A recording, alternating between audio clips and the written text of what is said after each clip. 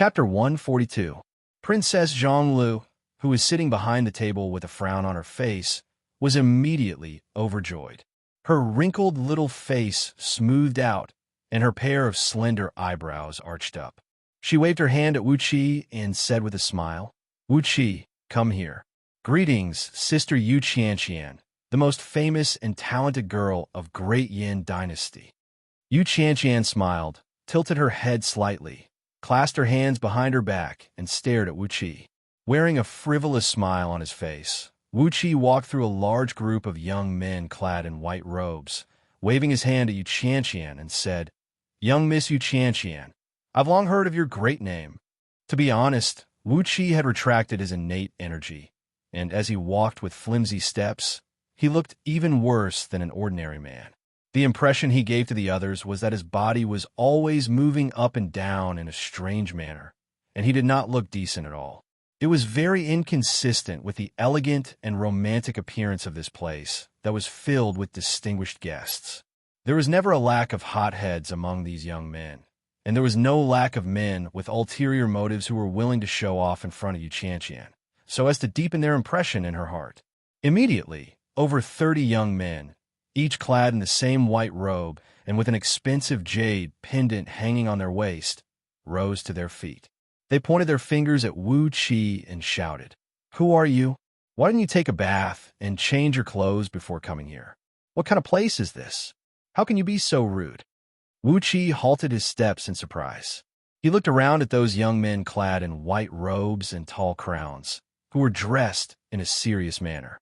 Then, he looked at his own green robe, which was messy and stained with grass due to all the running and fighting.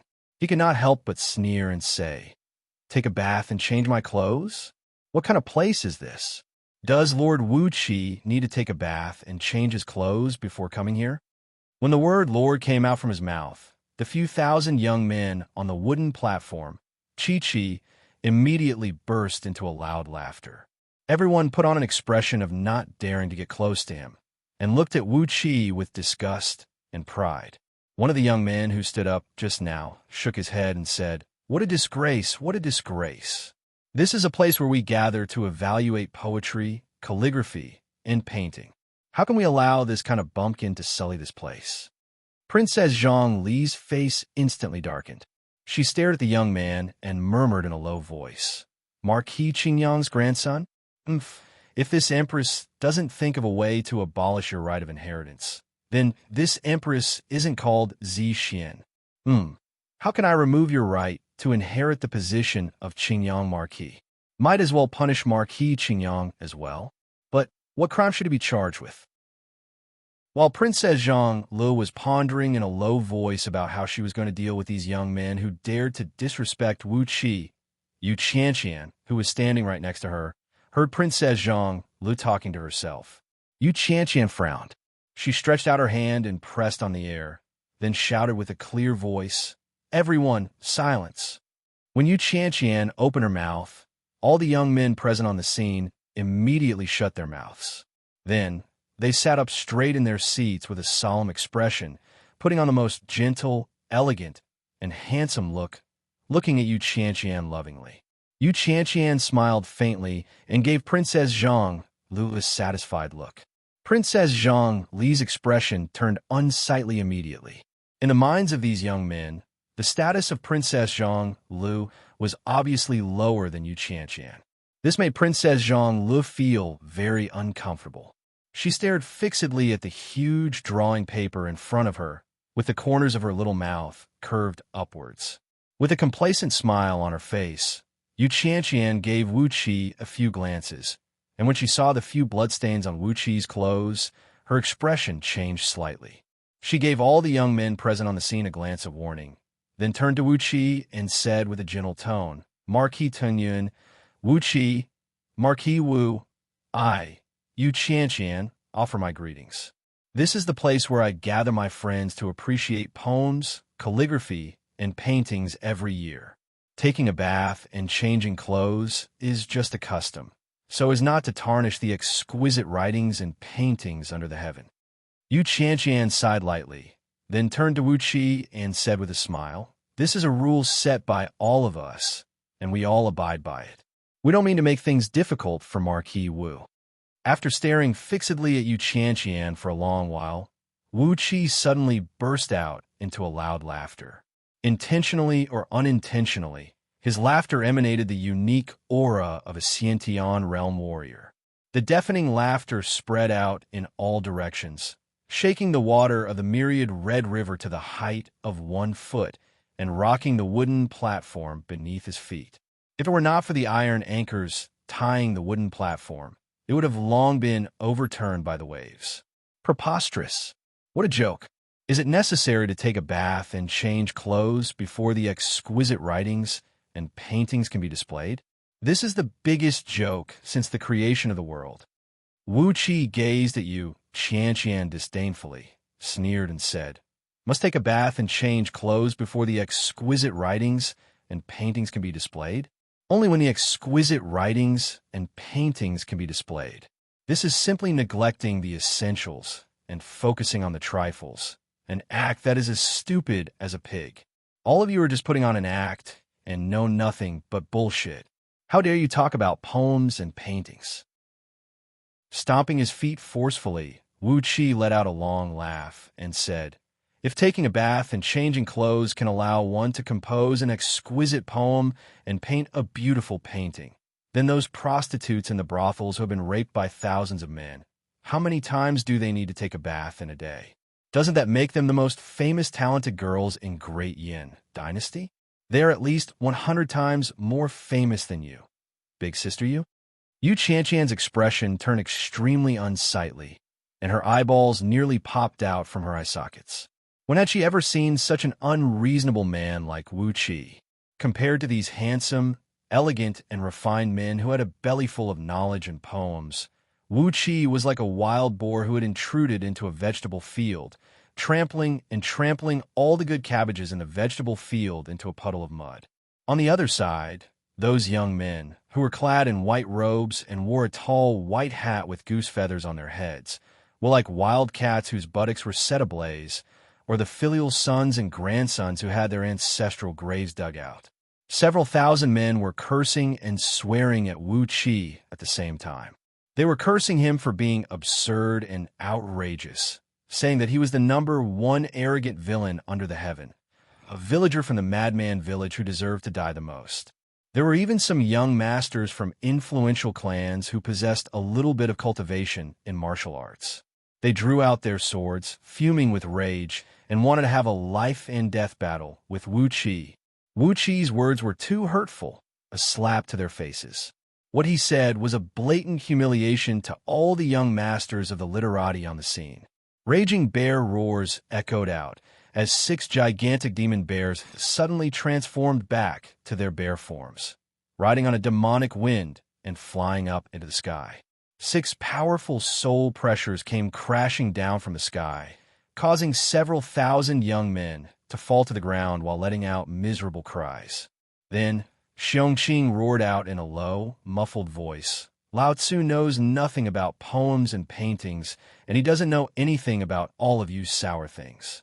But His Majesty has ordered me, your ancestor, to protect Wuxia, and whoever dares to touch even a single hair of his, Lao Tzu will wipe out his entire clan."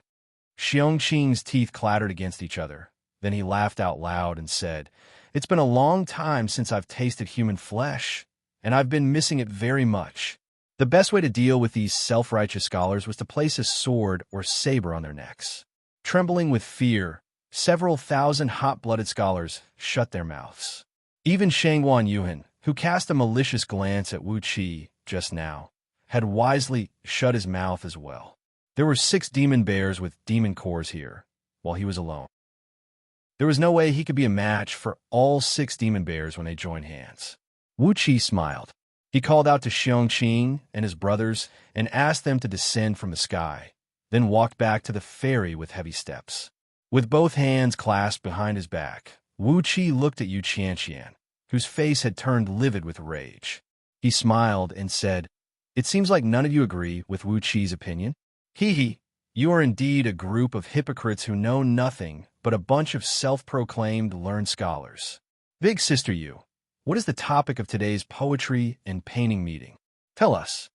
Xianxia's lips were trembling, and she could not say a word for a long time. On the other side, Princess Zhonglu was smiling so widely that her eyes were narrowed into two fine lines. She looked at Wuxia smilingly, smiled tenderly, and said, "Today, Big Sister Yu just commented on Shangwan Yuan, the youngest sect elder of Heaven-Breaking Sword Sect, his poem, The Journey of an Immortal. After that, Big Sister Yu said that we mortals can never guess the realm of immortals. Therefore, today's topic is to go against her Tao. Instead of writing about immortals, I'll write about the poems written by ordinary people." With a flicker in her eyes, Princess Zhonglu stared at Xianxia and said with a cold voice, "Big Sister, you also said that my drawing of birds and beasts is very good, and asked me to draw a drawing of galloping horses here. But I've never seen that kind of inferior mount, so how could I draw a drawing of galloping horses?" Sneering, Wuxia walked to the table in front of Princess Zhonglu and grabbed a thick stack of papers from it. These papers should be the poems written by these young men before Wuxia came here, describing the life of ordinary people in the village. However, there were so many young men on the scene. Some of them came from influential families, and some were learned scholars from scholarly families. So, which one of them had really seen how ordinary people in the village lived? The poems they wrote were merely the same as those from the Book of Songs. The style was the same 4 or 5 words short sentences. Although they were elegant and graceful, they were nothing but words like chopping trees to the southern mountain and spinning yarn. How could there be anything new in them? Looking at Xianxia, who had an unsightly expression on her face, Wuxia suddenly burst out into a loud laughter. Poems written by ordinary people in the village? Look at what you have written here. Well, I'll let you, a bunch of toads who have never seen the world, see what is called a poem, what is called elegant and refined, and what is called the rustic taste of ordinary people. After a brief moment of pondering, Wuxia took a few steps on the wooden platform, threw his head back and forth, and recited a long poem into the sky. Date blossoms rustling down from the cloth, the sound of reeling carts echoing from the south and north of the village, the old willow selling vegetables and melons. Drowned in wine, the road is long and sleepy. The man thirsts for tea, knocking on the door and asking the house of savages. As he had never seen a cucumber in this world, and had no idea if it existed in this world, Wuxia had changed the word cucumber to melon. His words had stirred the expressions of all the people on the scene. Some of the truly talented and knowledgeable scholars had their faces turn pale as they stared at Wuxia as if they were looking at a ghost. Since he had plagiarized it, he would plagiarize it to the end. Wuxia's face did not even blush. After pretending to take 7 steps forward, he recited again. The eaves of the thatched house are low and small, and the grass is green on the stream. Old voices are sweet in drunkenness, and whose family is white-haired. The eldest is weeding beans to the east of the stream, and the youngest is weaving a chicken coop. I love the rascals the most, and the head of the stream is peeling the lotus seed. The poem was as beautiful as a water chestnut that had just come out from the water, fresh and tender. When the poem was recited, which was completely different from the style of Great Yin Dynasty, the entire scene fell into a dead silence. Even Xianxia and his brothers were struck dumb by the recital. Their 12 ears were twitching violently, and their eyeballs were nearly popping out from their eye sockets. Xianxia's face was pale and pale as she stared at Wuxia. Her body was swaying, and she nearly fell to the ground. Yet Wuxia took another 3 steps forward and continued reciting. The bright moon startles the magpies on the other branches. The cool breeze chirps the cicadas in the middle of the night. The fragrance of the paddy fields announces a bountiful year. The croaking of the frogs is heard. 7 to 8 stars beyond the sky. 2 to 3 raindrops in front of the mountain. The old thatched in society stands by the forest. The road turns into the stream bridge and suddenly sees it. Everyone was shocked, and no one dared to say a word or a word. Among the several thousand scholars in the hall, more than half of them had secretly crushed the paper in front of them, then slowly hid it under their sleeves. Those who scolded Wuxia the fiercest just now had their heads lowered in shame. Princess Xianxia rested her chin on both of her hands and stared at Wuxia with a silly smile on her face. Her eyes were filled with bright stars. Yet, Wuxia refused to let it go. He let out a long laugh and said, "Today, Wuxia didn't take a bath, nor did he change his clothes.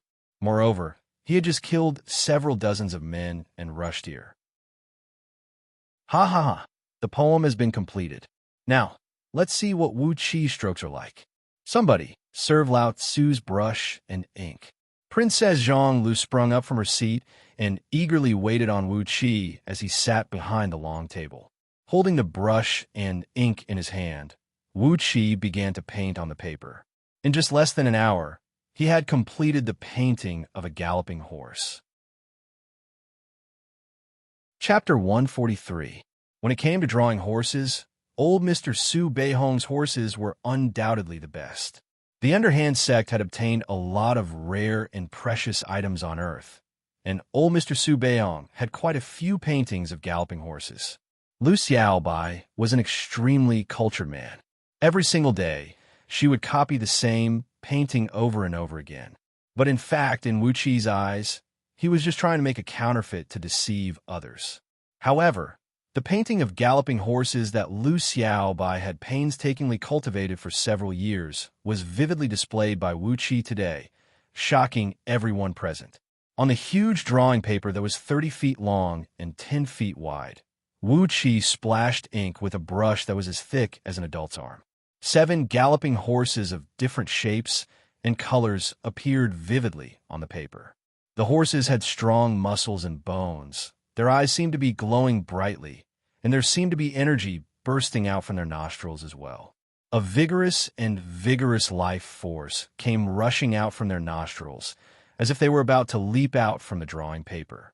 Using only ink of different shades, Wuqi had drawn 7 fine horses that gave people a feeling of colorful colors. This technique could no longer be described as a technique. It was close to the Tao. With Jean Dan's extraordinary ability as a human immortal, he had imprinted a thread of divine sense into the 7 fine horses. That was why the drawing could move people's hearts and souls. When a few white-robed youths carefully propped up the painting of galloping horses with a pole and showed it to the several thousand people around them, they could not hold back their cries of surprise, which were as loud as a clap of thunder, causing the surrounding water to sway up and down. Some of the slightly older scholars were also knowledgeable.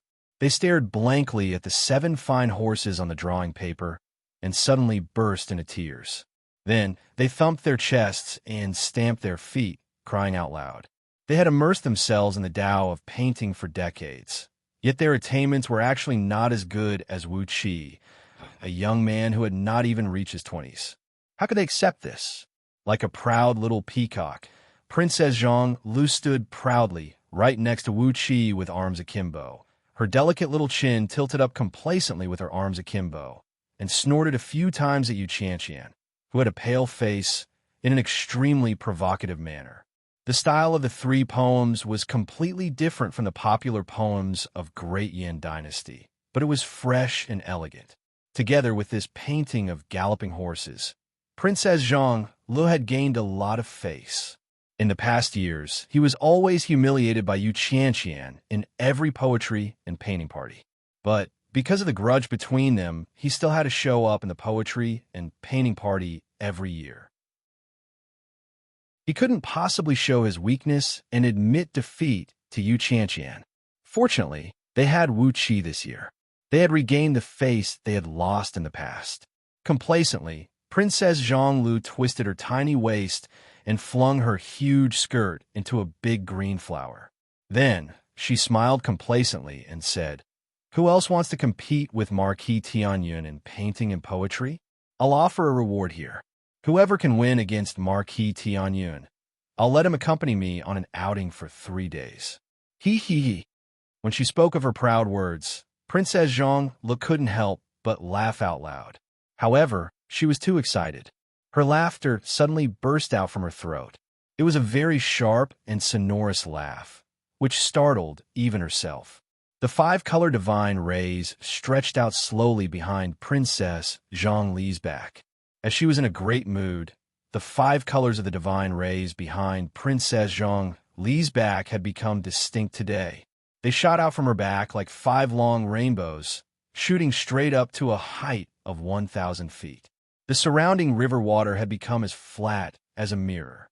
However, underneath the smooth surface of the water, which was as smooth as egg white, were countless tiny whirlpools the size of a human palm.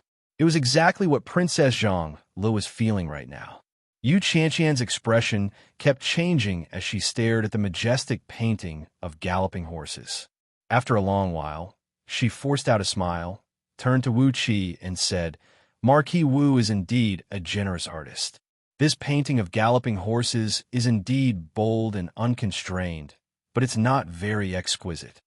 The five-color divine rays behind Princess Zhongli retracted and abruptly transformed into a clump of five-colored chaos. She looked like a little hen whose feathers were plucked by someone, and was about to step forward and argue with Xianxia in a threatening manner. Not exquisite enough? Not exquisite enough. The theme you gave is a painting of galloping horses, not a painting of fleas. Wuxia pulled Princess Zhongli back, stared at Xianxia, who had her eyes sparkling, and said with a faint smile, "Not exquisite enough? That's right, this horse is so bold and vigorous. Only men like us, who kill and burn, can appreciate it." Miss Xianxia, a pampered young lady who grew up in a flower garden, would never understand the heroic sentiment. "Fine, if you want an exquisite one, Wuxia has it here as well." After letting out a few loud laughs, he asked the serving ladies on the wooden platform to lay out a fine white brocade. After that, Wuxia asked for a set of tiny brushes and various colors of paints, mixing the colors himself. After that, he picked up the tiny brushes and began to paint on the brocade. If he wanted an exquisite painting, a luxurious painting, and a painting that Xianxian could not find any flaws in, there was no other choice but Emperor Huizong's painting of rare birds. Just like old Mr. Su's painting of galloping horses, the underhand sect had a few of Emperor Huizong's paintings of rare birds, and Liu Xiaobai had copied them thousands of times. Thus, almost all the strokes and strokes had become her instinct. Wuxia did exactly the same thing. With Jean Dan's excellent control over his fleshly body, like a laser photocopier, he managed to copy a painting of rare birds in just 1 hour. A golden pheasant with gorgeous feathers and a lively expression was standing on the branch of a flowering tree. The whole painting was neat and meticulous, with gorgeous colors and a strong air of nobility. When a few white-robed youths hung up the picture of the rare bird with a pole, the wooden platform once again emitted a landslide-like exclamation. Some people even staggered forward, wishing that they could drill their bodies into the picture.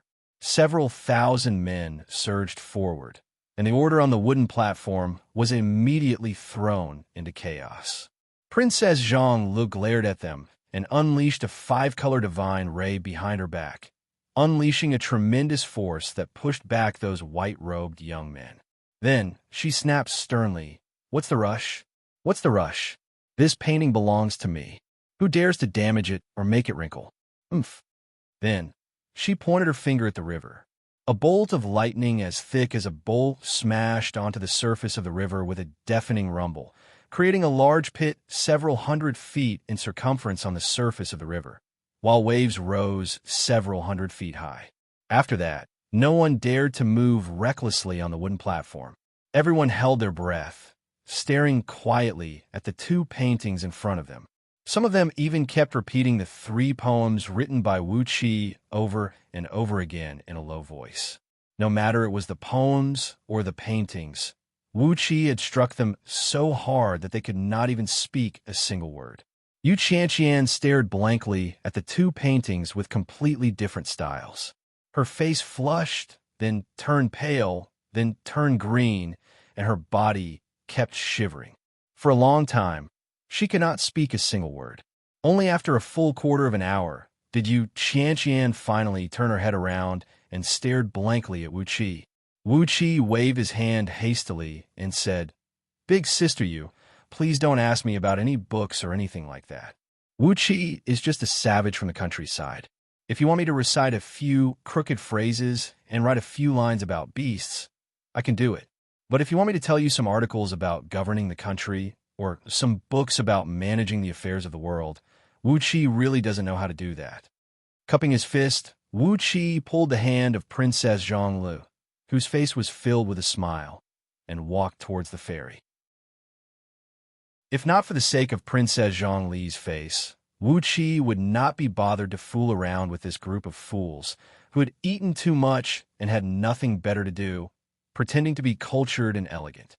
Just now, he had drawn his sword and chopped several dozens of living men, and there was still a great amount of Jean Dan's human immortal essence in his meridians that had not been absorbed yet.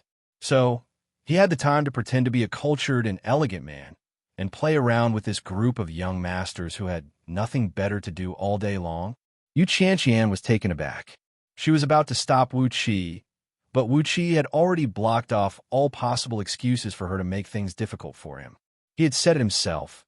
He only knew a few crooked phrases and a few lines about beasts. Asking him to write an article about governing the country and managing the affairs of the world, he was just a savage from the countryside, and he would never know how to do that. First, he had shown his face, and then he had blocked off all possible excuses for making things difficult for her. What Wuxia had done was a slap to her face. With a poem like that and a painting like that, he had claimed that he was just a savage from the countryside. Then, where did he put the several thousand scholars who belonged to the upper class of Great Yan Dynasty?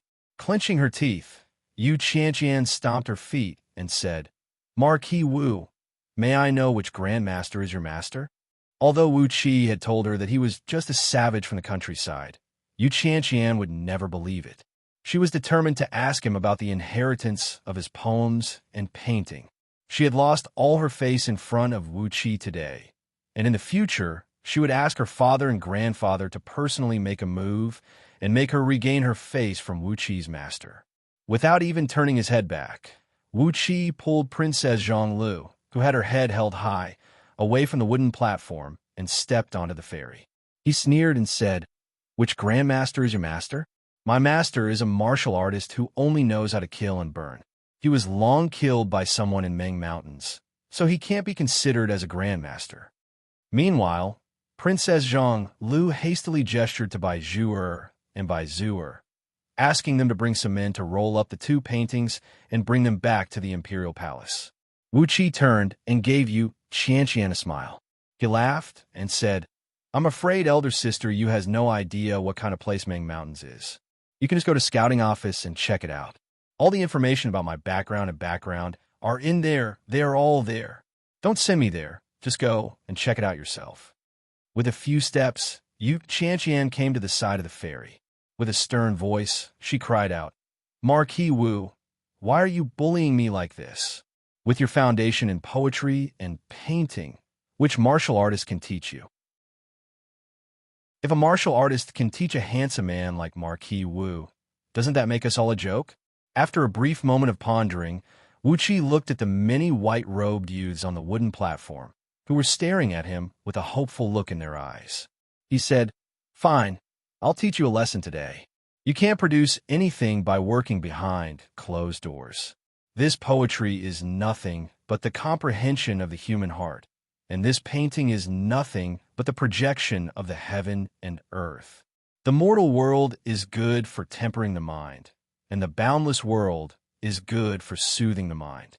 If you want to compose a good poem, to paint a good painting, it is impossible to do it under the skirt of a girl. Imitate the heaven and earth.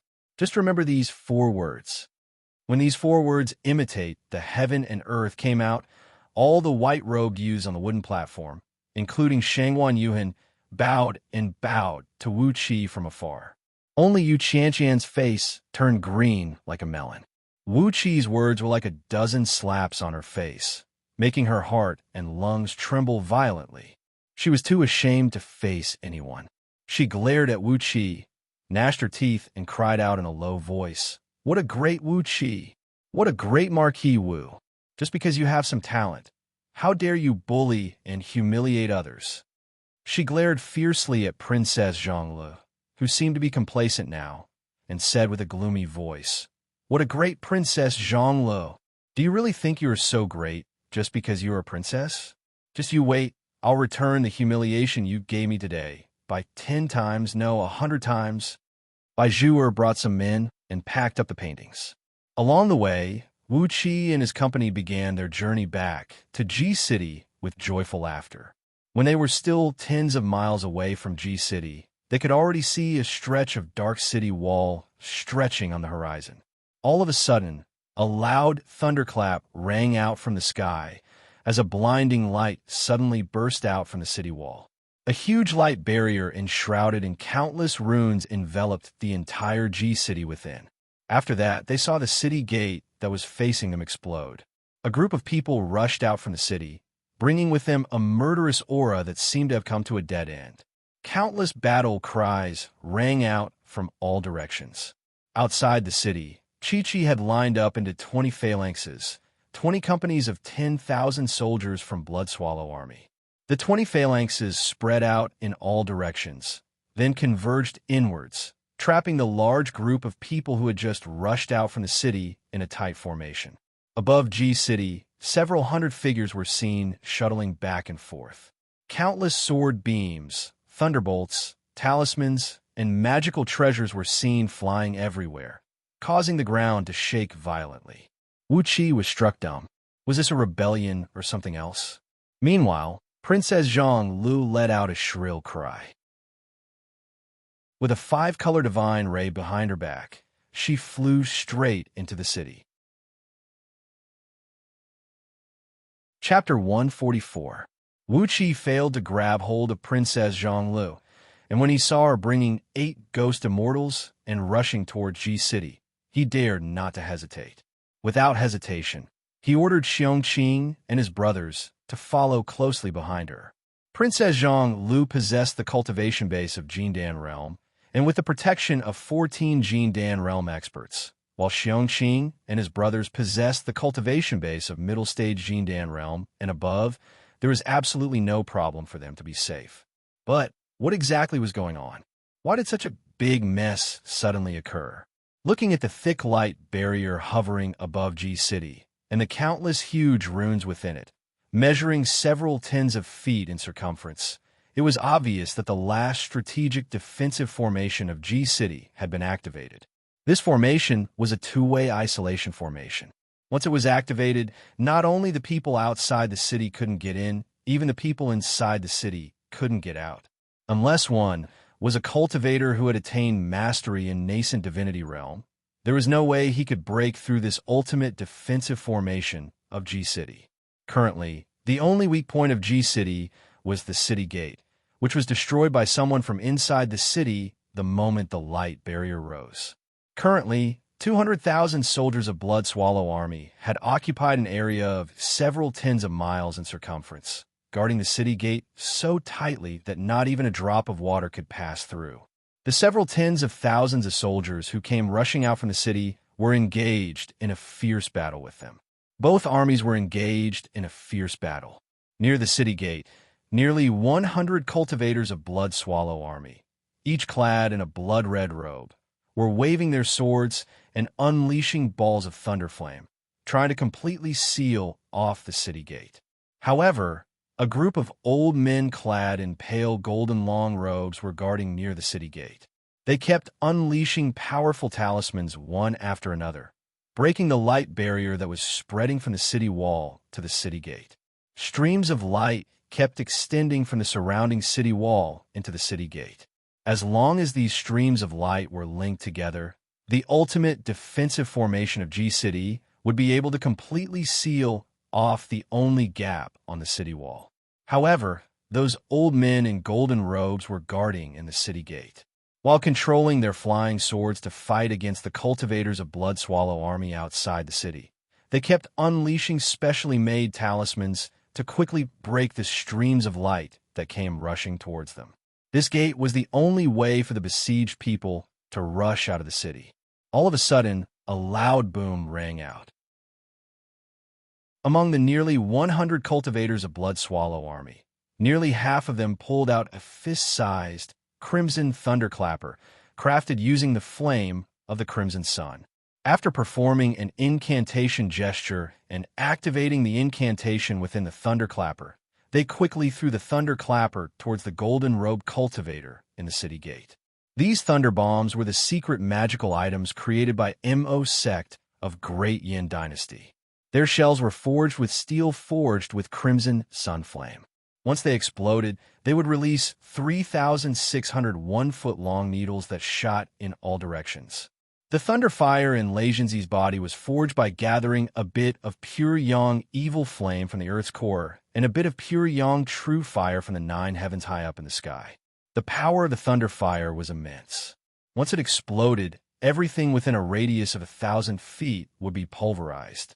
Nearly 50 thunder bombs were thrown out at the same time, while all the cultivators of Blood Swallow Army retreated quickly on their flying swords. In the blink of an eye, nearly 100 sword beams shot out, piercing through the air and reaching a distance of several thousand feet away. On the other side, the golden-robed cultivators in the city gate had their faces turned pale. They let out a shrill laugh together and called back their sword beams.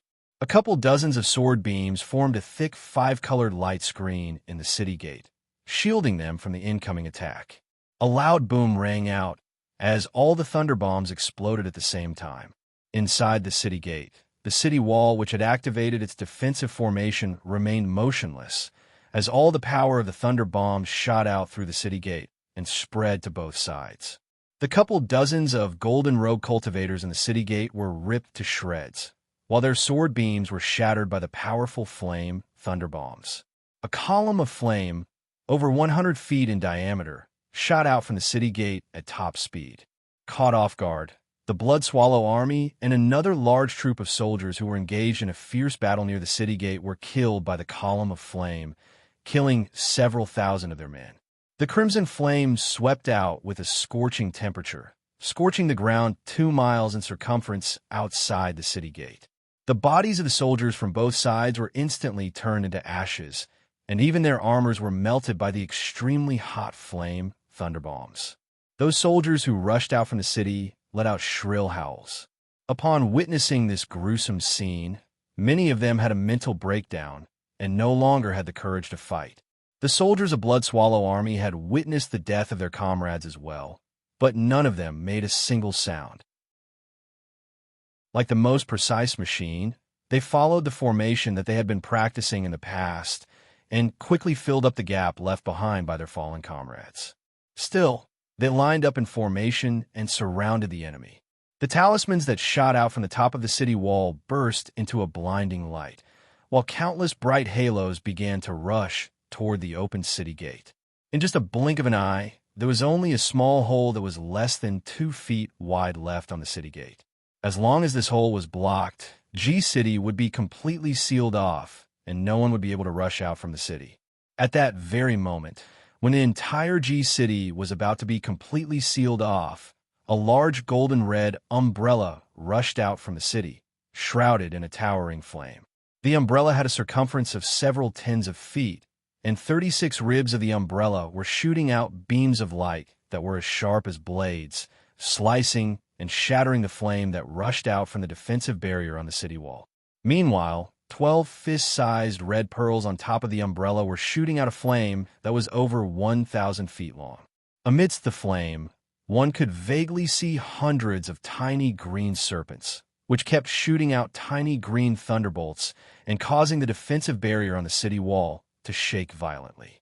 A burly man, who stood over 10 feet tall and clad in a golden armor, was holding the umbrella and standing firmly in the city gate.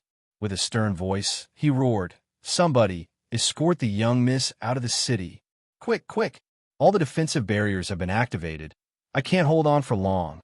Right after the burly man let out a few roars, a group of over 30 imperial eunuchs, each clad in the robe of a high-ranking eunuch, suddenly appeared on top of the city gate.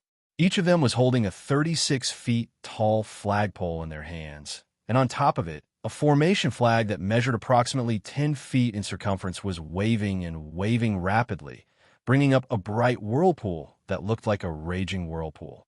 Following the movement of these imperial eunuchs, a flame that reached 1,000 feet tall suddenly burst out from the top of the city wall. Within the flame, countless twisting runes were blinking and blinking rapidly. The power of the defensive formation of G-City had been raised to another level. Originally, when the defensive formation of G-City was activated, it was a dead formation, just like the formation in the Immortal's Cave of Sword stems from a mind. But now, when these imperial eunuchs were controlling the formation on each of the dozens of city walls, the defensive formation that covered the entire G-City had become a living formation with incredible power. There was a huge difference between a dead formation and a living formation, and now, the power of the defensive formation of G-City had increased by at least 10 times. Suddenly, the burly man in the city gate let out a miserable howl. His legs could no longer withstand the sudden increase of the pressure from the defensive formation, causing blood to burst out from his legs, and he fell to his knees. With a hoarse voice, he threw his head back and howled into the sky. "Go now. What are you waiting for? Quickly bring young Miss away from here." But the flame on the defensive formation on the city wall rose again, and several dozens of green thunderballs the size of a human head took shape inside the city gate. When these thunderballs appeared, they quickly attached themselves to the surface of the umbrella and exploded.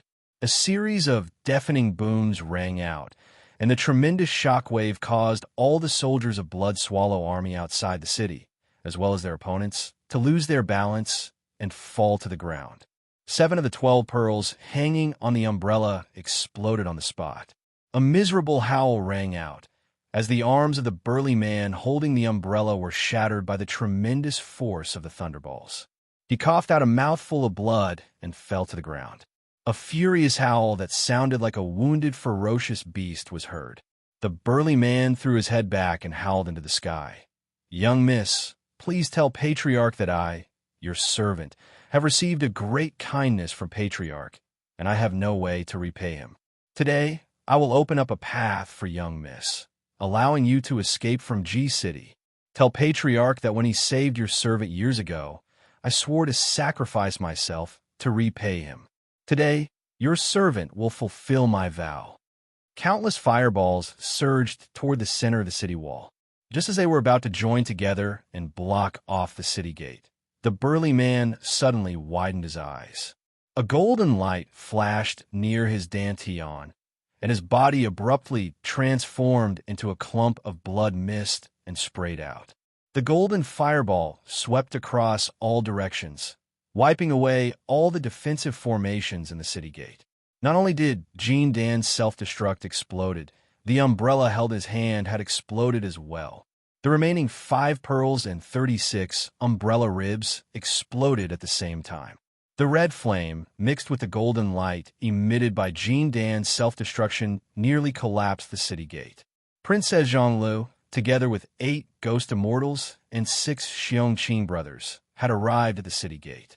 Looking at the golden-red fireball rushing toward them, Princess Xianlu let out a clear cry. The 5-color divine ray behind her back began to roll and roll. With a wave of her hand, she unleashed several hundred tiny beams, which formed into a fine net in front of her and pulled away all the fireball. However, it was, after all, the destructive force caused by the self-explosion of a human immortal. Although Princess Xianlu possessed a magical cultivation technique, she was still forced back by the counterforce. As a result, she lost her balance and fell to the ground in a sorry state, rolling and rolling back several hundred feet on the scorching hot ground that had a layer of melted layer on it. 8 ghost immortals let out a shrill cry, shooting out grayish-white sword beams and firmly sealing off the city gate. At the same time, Xianxia brothers transformed into their true forms of bear demons. They were wearing a set of blood-red armor that looked exactly the same as the standard armor of Blood Swallow Army, but it was an upper-tier magical item. Wielding 6 huge wolf-tooth maces, they roared and leaped toward the city gate. The flames on the city wall were dimmed by the explosion of the burly man's Jean Dan, but in the blink of an eye, the flames on the city wall became even more intense. Countless light snakes quickly extended towards the city gate and were about to seal the gate again. An ear-splitting noise of wind breaking was heard as 6 flying swords, shrouded in purple thunderbolts, spun and dashed out from the city gate. Countless thunderbolts shot out from the swords, exploding and causing the defensive barrier near the city gate to flicker violently. 6 flying swords, whose shape could not be seen clearly, and could only be seen as a ball of green and white thunderbolts, had formed a small reverse formation inside the city gate, guarding the city gate firmly. No matter how the over 30 imperial eunuchs, standing on top of the tower above the city gate, performed incantation gestures and recited incantations, activating the defensive barrier on the city wall, the 6 flying swords remained motionless. 8 ghost immortals let out a shrill cry at the same time, shooting grayish-white sword beams towards the 6 flying swords with an immense ghostly aura. A mocking sneer was heard coming from within the city gate. "You're courting death. As ghosts, how dare you touch the 9th heaven's devil-subduing true thunder? Aren't you courting death?" The flying swords collided with each other. Countless hair-thin purple thunderbolts shot out and shattered the 8 grayish-white sword beams, exploding them into countless grayish-white specks that looked like fireflies, drifting in all directions. In addition, several dozens of drifting thunderbolts shot out from the city gate and smashed onto the bodies of a few ghost immortals, causing green smoke to rise from their bodies and making them fall back while howling miserably. Thunderbolts were the command of the heaven and earth. Furthermore, the 9th heaven's devil-subduing true thunder was an item of extreme yang in the heaven and earth, specialized in restraining all kinds of evil things. The grade of these 6 flying swords was extremely high. After all, these 8 ghost immortals were ghosts, and they were perfectly restrained by these flying swords. Green smoke rose from their bodies as they were struck by the thunderbolts. Every single wisp of green smoke was their prime energy, and the thunderbolts had nearly shattered their ghost cores. Another air-piercing noise was heard. Escorted by a large group of golden-robed men, Wei Xiaoxiao had a panic-stricken face, sitting in a flying coach that was speeding towards the city gate. In just a blink of an eye, this group of people had rushed into the city gate and were about to rush out from the city. All of a sudden, a loud and sonorous voice was heard coming from within the city. "Wei Merchant has colluded with the feudal vassals, plotting against the law. First, they attempted to assassinate Duke Buji, Duke Yinlu, and now they're plotting a rebellion. Anyone who kills the people of Great Yin will be rewarded handsomely. Everyone in Wei Merchant, and the hostages of 37 kingdoms, including Xian Kingdom, Wu Kingdom, Talisman Kingdom, and so on, will be captured and killed by anyone." Following the loud voice, a loud boom was heard coming from within G City. A clump of green and white smoke soared up into the sky. Yin Dan's voice resounded through the sky. "Are you trying to trap me with a mere little formation? What a delusion." Chapter 145. When Princess Zhang brought her men and rushed out, Wuxia had already begun his work. From his storage ring, he took out a dozen 9 cloud-piercing crossbows and 10 bundles of 1,000 specially made bolts. Hastily, he tied the bolts with the explosive talismans specially made by Heavenly Spirit Sect. After wounding his enemies with explosive talismans twice in a row, Wuxia had become more and more proficient in using them. As a result, he kept several hundred of them in his storage ring at all times. With the help of the palace guards, several hundred explosive talismans were quickly tied to the bolts. Right at this moment, a loud explosion was heard coming from the front. Wuxia raised his head up and saw Princess Zhang being blown away by the self-detonation of a Jin Dan cultivator. After that, 6 flying swords enshrouded in lightning bolts dashed out, firmly guarding the only way out. 8 ghost immortals rushed forward desperately, trying to destroy the 6 flying swords. But instead, they were severely wounded by the 9th heaven's demon, subduing true thunder. Letting out strange cries, They transformed into chilly winds and fled to Princess Zhongli's side. Wuxia kept all the bolts tied with explosive talismans into his storage ring, then took out a dozen cloud-piercing crossbows and sprinted towards the city gate.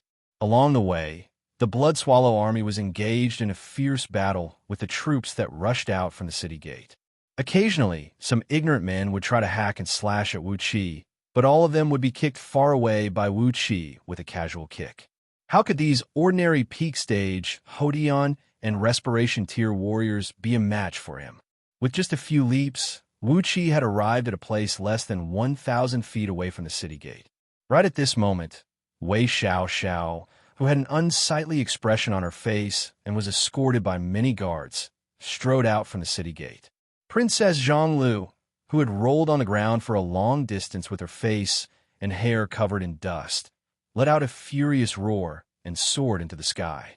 Suddenly, a large patch of dark clouds appeared under her feet, within which lightning bolts could be seen flashing faintly. When she flew to an altitude of 1,000 feet, thousands of finger-thick silver lightning bolts burst out from the dark clouds, pouring down towards the city gate.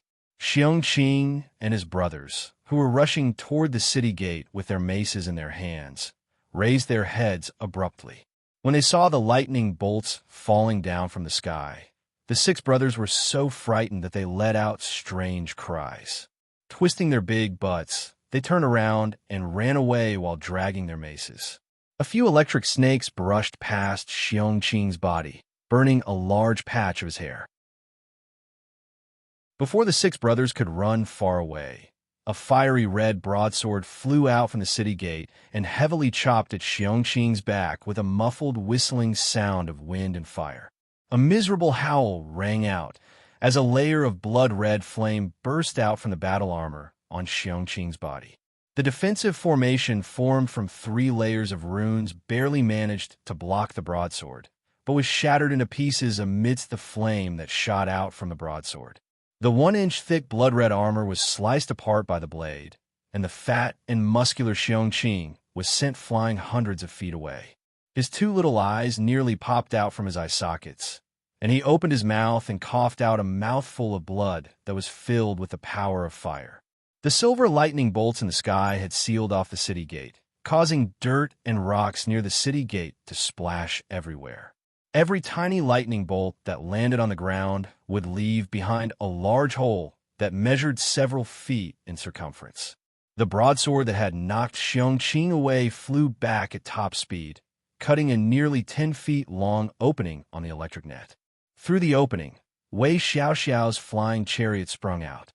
6 flying swords that were glinting with endless lightning bolts flew out from the center of the electric net, turning into 6 fulcrums that held up the electric net, allowing Wei Xiaoxiao's flying chariot to fly out at top speed. Accompanied by a sonorous beast howl, a huge wound was left on Xianxia's back that went straight to his internal organs. The pain made all his muscles shiver.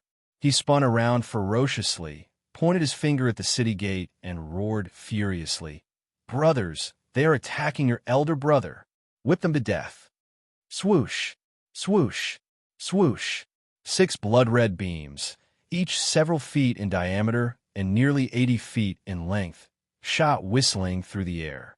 The large maces held in the hands of Xianxia and his brothers produced a wild, soul-stirring noise, bringing along a pungent smell of blood, as they transformed into a strong blood-red beam and thrust towards Wei Xiaoxiao and her company, who had just broken through the electric net. Shrill bird cries rang out, as the clothes on the back of the 7 to 8 tall and skinny young men who were guarding beside Wei Xiaoxiao's chariot suddenly exploded. Colorful bird feathers shot out from their backs, transforming into a pair of large wings that flapped at high speed, bringing their bodies up into the sky at an incredible speed. They transformed into a few balls of wild wind and flew forward at top speed. Both of their hands were holding a strangely shaped, spiral-shaped spear. Countless flickering shadows of the spear were unleashed as they clashed head-on with the maces thrown by Xianxia and his brothers. Princess Zhonglu rebuked angrily, "You are from the Winged Kingdom located outside of the East Sea. You're just a small barbaric kingdom. How dare you to act presumptuously in Great Yin Dynasty? Winged Kingdom? Before Wuxia could recover from the shock of this name, he saw the few young men had transformed into wild wind and clashed head-on with the 6 blood-red beams. A loud clanging noise shook Wuxia's ears and made him feel a severe pain. The 6 blood-red beams were knocked back several hundred feet, while the few young men from the Winged Kingdom let out a miserable howl. Apart from 2 balls of wind that shot up into the sky with blood splashing everywhere, all the others were smashed to pieces by the tremendous force brought by the maces. Countless feathers, blood, and flesh splashed in all directions, splashing all over the ground. High up in the sky, Princess Zhongli's eyes were blinking with a 5-colored gleam. A ball of lightning was seen flickering between her palms. After that, she recited an incantation under her breath. Immediately, several hundred balls of lightning, glinting with 5-colored gleam, came whistling down from the sky. Most of the lightning bolts were smashing towards Wei Xiaoxiao and her company. Only a dozen of them were smashing toward the last 2 men from the Winged Kingdom. The lightning bolts exploded. The 2 men from the Winged Kingdom had their vitality severely wounded by the impact of the maces, and when they were struck by the full force of the thunderbolts unleashed by Princess Zhonglu, they were instantly smashed to pieces. Not even a single intact feather was left behind. Meanwhile, the rest of the lightning bolts were smashing towards Wei Xiaoxiao and her company with a deafening boom. Sitting inside the flying coach, Wei Xiaoxiao only had half of her body poked out from the window. When she saw the lightning bolts pressing down from above, she immediately cried out hastily, "Where is Wu Fan?" Following Wei Xiaoxiao's loud cry, the coachman who drove the flying coach suddenly leaped up. His body, which was about 9 feet tall, expanded abruptly, and a layer of skin on his body exploded, turning into countless pieces of skin that splashed in all directions. A giant, about 40 feet tall, with a skin as fair as ivory, a head of pale green hair, and a pair of eyes that shone with a purple gleam like the stars, suddenly appeared out of nowhere. He stretched both hands and clenched them in the air. An invisible suction force emerged and sucked all the lightning bolts into his palms. Then this man named Wu Fan clenched his hands together and rubbed them together. The few hundred lightning bolts unleashed by Princess Zhong Lu were forcefully kneaded into a 10-feet-long lightning bolt, as tiny as a strand of hair. He raised his head and gave Princess Zhong Lu a look, who was struck dumb with astonishment. Then he casually threw the lightning bolt towards Princess Zhong Lu. A sharp hissing noise rang out as the lightning bolt pierced through the cloud formed by Princess Zhong Lu. Wuxia was scared out of his wits. He cried out with a stern voice, "Zixian?" Then he heard the melodious laughter of Princess Zhong Lu coming from the sky. She giggled and said, "Thank you for your concern, Marquis. Zixian is fine. Hee, people of Longbow Kingdom. How dare you? A bunch of fools who only know how to fish turtles at the edge of the Great Eastern Ocean meddle in the affairs of Great Yin Dynasty? Are you really not afraid of death?" A clump of green light hovered above Princess Zhongli's head. A fist-sized, square-shaped seal was seen hovering amidst the green light, emanating a vast amount of green light that swept across all directions, firmly protecting Princess Zhongli's body. Just now, the lightning bolt unleashed by Wu Fan had hit the green light protecting Princess Zhongli's body and shattered it into pieces. Yet, it couldn't hurt Princess Zhonglu at all. The man from Longbow Kingdom, Wu Fan, said with a deep voice, "Old Mr. Wei has hired Wu Fan as young Mrs. Personal Guard with a hefty sum of money. This is Wu Fan's duty. I think this seal should be the imperial seal of Great Yin Dynasty, right? Why is it in the hands of Princess Zhonglu?" A very faint cry of swallows soared up into the sky as 8 light green swallows darted out from the seal, transforming into 8 flying swords that glinted with a cold gleam. Following the position of the 8 trigrams, they formed an exquisite sword formation and quickly enveloped Wei Xiaoxiao and her company. Princess Zhonglu let out a long laugh and said, "This is not the imperial seal of Great Yin Dynasty, but a defensive treasure forged by old Mr. MOD for Zhang Lu. Today is the first time for Zhang Lu to use it, and I can use you to test the power of this treasure. 8 flying swords shot down from the sky, leaving behind several tens of feet-long bright beams. They wheeled around and enveloped an area of a few miles in circumference within the sword formation. Gusts of wind gathered from all directions. Countless green wind blades danced and danced in the sky together with the 8 flying swords. In just a blink of an eye, the sky was filled with a misty green light. Wei Xiaoxiao gazed at Princess Zhang Lu with a venomous look. Then, with a gaze that was 10,000 times more venomous, she stared straight at Wuxia, who was standing behind Xianxia and applying some ointment to the wound on his back. Suddenly, she pointed her finger at Wuxia and screamed hysterically, "Wu Fan, kill Wuxia. It is all because of him that my plan has come to naught. Everything is his fault. Without him, the man I arranged would have already taken over the position of Duke Yanlu, and everything would still be fine." Ignoring the 8 flying swords and the wind blades that blotted the sky, Wu Fan took just one step and arrived before Wuxia, thrusting his fist right into Wuqi's face. In front of Wu Fan, who stood over 40 feet tall, Wuxia was just like a little mouse in front of a big cat. Wu Fan's fist was even bigger than Wuxia. Although the fist was still several tens of feet away from Wuxia, the force of the fist had already caused the ground beneath Wuqi's feet to crack and crack. Wuxia gave Wu Fan a faint smile, then raised his hands up high.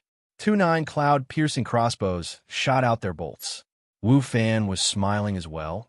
As if he did not mind it at all, he continued thrusting his fist and thrusting it towards Wuxia. Ordinary bolts could never hurt him. Even if these bolts pierced into his body, it was just like a few embroidery needles poking into the palm of an ordinary man. What was the big deal?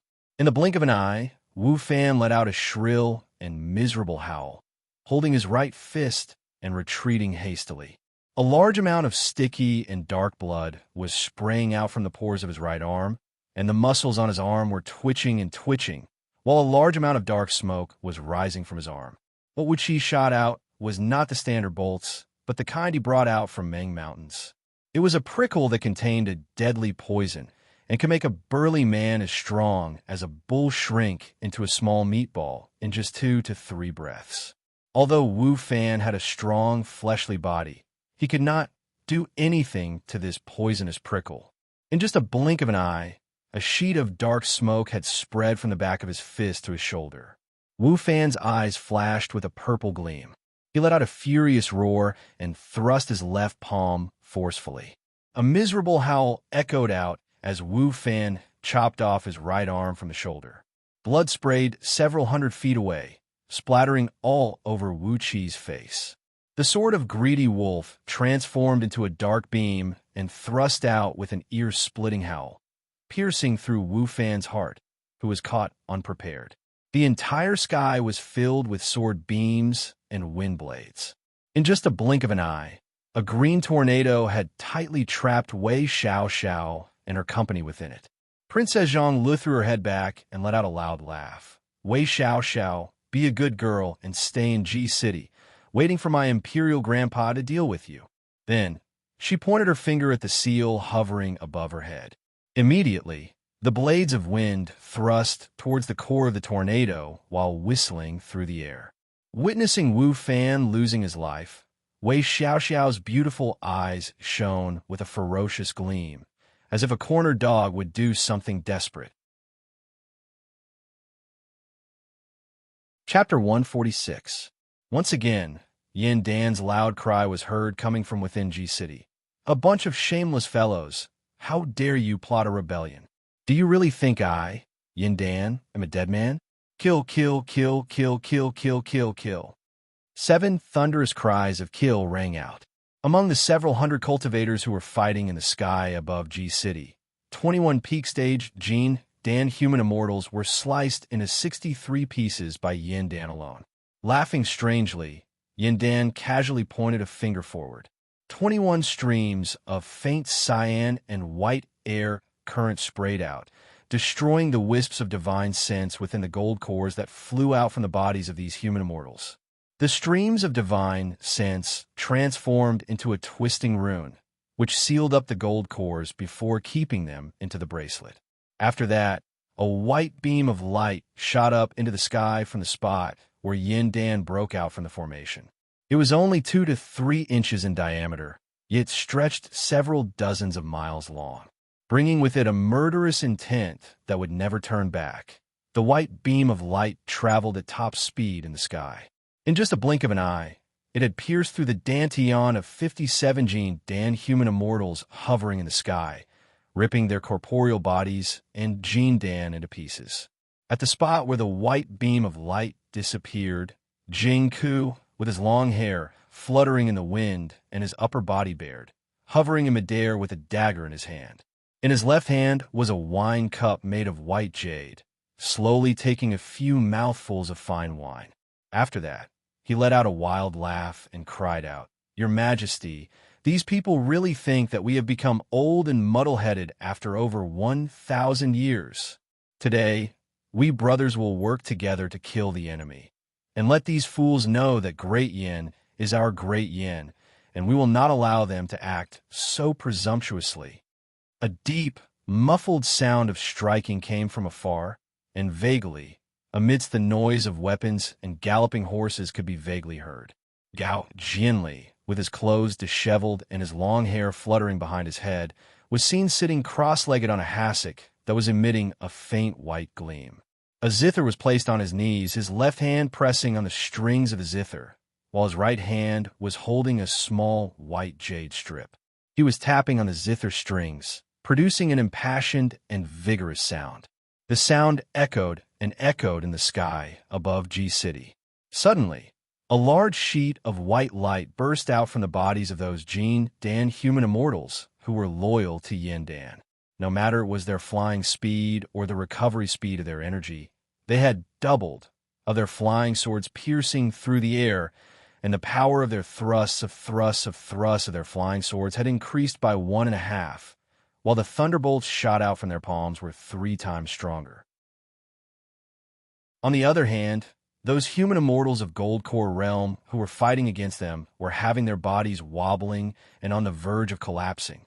Their spiritual connection with their flying swords was severed, and even the defensive magical treasures they unleashed had their gleams dimmed, as if they were a piece of metal that was being corroded by a strong acid and had lost all their gleams.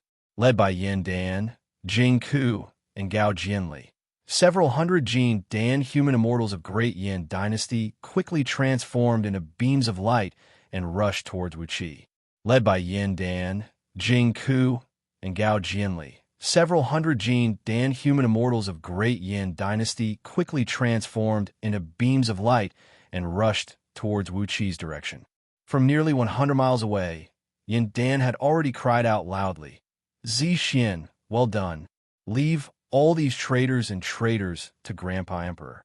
This time, Grandpa Emperor is going to unleash a massacre, wiping out all the clans of these traitors." After being praised by Yin Dan, Princess Zhonglu became even more spirited. She let out a sonorous cry as the 5-color divine ray behind her back began to ripple.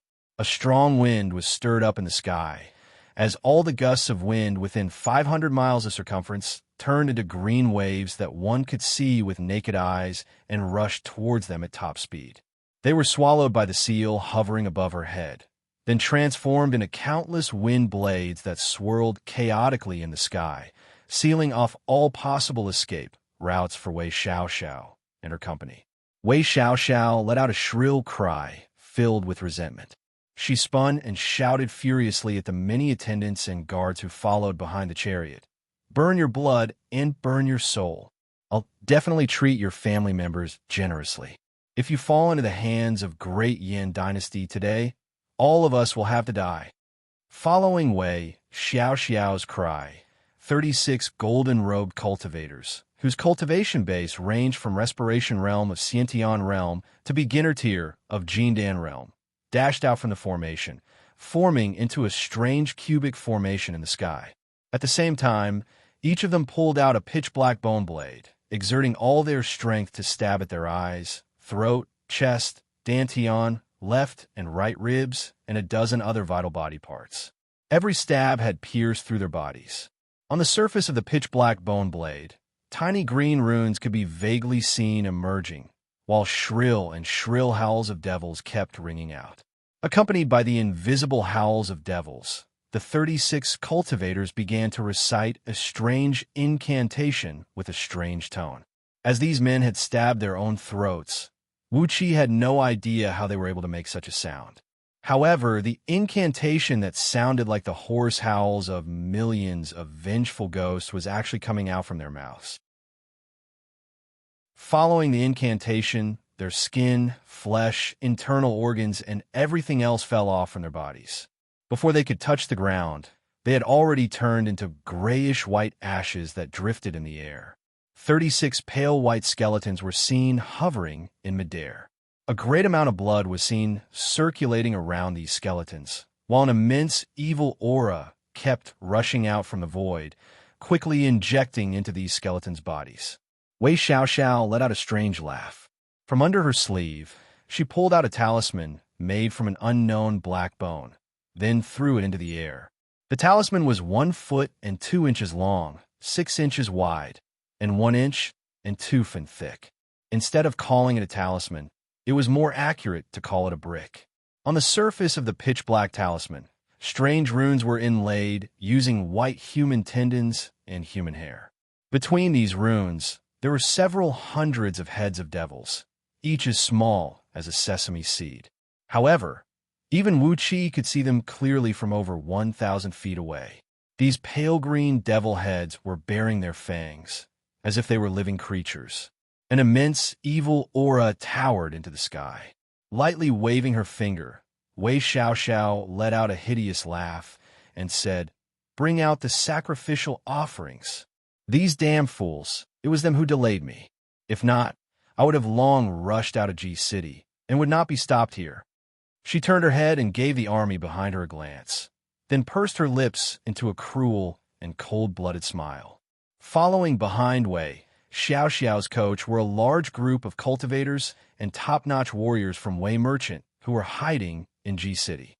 Apart from them, there were also the hostages from several dozens of vassal kingdoms who were condemned by Yin Dan as conspiring to rebel, together with their attendants and personal guards. As Xiaoxiao gently waved her hand, all the cultivators from Wei Merchant struck out at the same time. Sword beams shot out like a waterfall, killing over 300 hostages and their attendants on the spot. Xiaoxiao let out a strange laugh. Then she let out a loud, almost hysterical scream. The sword beams from the cultivators from Wei Merchant flashed again. They ripped the hostages and their personal guards into pieces, throwing their bloody internal organs, bones, and flesh into the sky. A faint dark mist sprayed out from the bodies of 36 skeletons, wheeling rapidly around these sacrificial offerings. In just a blink of an eye, all these sacrificial offerings were swallowed into the dark mist. More ashes kept falling down from the sky. All the sacrificial offerings had their blood and essence sucked dry, leaving only a wisp of ashes behind. A satisfied burp could be heard in the air, and an extremely powerful and oppressive aura spread out from the sky. The 36 skeletons suddenly converged inwards, and all of their bones suddenly shattered. Then, they quickly pieced together like Lego blocks, and formed a huge pitch-black skeleton that was 30 feet tall. The skeleton was shrouded in dark mist, and its skull was extremely huge, at least 3 times bigger than the skull of an ordinary human. Vaguely, the strange-looking skeleton let out a hideous laugh, opened its mouth and swallowed the talisman thrown into the sky by Xiaoxiao. After that, its body abruptly transformed into a semi-liquid state that looked like rippling water. The huge skeleton opened its mouth, and vaguely, a clump of dark mist was seen twisting and condensing rapidly in its mouth. In just a few seconds, when Yin Dan was still several tens of miles away from them, the huge skeleton suddenly opened its mouth and sprayed out a stream of dark mist, shooting straight towards Princess Zhonglu. Countless shrill ghost howls soared up into the sky, as the dark mist brought with it a boundless cold and evil aura, shooting straight towards Princess Xianxia. Along the way, countless wind blades and sword beams tried to stop the dark mist, but they were all shattered into pieces by the dark mist. Princess Xianxia cried out in alarm. Riding on the dark cloud, she sped to a side and fled at top speed.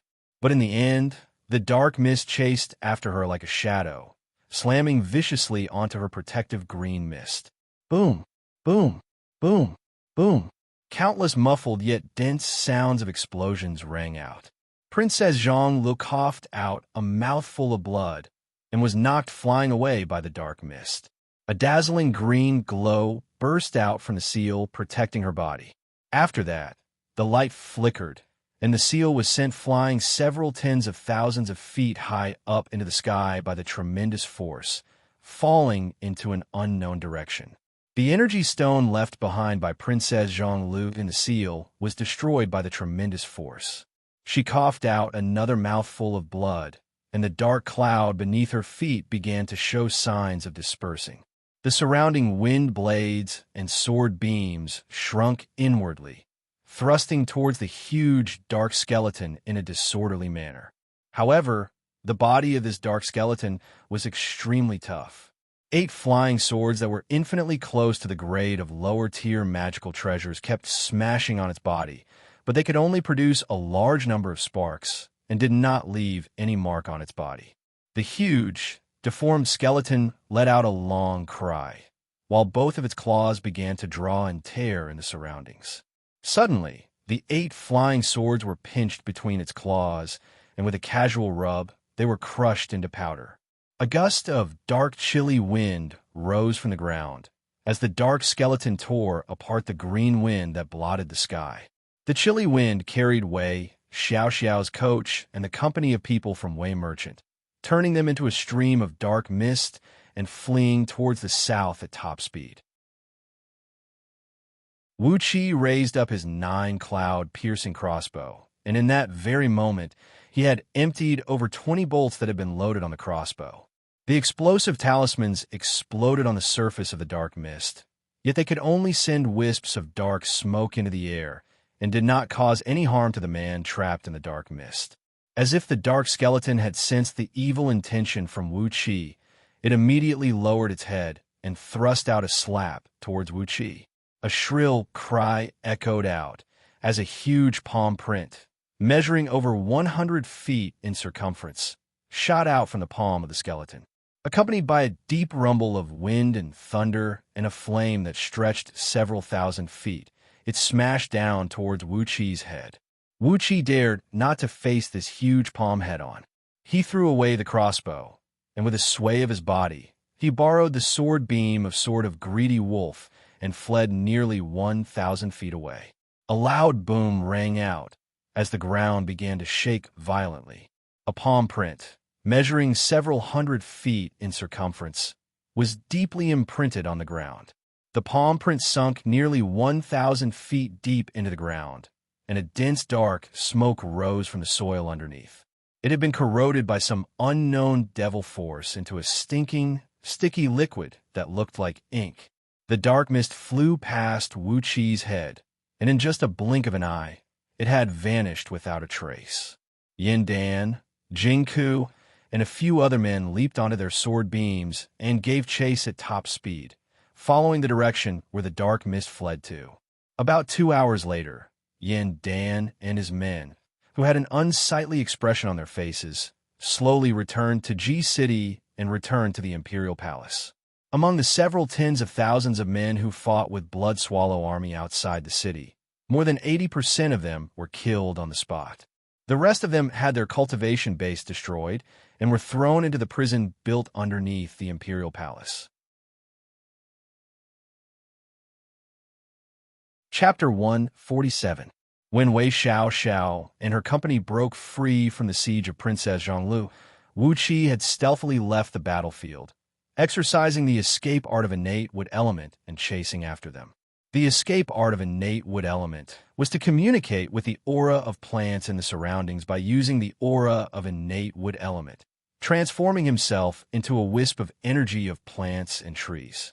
Borrowing the power of the endless flowers and trees that could be found everywhere in the world, he could travel a short distance like teleportation.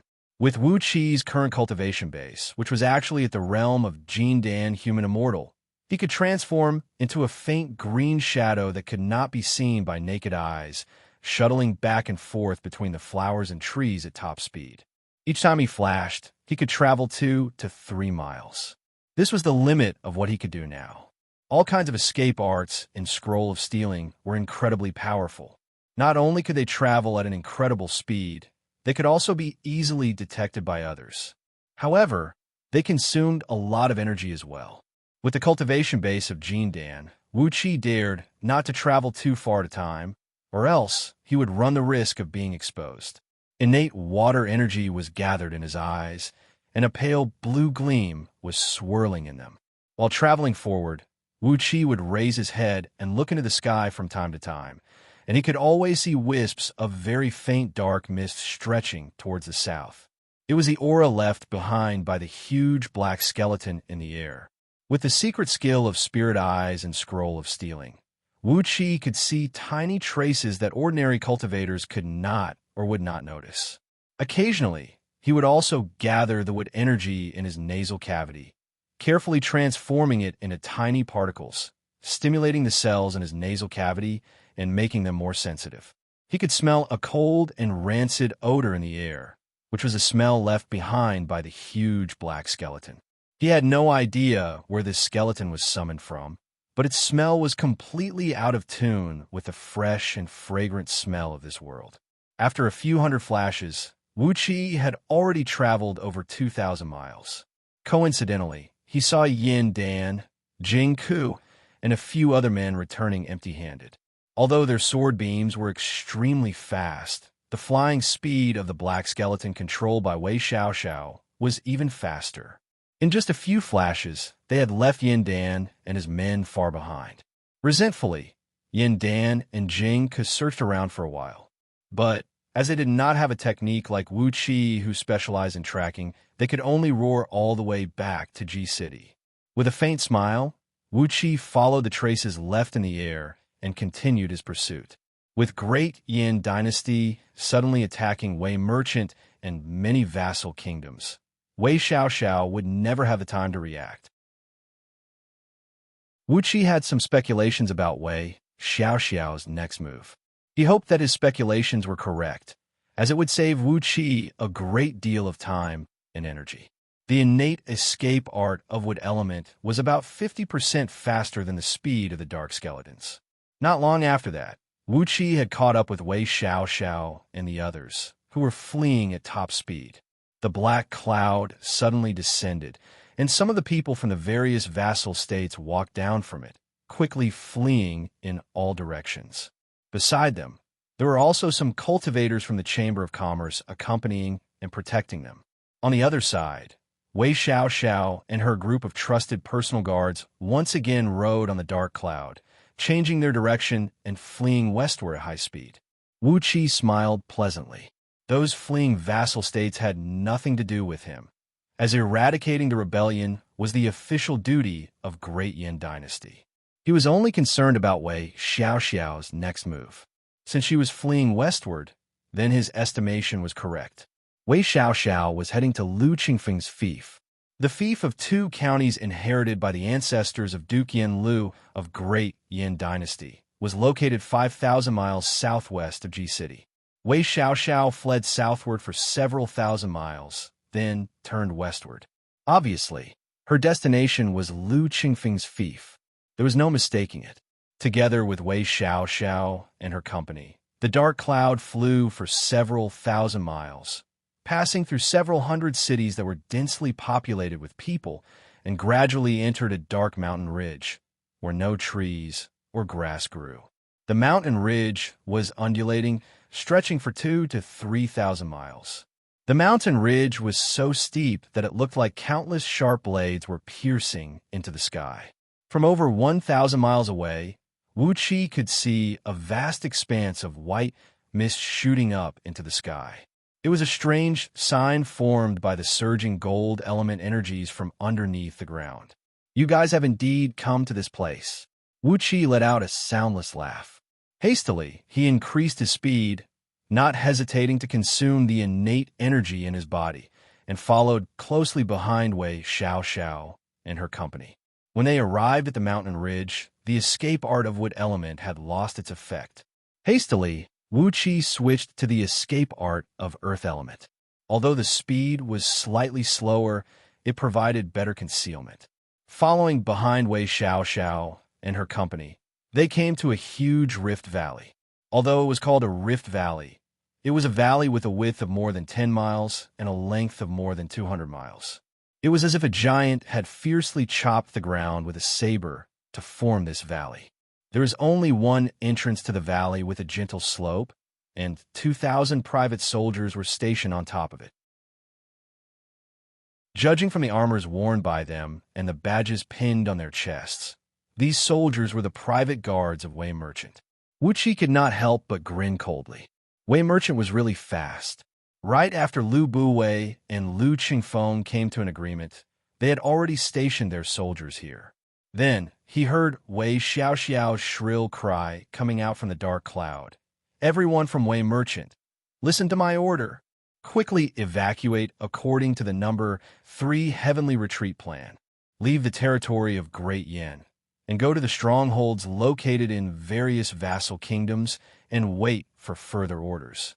A medallion was thrown out from the dark cloud. A captain who was fully armed sprung up and caught the medallion.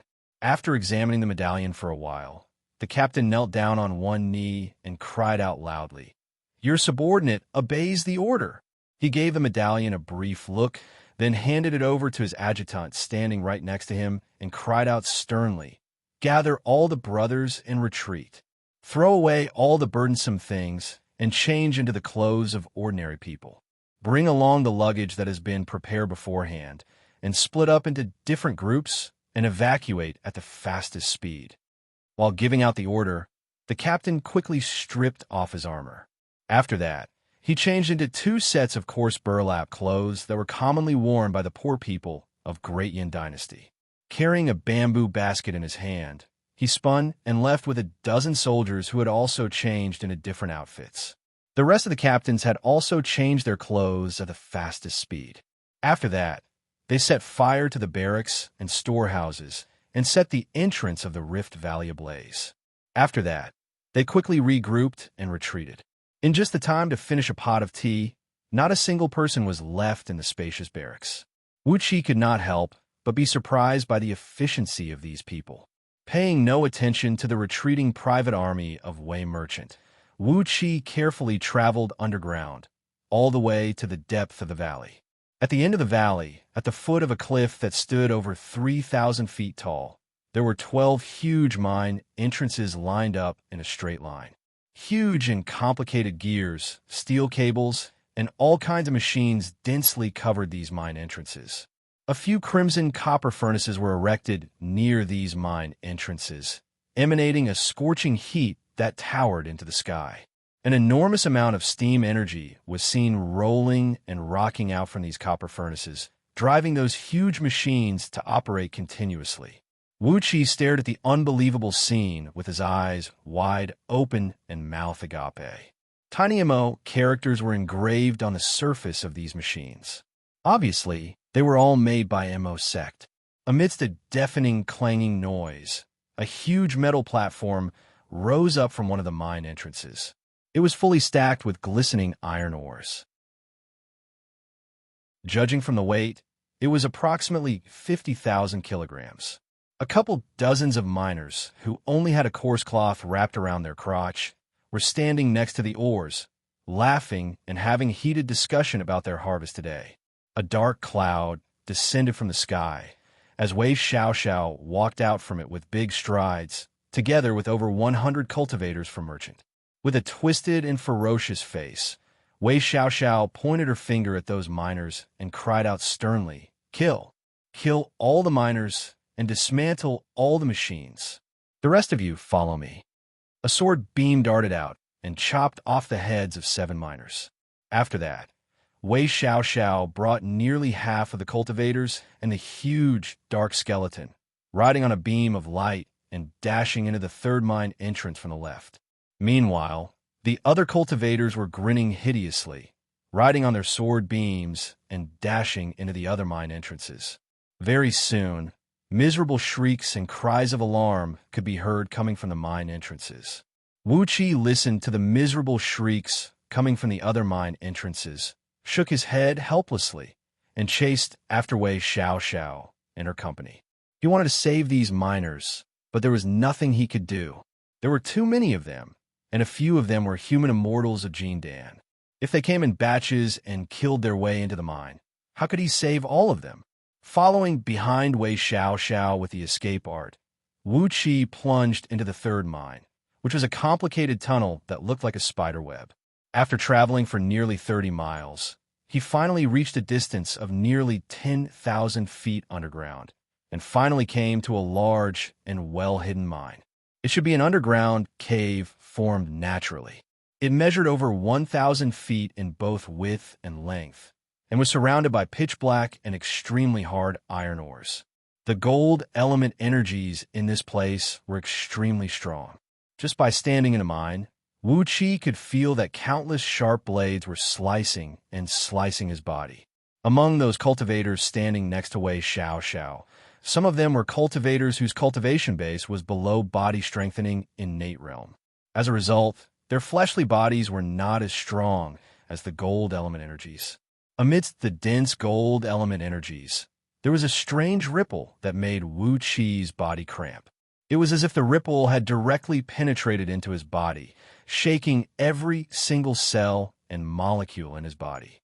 It was a strange ripple that made even Wuxia's soul twitch. It was as if it was coming from a place that was extremely far away, yet very close at the same time. It kept shaking the surrounding gold element energies, making them slowly fuse, condense, and transform into a strange existence. Wuxia was hiding under the ground, trying to sense what this strange ripple was. Suddenly, he heard Wei Xiaoxiao screaming, "Everyone, use your strongest dermic power and strike now. Break the iron wall. Dig out the spatial breaching spirit gold."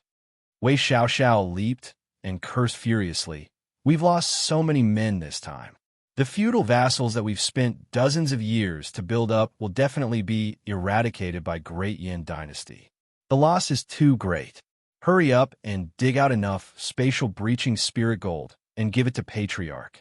Or else, if my power in the clan is stripped away, all of you will die a horrible death." She stomped her feet, threw her head back, and screamed, "Damn it! Damn it!" Luckily, we didn't send the news of Wei Longfeng's death back to the clan. Otherwise, we can still let this dead man shoulder the responsibility.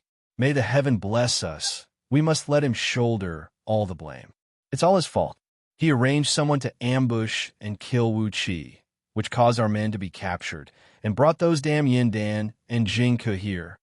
Amidst Wei Xiaoxiao's hysterical curses, several dozens of cultivators unleashed their sword beams and various magical treasures, unleashing all sorts of incantations and talismans, trying their best to bombard the surrounding iron walls in a haphazard manner.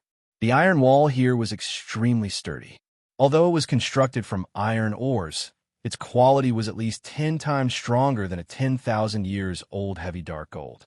After spending a tremendous amount of effort, the group of cultivators finally managed to open up 7 to 8 tiny holes on the iron wall. Clang! A translucent crystal, about the size of a baby's head, broke out from the iron wall and fell onto the ground. Suddenly, Wuxia understood what the ripple of gold element energy was. It was some kind of spatial ripple. It was this strange spatial ripple that had caused the gold element energy in this place to undergo a mutation, which then produced the extremely precious spatial breaching spirit gold in this iron mine. Chapter 148. Accompanied by a loud and joyful laughter, Wei Xiaoxiao strode quickly and came before the spatial breaching spirit gold. She grabbed it up and laughed wildly. "Wonderful! This is it! With 10,000 pieces of spatial breaching spirit gold like this, it will be more than enough for me to explain myself to Patriarch. Quick, quick, before the people from Great Yin Dynasty find this place. Dig out at least 10,000 pieces of spatial breaching spirit gold for me. After shoving the spatial breaching spirit gold into her storage ring, Wei Xiaoxiao scolded furiously. What are you waiting for? Do it now. Without enough spatial breaching spirit gold, if Patriarch finds out the truth, I will have to bear the responsibility and the power of my clan will be stripped away. As my personal guards, how good will it be for you? After losing your power, how much better can you be compared to those servants who only serve tea and water? Wei Xiaoxiao glanced at the several dozens of cultivators around her, sneered and said, Fortunately, we have that idiot Wei Longfeng as our scapegoat. Only then do we have the hope of getting away with this crime. Remember this well. Just tell them that I brought you here to dig out the spatial breaching spirit gold. And Wei Longfeng ran amok in Ji City, causing Yin Dan to come and probe us personally. That was the reason why we were exposed. You know what you should say and what you shouldn't. Those cultivators looked at each other, exchanged a few glances, and at the same time, exerted all their strength to attack the surrounding iron walls. At that moment, the entire mine was filled with sword beams that were shooting in all directions. Thunderclaps kept ringing out, and the ground was shaking slightly. The iron walls were being blasted apart, and the broken iron ores were piled up on the ground. After over 15 minutes of hard work, only one lucky embryonic breath realm cultivator of Xianxia realm managed to dig out a fist-sized piece of spatial breaching spirit gold from the iron wall. All the others found nothing. Approximately 1 hour later, apart from a few human immortals of Jindan realm who were still trying their best to form sword incantations, controlling their flying swords to pierce through the iron wall, the rest of the cultivators below Jindan realm had long been exhausted to the point of dizziness and weakness in their bodies. They sat on the ground, panting, meditating, and regulating their breath, consuming some spirit pills to replenish their energy. Wei Xiaoxiao was very dissatisfied with the efficiency of these cultivators. After a round of curses, she personally controlled her flying sword and thrust it towards the iron wall. Clang! Wei Xiaoxiao's red sword beam hit the iron wall and produced a large amount of sparks, as it chopped off a piece of iron or the size of a toddler's fist. The huge rebounding force sent her sword light flying more than 100 feet away, brushing past her body and almost chopping off one of her arms. Wei Xiaoxiao was so frightened that her face turned green. With a blank expression, she looked at those subordinates who were sitting on the ground and regulating their breaths, and wisely shut her mouth. Wuxia shook his head and used his escape technique to descend into the ground. 10,000 pieces of spatial breaching spirit gold. Judging from the working efficiency of Wei Xiaoxiao and her men, it would take them at least 8 to 10 days to finish the excavation. However, they should have the time to waste here with the iron wall. Yin Dan should be planning to deal with the vassal states involved in the rebellion, so no one would pay attention to this place for the time being. Surrounded by dense earth power, Wuxia formed a spell with both of his hands. Circles of gentle yellow light emitted from his body as he quickly moved underground. He carefully identified the direction where the dimensional ripple came from, and carefully, step by step, he moved towards the source of the ripple. Gradually, more and more crystal cores of high-quality metals appeared around him, and there were even some spatial breaching spirit gold of different sizes.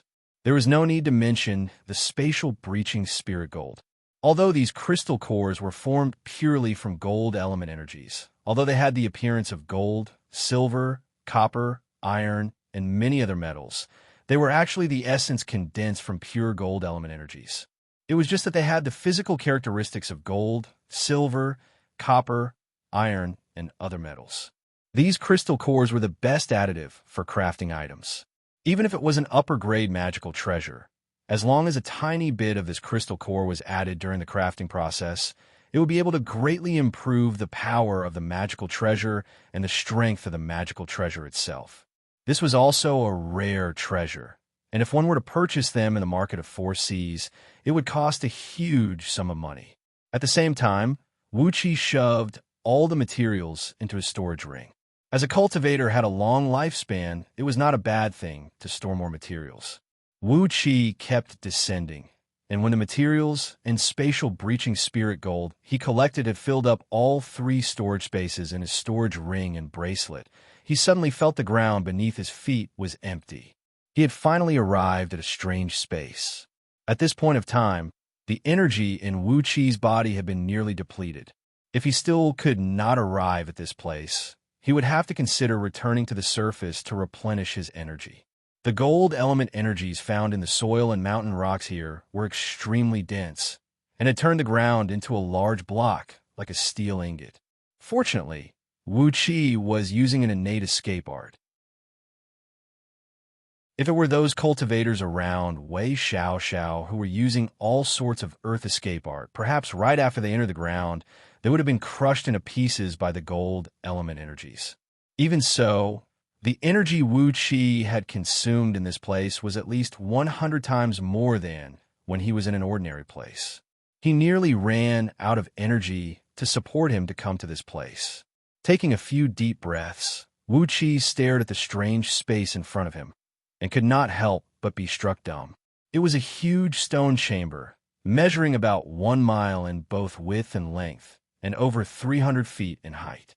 It had a domed dome, which was obviously excavated by man. Because of the extremely dense gold element energies, the walls of this chamber had turned as white as snow, glinting with a dazzling golden gleam. Spatial breaching spirit gold and various metal crystal cores, the size of a human head, were embedded on the walls. At first glance, it was hard to tell how many of them there were. Right in the middle of the dome, there was a white lotus with 49 petals, naturally condensed from the gold element energies. A vague shadow of a sword could be vaguely seen in the stamen of the lotus, and a 10-feet-long white beam was seen flickering from time to time, emanating an incredibly fierce and sharp aura. Cautiously, Wuxia's divine sense approached the sword shadow. As a result, a sharp aura suddenly burst out from the sword shadow, causing Wuxia's divine sense to suffer a severe injury. His body trembled, and a mouthful of blood sprayed out to a distance of 30 feet. This is the spirit cave of gold element, a soul condensed from an innate thread of gold element energies. If it were to fully take shape, it would be a supreme-grade spirit item. What a pity, judging from its young age. I'm afraid it would take at least several tens of thousands of years for it to fully take shape. Wuxia looked at the white beam which had given him a great deal of suffering and murmured under his breath, "But it is not too bad. When it is about to take a corporeal form, no one will be able to control it, unless it is a heaven immortal. Although it has a very powerful power now, its soul is completely blank. It's just the right time to use it as an item spirit." After a brief moment of pondering, Wuxia pulled out the sword of Greedy Wolf, clenched his teeth, and made a cut on his wrist, forcing out a large amount of blood essence and spraying it onto the surface of the sword. Locking the blood with his divine sense, he painted a great number of sealing talismans found in scroll of stealing on the body of the flying sword. After that, he carefully took a long distance back. After that, he unleashed the flying sword and shot it towards the lotus flower condensed from gold element energies in the center of the dome. The sword beam pierced through the air. Like a fierce tiger whose territory was invaded, the white beam let out a loud cry as it shot out from the stamen of the lotus flower and smashed brutally onto the sword of Greedy Wolf. A large sheet of red light burst out, as several dozens of twisting blood-red runes shot out from the sword, tightly trapping the white beam and forcibly dragging it into the sword. Layers of white ripples that could be seen with naked eyes kept bursting out from the sword. The sword, which was a lower-tier magical treasure, cracked inch by inch, then quickly fused back together. However, the speed of cracking was much faster than the speed of fusing. It seemed that the sword could no longer withstand the power of the white beam, and was about to be torn into pieces. Sighing and crying, Wuxia clenched his teeth and bit the tip of his tongue, forcing out 3 drops of his prime blood essence, which was extremely precious to any cultivator, and spat them onto the sword of Greedy Wolf. The blood-red runes on the body of the sword shone brightly, transforming into a large net and tightly trapping the twisting white beam inside the sword. Not fearing that his energy would be damaged, Wuxia took out all sorts of spirit pills given to him by Princess Zhonglu and kept pouring them into his mouth. Sensing the frightening medicinal strength exploding in his stomach like a bomb, Wuxia forcibly exercised the energy in his meridians, causing the 7 shadows of deities and devils formed from the 7 holy deities and devils' spirit tempering technique in his spiritual ocean to jump and roar crazily. Carefully, they brought up towering waves of water, earthy energies, flame, and shadows of trees as they approached the divine flame of order that was burning brightly in the center of his spiritual ocean. According to the Scroll of Stealing, all the natural spirit items were formed by the essence of the heaven and earth, and those who did not possess a great fortune should never covet them by force. However, the Scroll of Stealing was a heaven-defying cultivation technique. If one did not possess a great fortune, he would seize a thread of fortune by force. If there was no fortune, he would seize a thread of fortune. In short, in the eyes of a cultivator of the Scroll of Stealing, all the natural spirit items would belong to him or her. If there was a condition, he or she would take it. If there was no condition, he or she would have to forcibly create a condition. What Wuxia was using now was a mystic technique from the Scroll of Stealing that allowed him to forcibly stimulate his blood essence and nascent divinity, making use of all the conditions available to him to forcibly take away the natural spirit items. After that, he used the medicinal strength to stimulate his energy, making it at least 100 times stronger in an instant. After that, he used the 7 holy deities and devils to stimulate his divine sense, making it at least 100 times stronger as well. At the same time, he exercised the waves of water, earthy energies, flame, and wood energies in his spiritual ocean, trying his best to control a thread of the divine flame of order. At the same time, his palms kept changing incantation gestures, performing a set of hand incantation from the Scroll of Stealing called Seal of Minor Universal Star Shifting, which only Earth Immortals could use. By forcibly stimulating his energy and divine sense, and even using a high-level hand incantation that only Earth Immortals could use, although Wuxia had managed to control an enormous amount of natural energy for his own use, his corporeal body could not withstand the tremendous pressure and began to crack and injure itself. Fortunately, the cultivation technique of Scroll of Stealing emphasized on the foundation. When he was cultivating the source chapter, source of wood, source of fire, and source of earth, he had tempered his corporeal body to the same level as an earth immortal of nascent soul realm. Therefore, he barely withstood the backlash. Although countless cracks appeared on his fleshly body, he still managed to maintain an intact body. A thread of purple and green divine flame sprayed out from his fingertip. Following the transformation of the Seal of Minor Universal Star Shifting, the tiny flame danced and danced on Wuxia's palm. Gradually, it condensed into several thousand tiny runes that were branded with 12 celestial bodies and 28 constellations.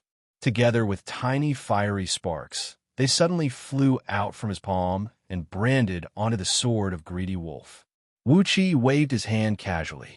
All the crystal cores he collected along the way, as well as some materials he collected in the market of 4 Seas in G City, which were used to refine magical items, rushed out like a tidal wave, fusing into the sword of Greedy Wolf that was ablaze with the purple and green divine flame. The white beam condensed from the gold element energies let out a moan, as it was intimidated by the thread of the great Tao of heaven and earth contained in the divine flame of order. Immediately, its ferocious power was greatly reduced. After that, countless materials of gold element energies and crafting items swarmed over. Driven by the Seal of Minor Universal Star Shifting, the runes burning with the divine flame of order completely shattered the sword of Greedy Wolf. With a white beam as the core, it was reformed into a brand new flying sword. The energy in Wuxi's body was depleting at an incredible speed, and his body began to tremble violently. He did not care whether his body could withstand it or not. He grabbed a couple dozen bottles of spirit pills that could replenish his energy and swallowed them. With that, he managed to maintain the energy in his body at a level that was infinitely close to nascent soul realm. His divine sense was throbbing at an incredible speed, while all 10 of his fingers moved as if they were flying. Very quickly, he branded 108 famous flying sword formation diagrams found in Scroll of Stealing onto the newly born sword of Greedy Wolf. A thunderclap rang out as a pitch-black flying sword, its shape indistinguishable, shot up into the sky and was about to break through the void and fly away. Wuxi gave a loud cry. He opened his mouth and coughed out a stream of bright red blood, smashing forcefully onto the flying sword.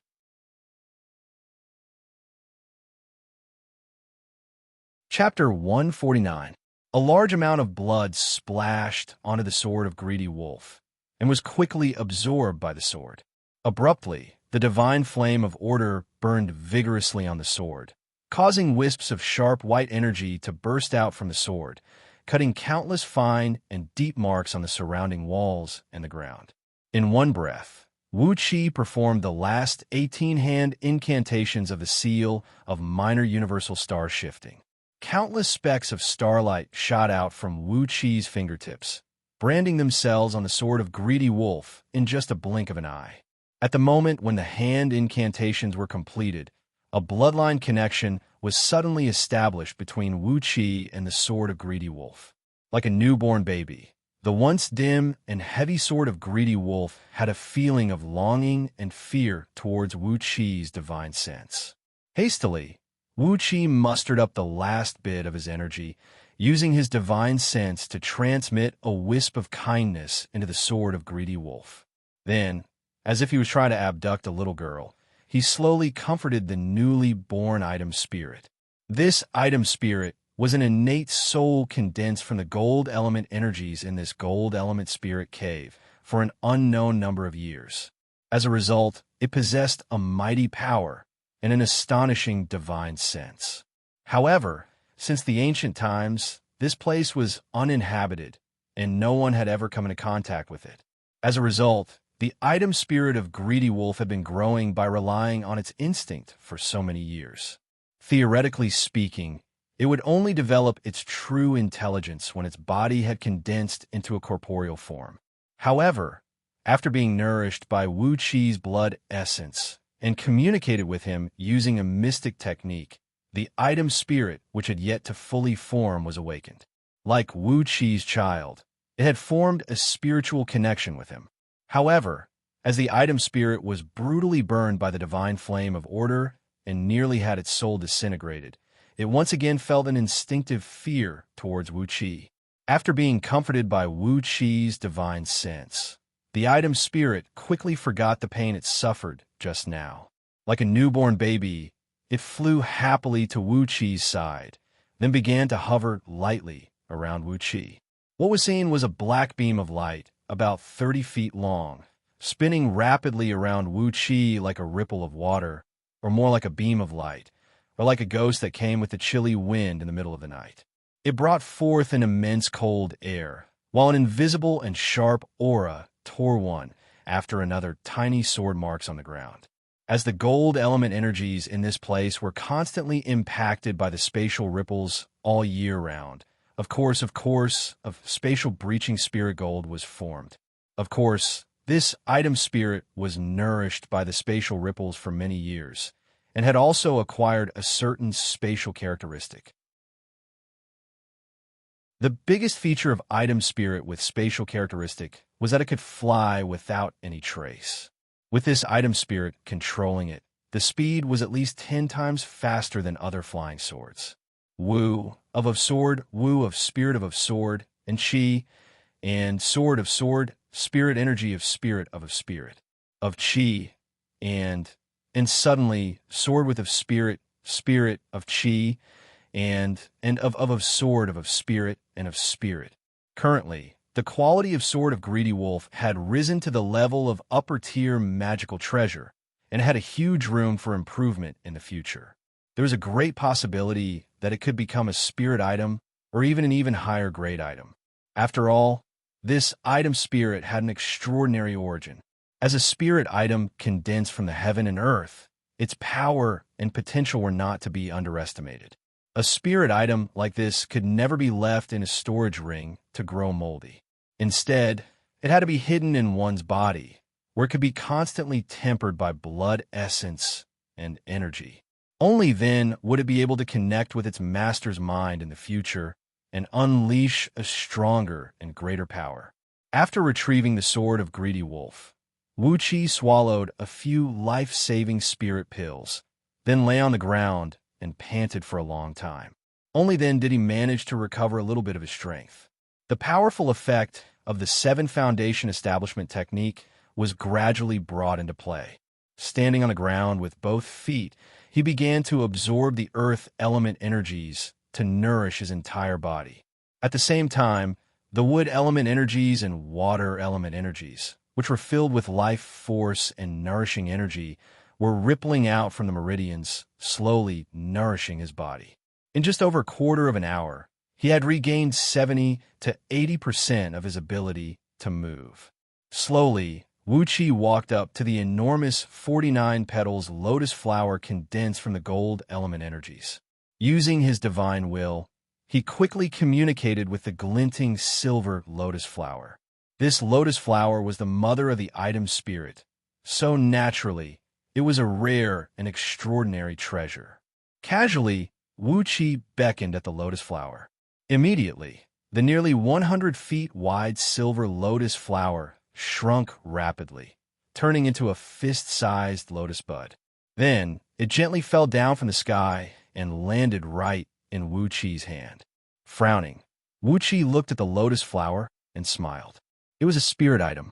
The so-called spirit item was a magical item with a power stronger than any magical treasure, and it was guarded by an item spirit.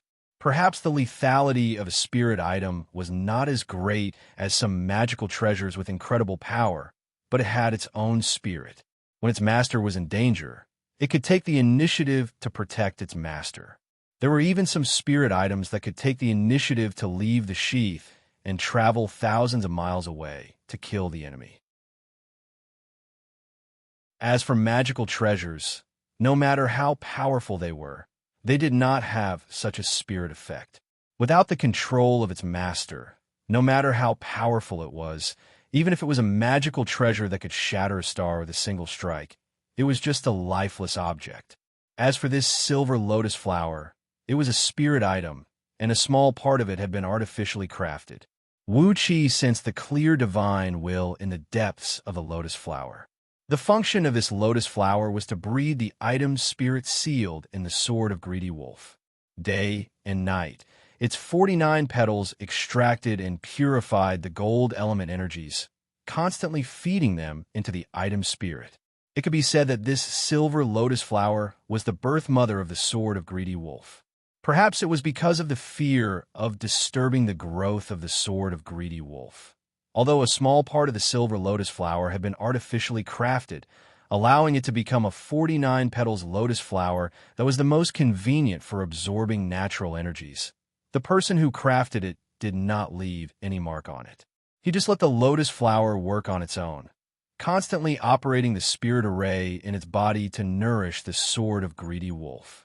It was unknown how many years it had been absorbing the gold element energies. Although this tiny silver lotus flower looked thin and light, in fact, it weighed several hundreds of thousands of kilograms. On top of that, it was formed from the extremely pure acquired energies of 5 metals, and had become a spirit item with tremendous power. Wuxia pondered for a brief moment. Then he left his divine will mark on this spirit item, which looked like a piece of white paper, and brought it into his body as well. Upon entering Wuxia's body, the silver lotus quickly fused into his spiritual ocean, hovering above the energies of the 4 elements. The water waves, flame, wood energies, and earth energies in Wuxia's spiritual ocean turned into four mighty tides, slowly seeping into the silver lotus flower. On the surface of the silver lotus flower, a thread of blue color of water wave, green color of spirit wood, red color of flame, and yellow color of earth slowly emerged, together with the silver-white color of the lotus flower itself. The five colors made the lotus flower very dazzling and beautiful. Without hesitation, the thread of divine flame of order twisted its body and leaped onto the pistil of the lotus flower. Energies of five colors slowly sprayed out from the pistil, slowly fusing into the divine flame of order. The originally 1 foot and 2 inches long, thumb-thick divine flame of order quivered slightly, and its size seemed to have increased slightly. Wuxia was secretly delighted. This lotus flower was indeed magical. Without a doubt, the person who crafted it was a formidable man who had attained the righteous fruit of the immortal Tao. Now that it was actively absorbing energies of 5 elements, it seemed like it would be able to perfectly fuse with his 7 foundation establishment technique in the future. Perhaps he could turn this silver lotus flower into a very powerful treasure that could be used for both defensive and offensive purposes. With its intrinsic quality, which had been tempered by the gold element energies for many years, and together with the power of the innate energies of 5 elements, the future of this treasure was even greater than the sword of greedy wolf. Taking a deep breath, Wuxia cast away all the distracting thoughts, took a few steps forward carefully, and came to the core of the cave, where the pistil of the lotus flower was originally facing. The ground here had sunk down, forming a perfectly round, 3 feet deep pool. The pool had a diameter of several tens of feet, and the spirit liquid in it was crystal clear, not moving at all. At the bottom of the pool were countless runes and formation diagrams, and right in the middle of the pool was a thumb-sized black pearl, emanating a faint spatial ripple. The spatial ripple that filled the entire iron mine was coming from this pearl. Vigilantly, Wuxia circled around the pool a few times, then slowly dismantled and deciphered the details of the formation diagrams in the pool. It was a dimensional void formation, a formation that could tear the void apart and was used to deploy deadly traps in the abodes of those ancient almighty experts. The formation was incredibly powerful, and once it was activated, the dimensional void blades could easily kill any existence below the realm of Gold Immortal. Currently, the formation was only confined by the Black Pearl, and the countless dimensional void blades that were about to burst out were forcibly destroyed by the Pearl, turning into endless spatial ripples that swept across the entire place. That was the reason why this iron mine produced the spatial breaching spirit gold, and the reason why Lu Buwei and Wei Xiaoxiao came up with a scheme to seize these metal mines in Duke Yan Li's fief. Initially, they only wanted this iron mine, but in order to fool the public, they decided to obtain the management rights of all the metal mines in Duke Yan Li's fief. First, Yin Hua was sent here. When he was chased away by Wuxia, Wei Xiaoxiao was sent here personally. When Wei Xiaoxiao was threatened by Nie Baihong with violence and swore an oath, Lu Buwei was sent here personally. Finally, with the help of the kindness he had done for Lu Qingfeng in the past, he managed to get his hands on this iron mine. Perhaps the death of Yin Buji was related to this iron mine? Nevertheless, Wuxia was not in the mood to find out the reason. He gave the Black Pearl a greedy look, then shook his head. The outer dimension Great Void Formation was not something he could control now. Even a first-tier Heaven Immortal did not have the ability to construct a formation like this. Wuxia knew everything about this formation, but his overall strength was too weak. Even though he knew everything about this formation, he could not do anything to it. Therefore, this pearl of unknown origin could only be left here. The spatial ripples were spreading in all directions, but 80% of them were gathered in this crystal-clear pool. Amidst the spirit liquid condensed from the gold element energies, several hundred silver pearls the size of a fist were seen rolling and rolling at the bottom of the pool along with the spatial ripples. These pearls were formed purely from the innate grand white gold element energies, and they were almost transparent silver in color. The quality of these pearls was incredibly high, as if they were born as a spirit item. At the core of these pearls, there was an indistinct speck of light that looked pitch black, yet dazzling and blinking rapidly. Upon a closer look, one would realize that these 360 fist-sized pearls were not rolling like normal pearls when they were rolling at the bottom of the pond. Instead, they were teleporting for an extremely short distance. Their bodies were constantly jumping between this space and another space. Their trajectory was not a complete line, but formed by countless tiny dots. As expected, Wuxia counted with his fingers, and then he nodded and said with a smile, "I wonder which senior set up this grand formation here for the sake of collecting the grand white spatial breaching pearls of innate chi. That's the best material to refine top-rate immortal artifacts. What a pity the climate was not there yet. It would probably take another 3 to 5 periods before it could truly condense the grand white spatial breaching pearl of innate chi. But for me, it's enough. 360 grand white spatial breaching pearls of innate chi, which had yet to take shape, could be used to forge a set of spirit tools that could both attack and defend. Wuxia could barely control it with his Jin Dan stage cultivation. If this place was a fully formed grand white spatial breaching pearl of innate chi, Wuxia would definitely turn around and leave without even giving it a glance.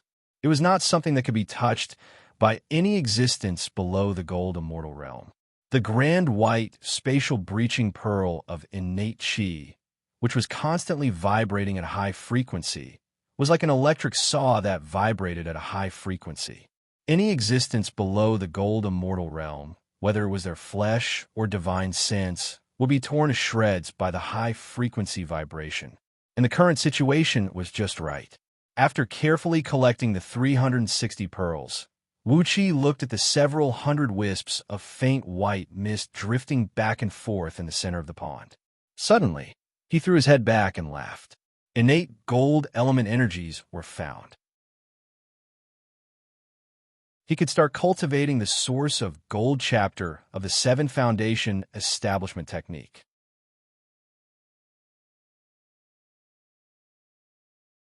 Chapter 150.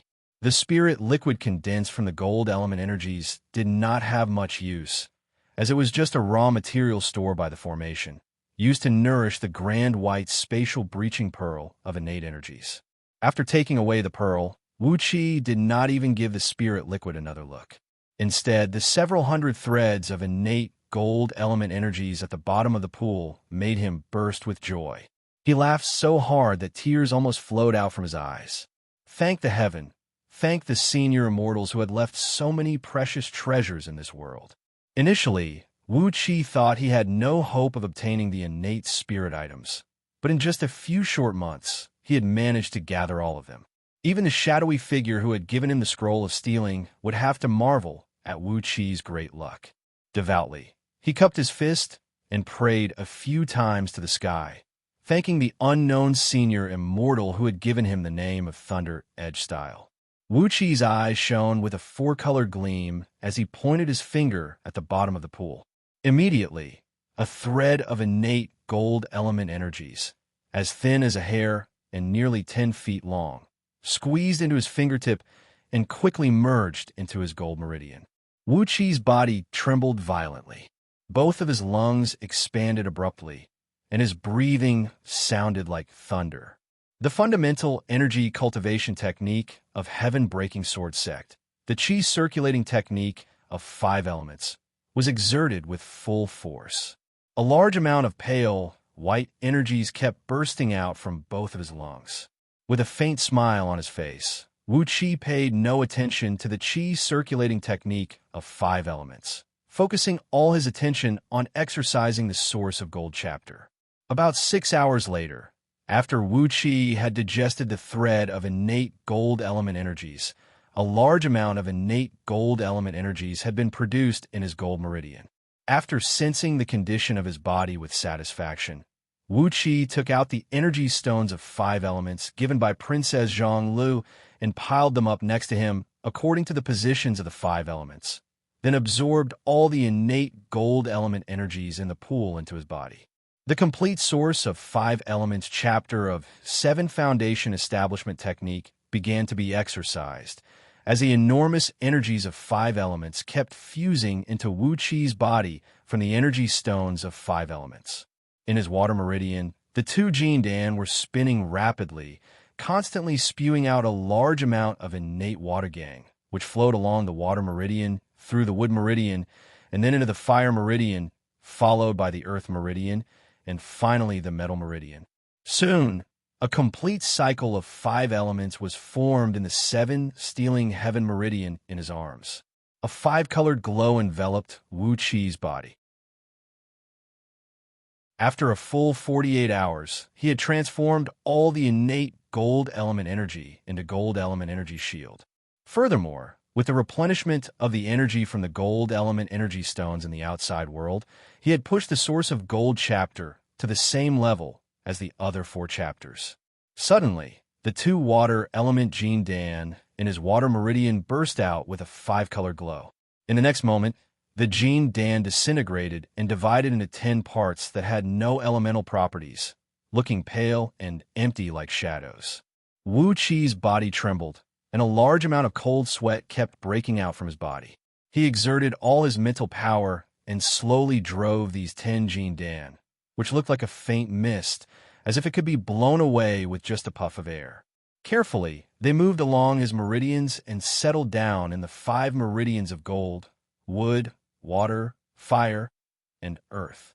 The energies of 5 elements were rolling and rolling, back and forth, transforming and generating each other.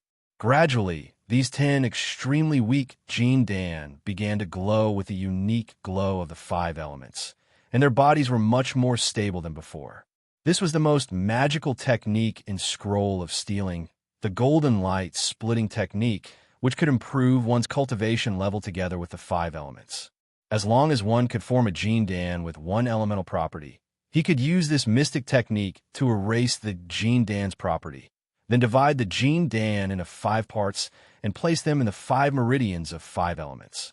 As long as he kept injecting the innate energies of 5 elements into the Jin Dan, then fusing it with his divine sense and soul, and with a certain amount of hard work, these Jin Dan would soon transform into a true Jin Dan, a false core.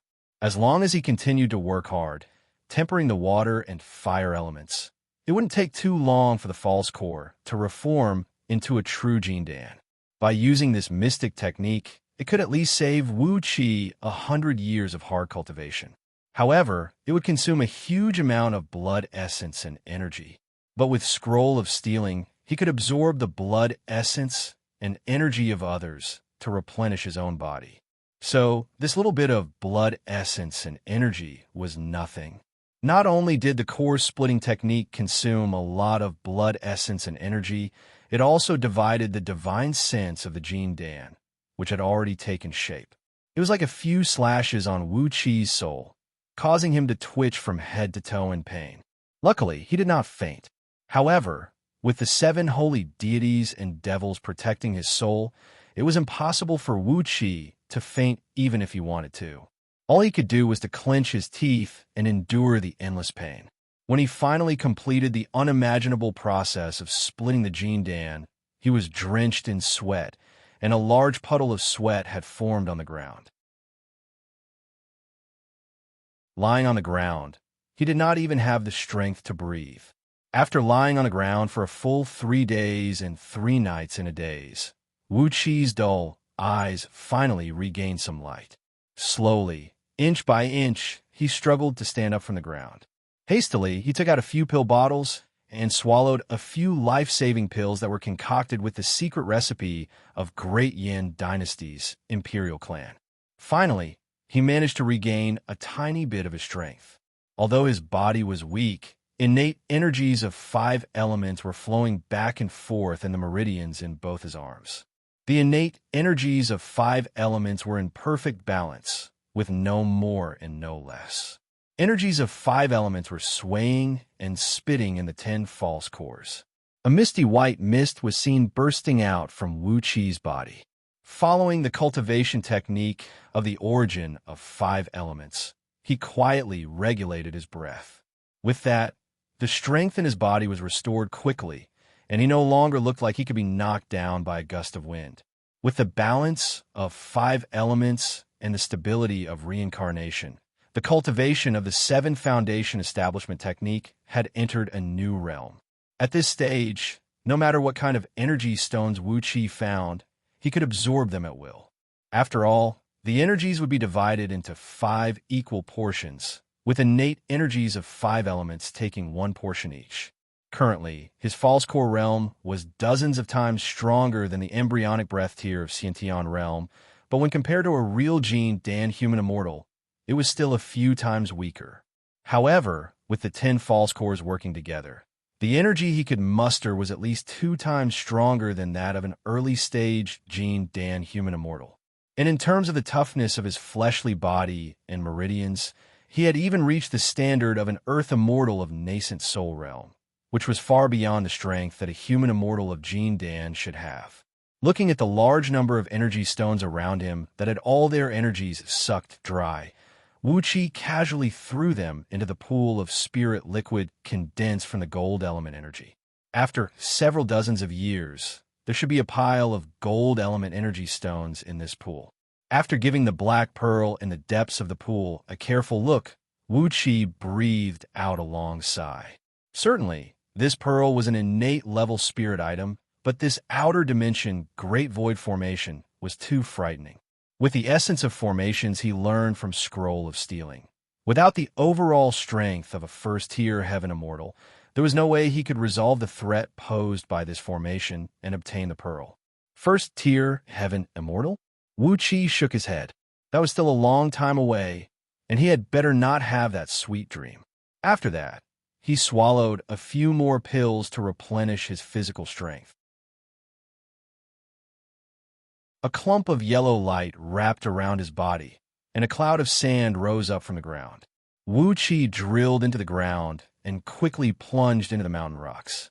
Using his fastest speed, he flew upwards, and very soon, he arrived at the mine where Wei Xiaoxiao and her company were excavating the iron wall. The mine, which was originally about 1,000 feet in circumference, was now riddled with potholes. A few human immortals of Jin Dan had controlled their sword beams and excavated a 1,000 feet deep tunnel on the iron wall.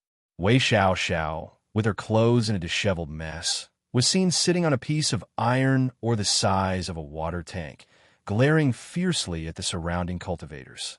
With a stern voice, she scolded, "Hurry up and work harder. Without enough spatial breaching spirit gold, we've lost the foundation of G City and so many vassal kingdoms that are on friendly terms with us. How am I going to explain this to Patriarch when I return? 10,000 pieces of spatial breaching spirit gold. We need at least 10,000 pieces of spatial breaching spirit gold. Quick, quick!" Clang! Suddenly, a pale green sword beam was broken into 2. Countless specks of fluorescent light sprayed out from the broken part of the sword beam. A cultivator of respiration tier coughed out a mouthful of blood and sat weakly on the ground. He stared blankly at Wei Xiaoxiao and said, "Young miss, your subordinate is useless. I no longer have the strength to do anything." Wei Xiaoxiao gazed at the cultivator with a cruel and merciless expression, then casually thrust out a sword beam and cut the cultivator into 2 halves from the waist. With a stern voice, she cried out, "Hurry up! Hurry up! What are you waiting for? Without 10,000 pieces of spatial breaching spirit gold, none of us will have a good ending." The cave suddenly trembled as the huge black skeleton controlled by Wei Xiaoxiao had punched out a 10 feet wide hole on the iron wall. From the hole rolled out a dozen pieces of spatial breaching spirit gold of different sizes. Wei Xiaoxiao let out a loud laugh and cheered. Without hesitation, she sprung up and dashed towards the black skeleton, shoving all the spatial breaching spirit gold into her storage ring.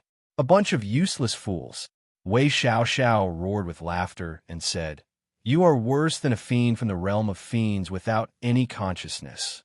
A few human immortals of Jin Dan, who were panting and sweating profusely, while controlling their flying swords to hack the iron wall, suddenly halted their sword beams. They panted heavily at the same time, sat down on the ground, and began to regulate their breath and meditate. Two human immortals took out a pill bottle and shook it. The pill bottle was now completely empty, and there were no more pills that could replenish energy and spirit. They casually threw the empty pill bottle aside. Xianxia, who had just picked up the spatial breaching spirit gold, suddenly flew into a rage. She pointed her finger at those human immortals of Jin Dan and snapped, "What are you doing? Are you trying to rebel? What are you doing? Why don't you hurry up and do it? You bunch of useless fools. It has been so many days, yet you still haven't collected 10,000 pieces of spatial breaching spirit gold. How am I going to explain this to Patriarch when I return?"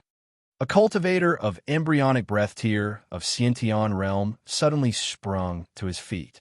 He stared at Xianxia and snapped, word by word, "Young miss, we all remember the order given to us by Patriarch before he left. He asked us to guard our base and concentrate on mining the spatial breaching spirit gold, and forbid us from offending Duke Lu and the people around him. Why did young miss insist on killing Wuxia? Instead, he took advantage of the situation and set up an ambush, which led to our defeat today." Another Xianxia cultivator rose to his feet as well. He stared at Xianxia and said furiously, "Young miss, all the responsibility is caused by your own decision.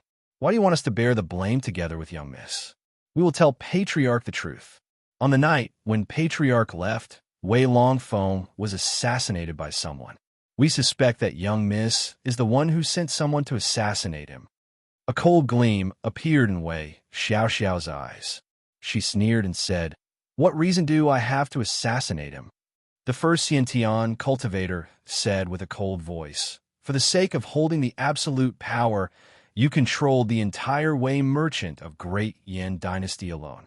Xiaoxiao stared at the two Xianxia cultivators and snorted coldly. "Why are you bringing up this question now?" The second Xianxia cultivator said angrily, "The rocks here are soaked by the gold element energies all year round, making them at least 100 times stronger than steel. Our flying swords are useless, and our spells are ineffective. We have to exhaust all our strength, and only then can we mine 1 or 2 pieces of spatial breaching spirit gold. It is fine if young miss doesn't show compassion to your servants, but why do you have to speak so viciously to us?" Xiaoxiao sneered. She did not say another word, but pointed her finger at the two Xianxia cultivators and said sternly, "Kill them." The dark skeleton behind Xiaoxiao let out a shrill and strange howl. It swung its arm and unleashed a dim thunderbolt towards the two Xianxia cultivators. Wuxia was observing the scene with his divine sense. Carefully, he gave the dark skeleton behind Xiaoxiao a glance, then turned to look at the few Jin Dan human immortals, who were sitting cross-legged and regulating their breaths. Perhaps it was because they had consumed too much energy over a long period of time. No matter it was the dark skeleton or the few Jin Dan human immortals, their energy was nearly depleted. After a brief moment of pondering, Wuxia suddenly squeezed out from the ground. The sword of Greedy Wolf transformed into a cold beam and shot out, thrusting straight towards the few Jin Dan human immortals.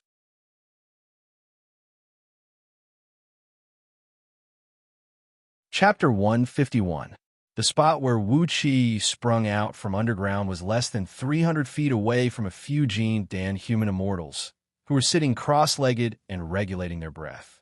After the sword of Greedy Wolf had devoured the item spirit formed from the fusion of gold element energies and spatial ripples, the sword beam had vaguely taken on the characteristic of short-distance teleportation, similar to the grand white spatial breaching pearl of innate energy. The speed of the sword beam was incredibly fast. Almost at the moment when it shot out from Wuxia's fingertip, it had already arrived before the faces of those Jin Dan human immortals. However, among these experienced Jin Dan human immortals, which one of them did not have 2 or 3 life-saving techniques? Then, these Jin Dan human immortals roared furiously at the same time. How dare you, little brat?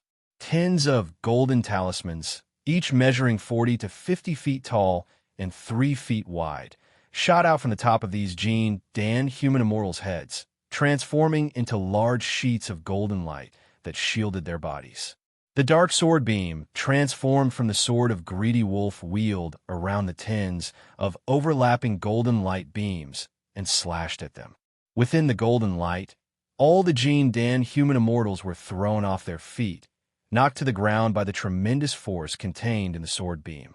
Amidst jarring, cracking noises, nearly half of the golden light beams were ripped to shreds, but the rest of the golden light beams were still intact.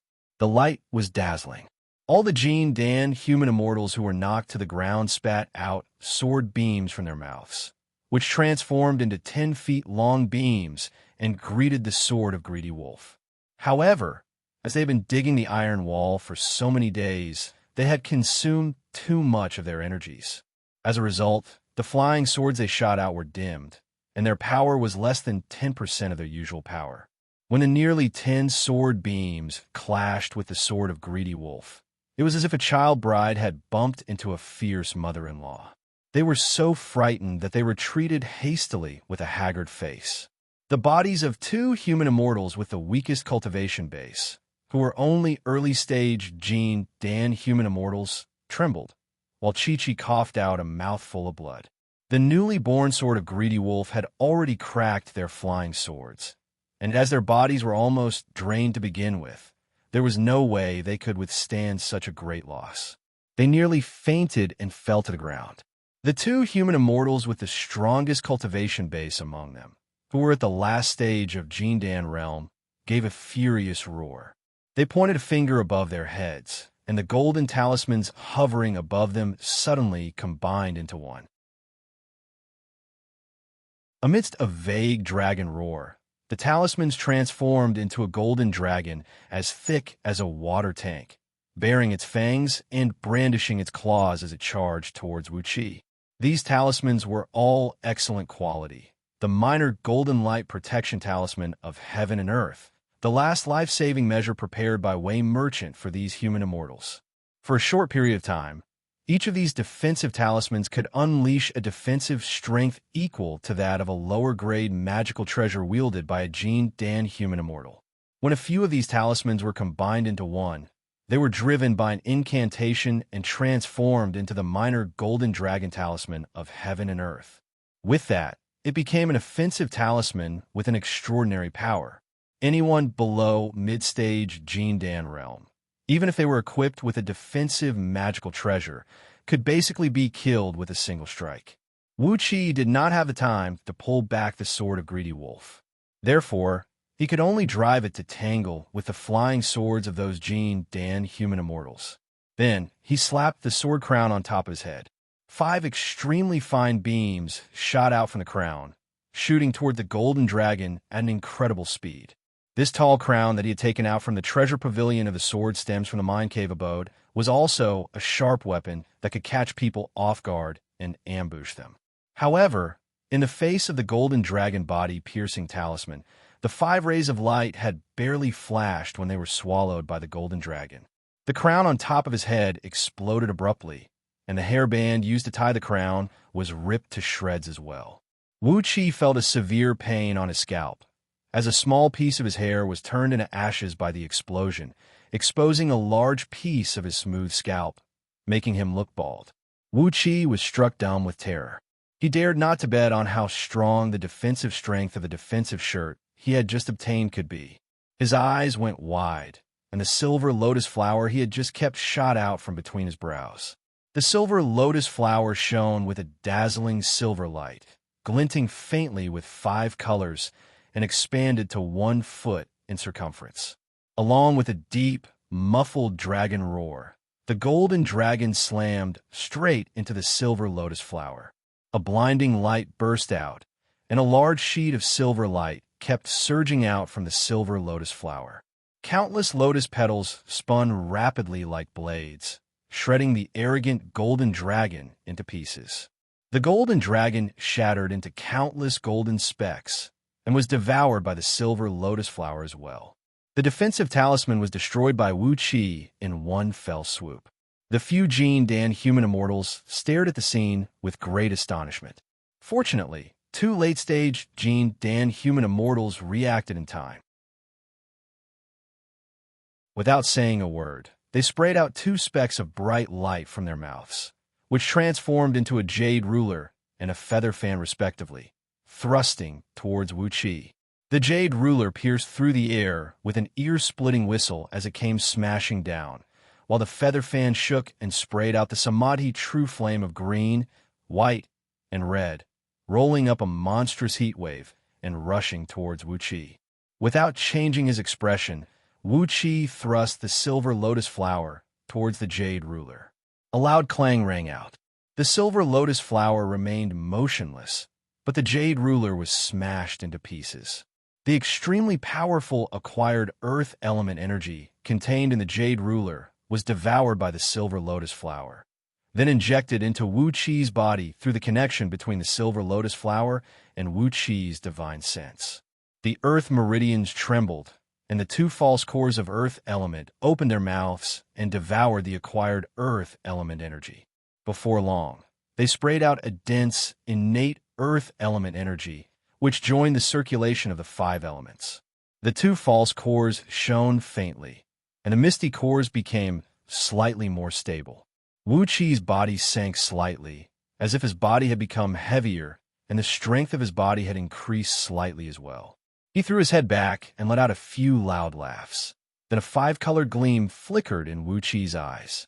The silver lotus flower pounced towards the feather fan like a hungry wolf, absorbing all the Samadhi true fire along its way. Another ear-piercing, tearing noise rang out. The feather fan, which could shoot out the Samadhi true fire, was torn to shreds by the razor-sharp silver lotus flower, and the acquired fire element energy contained in it was devoured by the silver lotus flower as well. After devouring the acquired fire element energy, the two false cores in Wuxia's fire meridians emitted a faint red glow and became slightly more stable. The two late-stage Jin Dan human immortals, who had unleashed their magical treasures to fight against the enemy, screamed out miserably as a large amount of blood sprayed out from their 7 apertures. Different from flying swords, magical treasures usually contained a considerable part of the cultivator's soul power. Therefore, when a magical treasure was destroyed, it was equivalent to destroying a small part of the cultivator's soul. This was the loss of the source of the soul, and the damage it could do to the cultivator was incomparable. The two formidable late-stage Jin Dan human immortals could only see stars flashing before their eyes. Their energy and blood were severely depleted, and they no longer had the strength to fight. Wuxia casually pointed his finger out. The silver lotus flew forward and smashed into the lower abdomen of one of them, piercing through his body and pulling out a Jin Dan the size of a chicken wrapped in a silver glow. At the same time, he sprayed a mouthful of energy onto the sword of Greedy Wolf. The pitch-black sword beam trembled abruptly as 7 wolf heads shot out from it, crazily leaping towards the surrounding enemies. Another 2 human immortals of Jin Dan failed to dodge the attack, and their bodies were struck by the wolf heads formed by the sword beams, opening up a huge and gruesome wound on their bodies. Wolf howls towered into the sky, as 2 pitch-black wolf heads with long glowing tails flew towards Wuxia at top speed, with 2 Jin Dan in their mouths. Casually, Wuxia caught the 2 Jin Dan and recalled the silver lotus. He could not help but let out a joyful laugh. Similar to the Jin Dan that Yin Dan and his companions used to imprison human immortals, the reason Wuxia collected Jin Dan was to absorb its essence for his own use. As long as he had the help of a few Jin Dan, he would be able to save a great amount of time, allowing the 10 false cores in his 5 meridians to form their true cores in the shortest time possible. The sword beam split again. This time, the pitch-black sword beam transformed from the sword of Greedy Wolf suddenly turned extremely soft and gentle, splitting into several dozens of extremely fine sword beams, gently enveloping those human immortals of Jin Dan. The Azure Water Sword Technique of Heaven-Breaking Sword Sex Shapeless Sword Technique could transform flying swords into water waves that blotted the sky to attack the enemy. The sword beam was like water, penetrating through every opening, and the sword energy lingering in the air was soft and gentle, like maggots in one's bones, making it extremely difficult to defend against. It was a pretty good sword technique.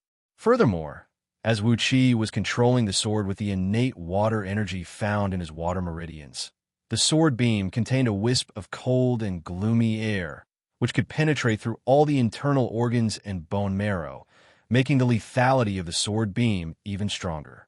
As the several dozens of sword beams shot down, those human immortals of Jindan, whose energies were nearly depleted, could no longer defend against them. Once again, a few of them were torn apart by the sword beams, while the Jindan was brought back to Wuqi's hand. In the end, only 2 human immortals of Jindan, who had completely depleted their energies and could not even unleash their defensive magical treasures, were left standing with their backs against each other, panting heavily. Controlling 2 extremely dim sword beams, which nearly revealed their true forms, they fought with the sword of Greedy Wolf. Their bodies were drenched in sweat, and a large puddle of water had formed under their feet. If not because of the desire to live that dominated everything, they would have fallen to the ground and been killed by the sword of Greedy Wolf. All this happened in a very short period of time. After Wuqia had killed a few human immortals of Jindan, the Dark Skeleton finally unleashed the Thunderbolt, thrusting towards 2 Xianxia cultivators who stood out to fight against Wei Xiaoxiao. It was only when the 2 Xianxia cultivators were ripped to shreds by the Thunderbolt that Wei Xiaoxiao finally realized what had happened. She rubbed her eyes in disbelief, staring blankly at the dead bodies scattered all over the ground. Trembling, she pointed her finger at Wuqia and cried out, "Kill him! Quick, kill him now!" A deep, muffled ghost howl was heard coming out from the Dark Skeleton's body as a faint dark mist sprayed out from it. He strode towards Wuqia, and with just a leap, he had arrived at a place less than 100 feet away from Wuqia. Spreading both arms, the Dark Skeleton, who obviously did not have enough strength, waved its water tank-sized fist and thrust it towards Wuqia with brute force. With a thought in his mind, the silver lotus bloomed before the Dark Skeleton, expanding to several tens of feet in size from the size of 1 foot. 49 lotus petals were seen swirling with a bright flame, as countless 5-colored beams were seen rushing out from the pistil of the lotus, pulling the Dark Skeleton into the lotus. A thread of divine flame of order burst out from the tip of the 49 lotus petals, burning the Dark Skeleton and causing crackling noises to ring out from its body, while the dark mist around it kept melting and disintegrating. Wei Xiaoxiao watched the scene with terror. She screamed hoarsely while performing one incantation gesture after another, trying to control the Dark Skeleton. However, the silver lotus had isolated all energy ripples from the inside and outside of the skeleton. Countless 5-colored beams, which were as sharp as blades, converged inwardly. Countless bone-cracking noises were heard, as the Dark Skeleton was forcefully crushed into pieces by this half-man-made, half-natural spirit item. At the same time, the bizarre talisman inside the Dark Skeleton was burned into ashes by the divine flame of order. Wei Xiaoxiao let out a miserable howl, as blood burst out from her 7 apertures like an explosion. The art of controlling fiend, the fiend devour. Looking at Wei Xiaoxiao's 7 apertures suddenly bursting with blood, as well as the bizarre appearance of countless tiny worms wriggling under her skin, Wuqia could not help but shake his head.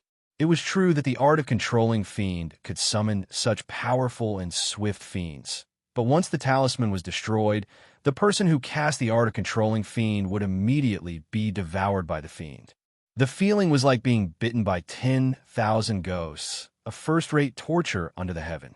The sword beam swept across and killed the last 2 Jindan human immortals, who were putting up a desperate struggle, and took away their Jindan. After that, Wuxia transformed into a wild wind and blocked the exit of the mine. The silver lotus transformed into a ball of silver light that measured several hundred feet in circumference, enveloping the remaining cultivators of Wei Merchant. Silently, Wuxia gave these cultivators a glance, who had completely exhausted their innate energies and could no longer fight back. Shaking his head, he said, "Don't blame me for cutting the weeds and pulling out the roots." The silver lotus closed inwardly, as the sword of greedy wolf swept across all directions. Nearly 100 Xianxia cultivators whose cultivation base was weaker than him were immediately cut in half. Upon seeing this, Wei Xiaoxiao, who was being devoured by the fiend, could not help but scream hoarsely, "Save me! I'll exchange my precious treasure for my life."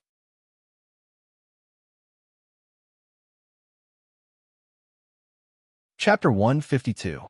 After using the Silver Lotus to block the only entrance and exit of the mine, Wuxia walked slowly and came next to Wei Xiaoxiao. Wei Xiaoxiao forced out a flattering smile and cried out with a hoarse voice while shivering, "Save me! The devil is attacking me. Use the exorcism spell to save me. I'll exchange my life with a precious treasure. I'll—" Before Wei Xiaoxiao could finish her words, Wuxia had already pressed his finger on her throat and sealed off her mute acupoint. The innate energies of 5 elements invaded into Wei Xiaoxiao's body like a great mountain, completely sealing off all her meridians and the flow of her qi and blood. Under Wei Xiaoxiao's restless and frightened gaze, Wuxia took off all her clothes, exposing her fair but bumpy body, where countless earthworm-like objects were moving and squirming rapidly under her skin. Disgusted, Wuxia looked at Wei Xiaoxiao's frightening body, speechless, and shook his head. Cultivating a devil technique, and it was such a dangerous devil technique, it was not a good idea. Once the devil lost control, she would be devoured into this state, suffering a pain worse than death. What was the point of doing this? Why couldn't she just focus on her cultivation? Wuxia sighed with mixed emotions. Then, Wuqia's 10 fingers emitted a faint 5-colored gleam. Starting from Wei Xiaoxiao's head, they slid down her body bit by bit. The 9 heavens and 10 earth spirits searching and secret probing palm incantation from Scroll of Stealing was a technique that could be compared to the seal of minor universal star shifting. The seal of minor universal star shifting could forcibly steal all kinds of natural energies, spirit objects, and all kinds of precious objects that were tangible or intangible. On the other hand, the spirit searching and secret probing palm incantation was said to be able to search for a great 1,000 worlds from a mustard seed, fetch water from the sand, and bloom flowers from the rocks. It was a supreme technique used to search for all kinds of hidden precious treasures. Soundlessly, the finger incantation changed as tiny talismans condensed from innate energies of 5 elements danced and danced on his fingertips, fusing into Wei Xiaoxiao's body soundlessly. Under the effect of the mystic technique of spirit searching and secret peering palm incantation, Wei Xiaoxiao's skin, muscles, and bones were gradually emitting a faint glow. In the end, her body turned translucent, and all the meridians in her body, as well as the direction of the circulation of her blood and qi, were completely exposed before Wuqia's eyes.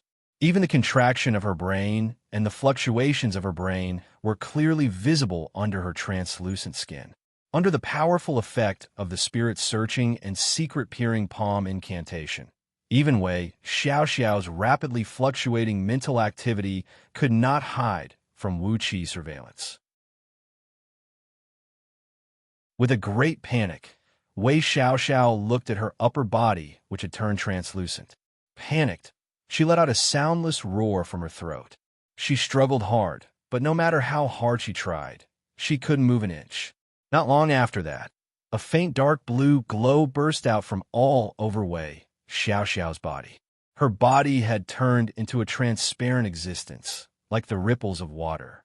Only her meridians, blood vessels, internal organs, and many other important parts remained translucent. Everything inside her body was exposed before Wuqia's eyes. He could clearly see that a few meridians in her body were much stronger and wider than the rest, and a stream of dark purple innate energy was flowing slowly in these meridians. So, this is the cultivation technique you are cultivating with. Wuxia looked at Wei Xiaoxiao, who looked as if she had just seen a ghost. He shook his head lightly, smiled, and said, "Very good, I'll kindly accept it. Although it is a devil technique, it seems it has quite a lot of miraculous effects. When I have the time in the future, I'll definitely study it."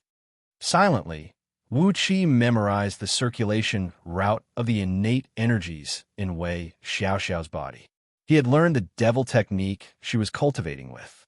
This was the most powerful and also the most helpless aspect of Scroll of Stealing. No matter it was the 7 Foundation Establishment technique, the Seal of Star Shifting, or the Spirit Searching and Secret Probing Palm Incantation, all these mystic techniques possessed an endless power and possessed endless magical abilities. However, there was never a mystic technique or divine ability that could be used in a head-on fight with someone in Scroll of Stealing. There were escape techniques, divine abilities that could be used to decipher various formations, mystic techniques that could be used to break all sorts of defensive mechanisms, and all sorts of unimaginable and unorthodox techniques. However, sword techniques like the Azure Water Sword technique and the Mountain Crumbling Sword technique of Heaven Breaking Sword Sect that could be used practically, and some other powerful divine abilities like various thunder techniques, were just too few. Even if there were 1 or 2 sword techniques, they were just like the general principles. What the Scroll of Stealing taught was only the Heaven Stealing technique. After inheriting the Scroll of Stealing, how many benefits and things he could steal would depend on Wuqi's own efforts. At least, he now had the 5 elements sword technique of Heaven Breaking Sword Sect, as well as the devil technique that Wei Xiaoxiao was cultivating. As long as he persevered in his cultivation, the number of divine abilities and mystic techniques he could obtain would only increase. After memorizing the circulation path of Wei Xiaoxiao, Wuxia casually circulated a few threads of innate energy and circulated them through those few meridians. Immediately, the 7 holy deities and devils in his spiritual ocean split out a thread of aura from the realm of desire, following the few threads of innate energy and circulating freely through those few meridians. Vaguely, a vague and evil aura spread out from Wuqi's body.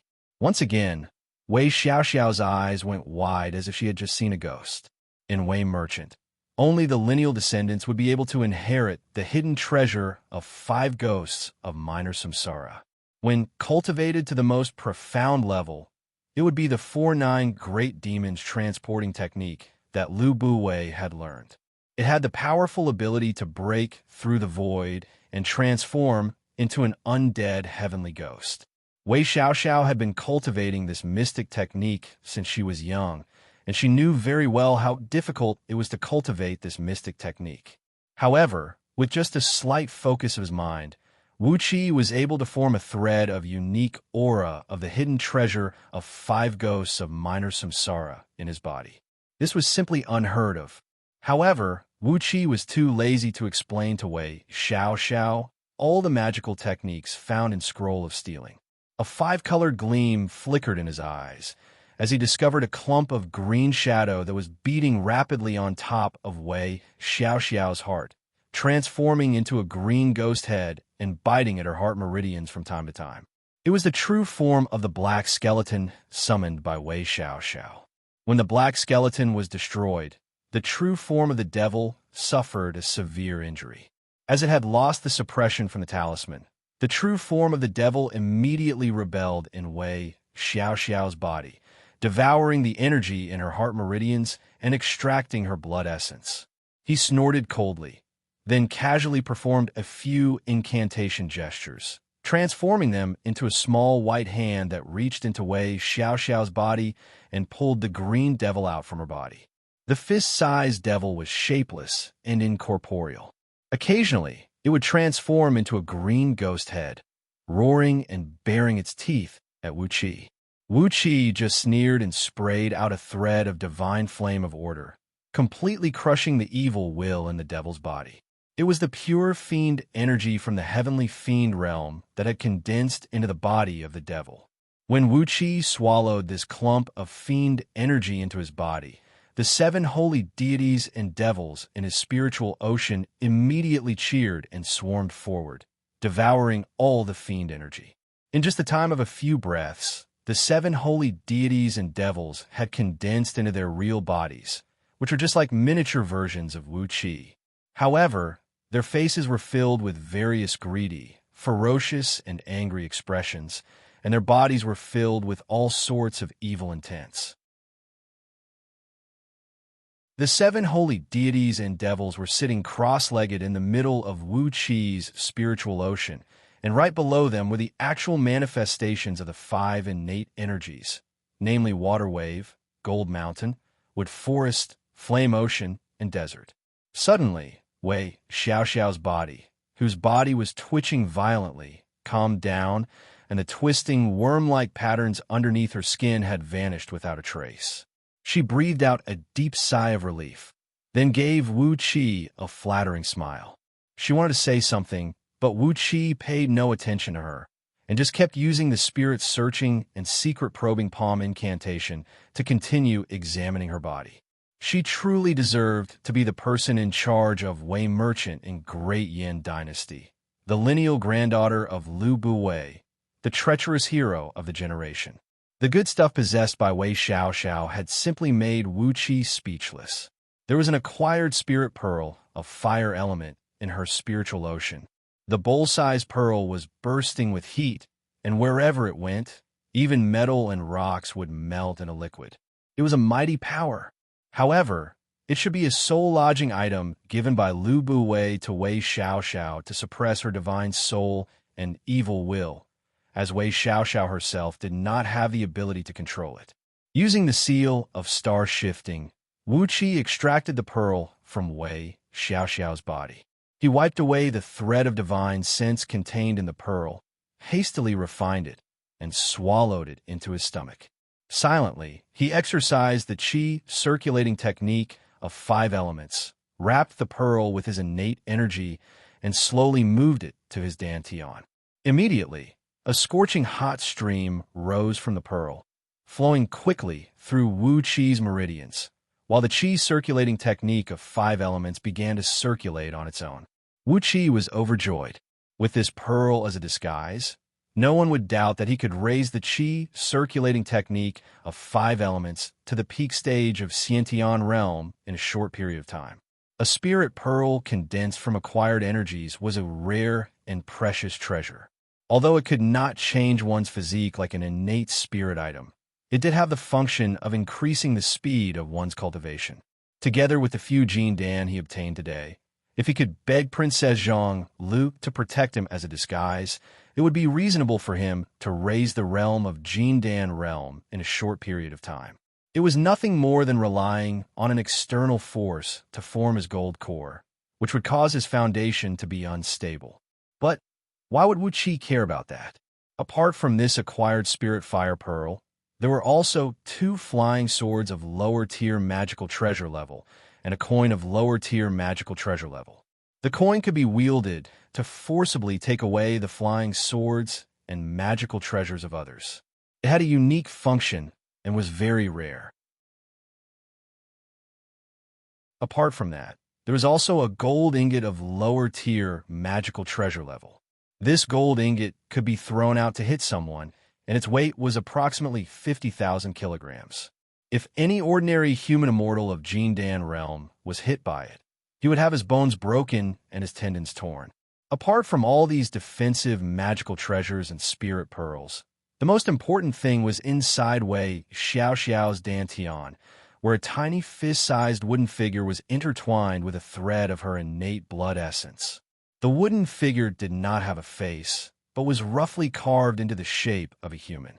Its body was shrouded with countless mysterious runes, and vaguely, it was swallowing Wei Xiaoxiao's blood essence and energy essence, producing a very mysterious state of resonance and coexistence with her body. On top of that, Wuxia could sense that Wei Xiaoxiao's soul had formed some sort of mysterious connection with the wooden figure. Vaguely, the aura of the wooden figure had even suppressed the ripple of Xiaoxiao's soul. Wuxia breathed out a deep sigh, then carefully executed the seal of minor universal star shifting, cutting off all the connection between the wooden figure and Xiaoxiao's blood essence and soul. After that, he took it out from Xiaoxiao's body, and without hesitation, he forced out a few drops of his prime blood essence and dripped them onto the wooden figure. Immediately, the wooden figure transformed into a clump of green shadow and fused into Wuqi's body, settling down inside his dantian. Immediately, Wuqi felt that there was an additional layer of thick and heavy barrier between him and the outside world. The barrier did not stop him from absorbing the natural spirits, but he had a feeling that he was now shrouded in a thick and heavy defensive barrier. No matter it was his fleshly body or his soul, both had an additional layer of protection. Soul replacement puppet. Looking at Wei Xiaoxiao, whose face was filled with despair, Wuqi shook his head, sighed, and said, "What an extravagant Wei merchant! One extravagant old Mr. Lu Buwei. You've already wasted a soul replacement puppet, and now you're being given another one to protect yourself." Upon hearing the name, Lu Buwei, Wei Xiaoxiao's body trembled instantly, and her face turned dark purple due to fear. She stared at Wuqi in despair, and her body began to tremble uncontrollably. Wuqi twitched his lips, turned away Xiaoxiao, and said helplessly, "That's right, you're Lu Buwei's biological granddaughter, aren't you? He is a very amazing old man. But as for you, I can't tell which part of you looks like his granddaughter." After a brief moment of pondering, Wuqi smiled and said, "Thank you for giving me these treasures. In order to repay you, I'll spare a thread of your soul for reincarnation." The sword of greedy wolf let out a clear whistle as it thrust forward, cutting Wei Xiaoxiao's neck into two. Casually, he pulled off the storage ring from Wei Xiaoxiao's finger, then slowly rose to his feet.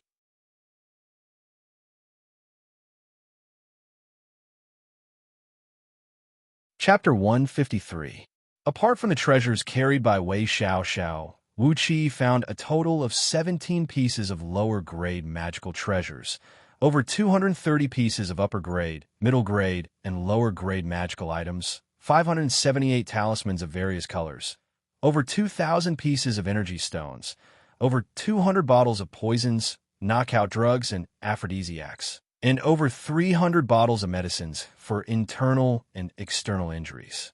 However, he did not find even one medicinal pill that could restore his innate energy, as all of them had been consumed by these cultivators who had been working hard to excavate the iron wall. Looking at the surrounding iron wall, which was now riddled with holes and hollows, Wuqi casually recalled the silver lotus, shrunk it to the size of a fist, then focused all his strength and smashed it onto the iron wall. The silver lotus sunk deeply into the iron wall. After that, Wuqi cast an incantation gesture, causing the silver lotus to suddenly expand to over 100 feet in circumference. In the next moment, a large piece of iron wall collapsed with a loud rumble and was crushed into powder by the rapidly spinning lotus petal-shaped halo. At least 300 pieces of spatial breaching spirit gold flew out from the shattered iron wall. Wuqi let out a loud laugh, then repeated the same action. It was indeed very convenient to have an innate treasure of spirit item level with him. On top of that, the silver lotus itself was condensed from the purest gold element energies, which made it many times stronger and sharper than the iron wall. As if he had gone mad, Wuqi forcibly expanded the original 1,000 feet circumference pit to 2,000 feet and revealed about 2,000 to 3,000 pieces of spatial breaching spirit gold. After piling all these spatial breaching spirit gold into a small hill and piling up all kinds of crystal cores condensed from the accompanying gold element energies into a small hill that was at least 10 times bigger than the previous one, Wuqi gave his achievement a careful look, then nodded his head satisfyingly. He tidied up the place for a while, then put all the most valuable magical treasures, medicinal pills, and talismans into Wei Xiaoxiao's supreme-grade storage ring. then hung it on his wrist with a thread of ice silk. After that, Wuxia frowned and took out a flying sword of lower-grade magical item level and a few explosive talismans. After slaughtering so many people, I can't come out unscathed. Letting out a long sigh, Wuxia resigned himself to his fate. He grabbed the flying sword and fiercely stabbed a few times at the thick, non-fatal parts of his body. The sword pierced through his body. Then, he detonated a few explosive flame talismans, causing his body to be covered in black and white patches. He looked as pathetic as one could imagine. Flying swords and talismans slashed and drew on the surrounding iron walls, chopping the corpses on the ground into pieces. After that, Wuxia fabricated a scene where he had gone through a tough battle and finally succeeded by luck. Only then did he let out a heavy sigh and said, "I'm slightly injured. It's best if it's a serious injury. Not only will it be more reasonable, it will also be more meritorious. If it wasn't for this mine, I wouldn't have bothered to waste so much effort." This was the iron mine in Lu Chengfeng's territory, where the spatial breaching spirit gold had been excavated, and its value was simply immeasurable. Logically speaking, such a strategic resource would definitely belong to Great Yin Dynasty. However, Wuxia wanted to shatter this logic, allowing Lu Chengfeng to continue managing this mine. The spatial breaching spirit gold represented an endless source of wealth, an endless supply of energy stones, spirit pills, talismans, and magical items. Wuxia had no idea how long he would have to stay in Great Yin Dynasty before he could leave. However, as long as he stayed in Great Yin Dynasty, he would never be able to live without power and wealth. Without a doubt, this mine would allow his power and wealth to soar to a great extent, while Lu Chengfeng's political resources would skyrocket as well. This was beneficial to both of them. Therefore, he had to have this mine in his hands no matter what. Wuxia breathed out a long sigh and looked at the wounds on his body. He felt that these injuries were not enough to move anyone. He pondered for a while, then pulled out a large blade of fire element and began hacking at his body, leaving dozens of scorched wounds on his body. Wuxia grimaced in pain, stomped his feet, and cursed. If not for the minor reincarnation of 5 elements that had been formed, his body was going through a tremendous transformation, and the recovery ability of his fleshly body had been greatly improved. He would never choose such a method that brought suffering upon himself. Looking at his body, which was now in a complete mess after being tortured by himself, Wuxia pondered for a while, then simply took out 2 upper-grade flying swords and pierced one on each of his arms. Then, he casually swung his arms and legs, and when he found out that it did not affect his body at all, he twisted his body, transformed into a clump of yellow mist, and plunged into the ground. The innate energy of earth element and gold element blended with his divine sense and spread out in all directions, allowing Wuxia to thoroughly investigate all the movements in the mine. There was no one in the mine, and even when he reached the exit of the mine, he did not find any signs of living beings. It was not until Wuxia came out from a mine and came to the exit of the valley that he saw a few respiration tier cultivators of Xianxia realm. They were carefully crouching in the bushes, keeping a vigilant watch over their surroundings. Without wasting any time, Wuxia switched from the earth escape technique to the wood escape technique. Lightly and quietly, he transformed into a clump of faint green mist and darted through the bushes, reaching out his hand and twisting the necks of the few Xianxia cultivators from behind.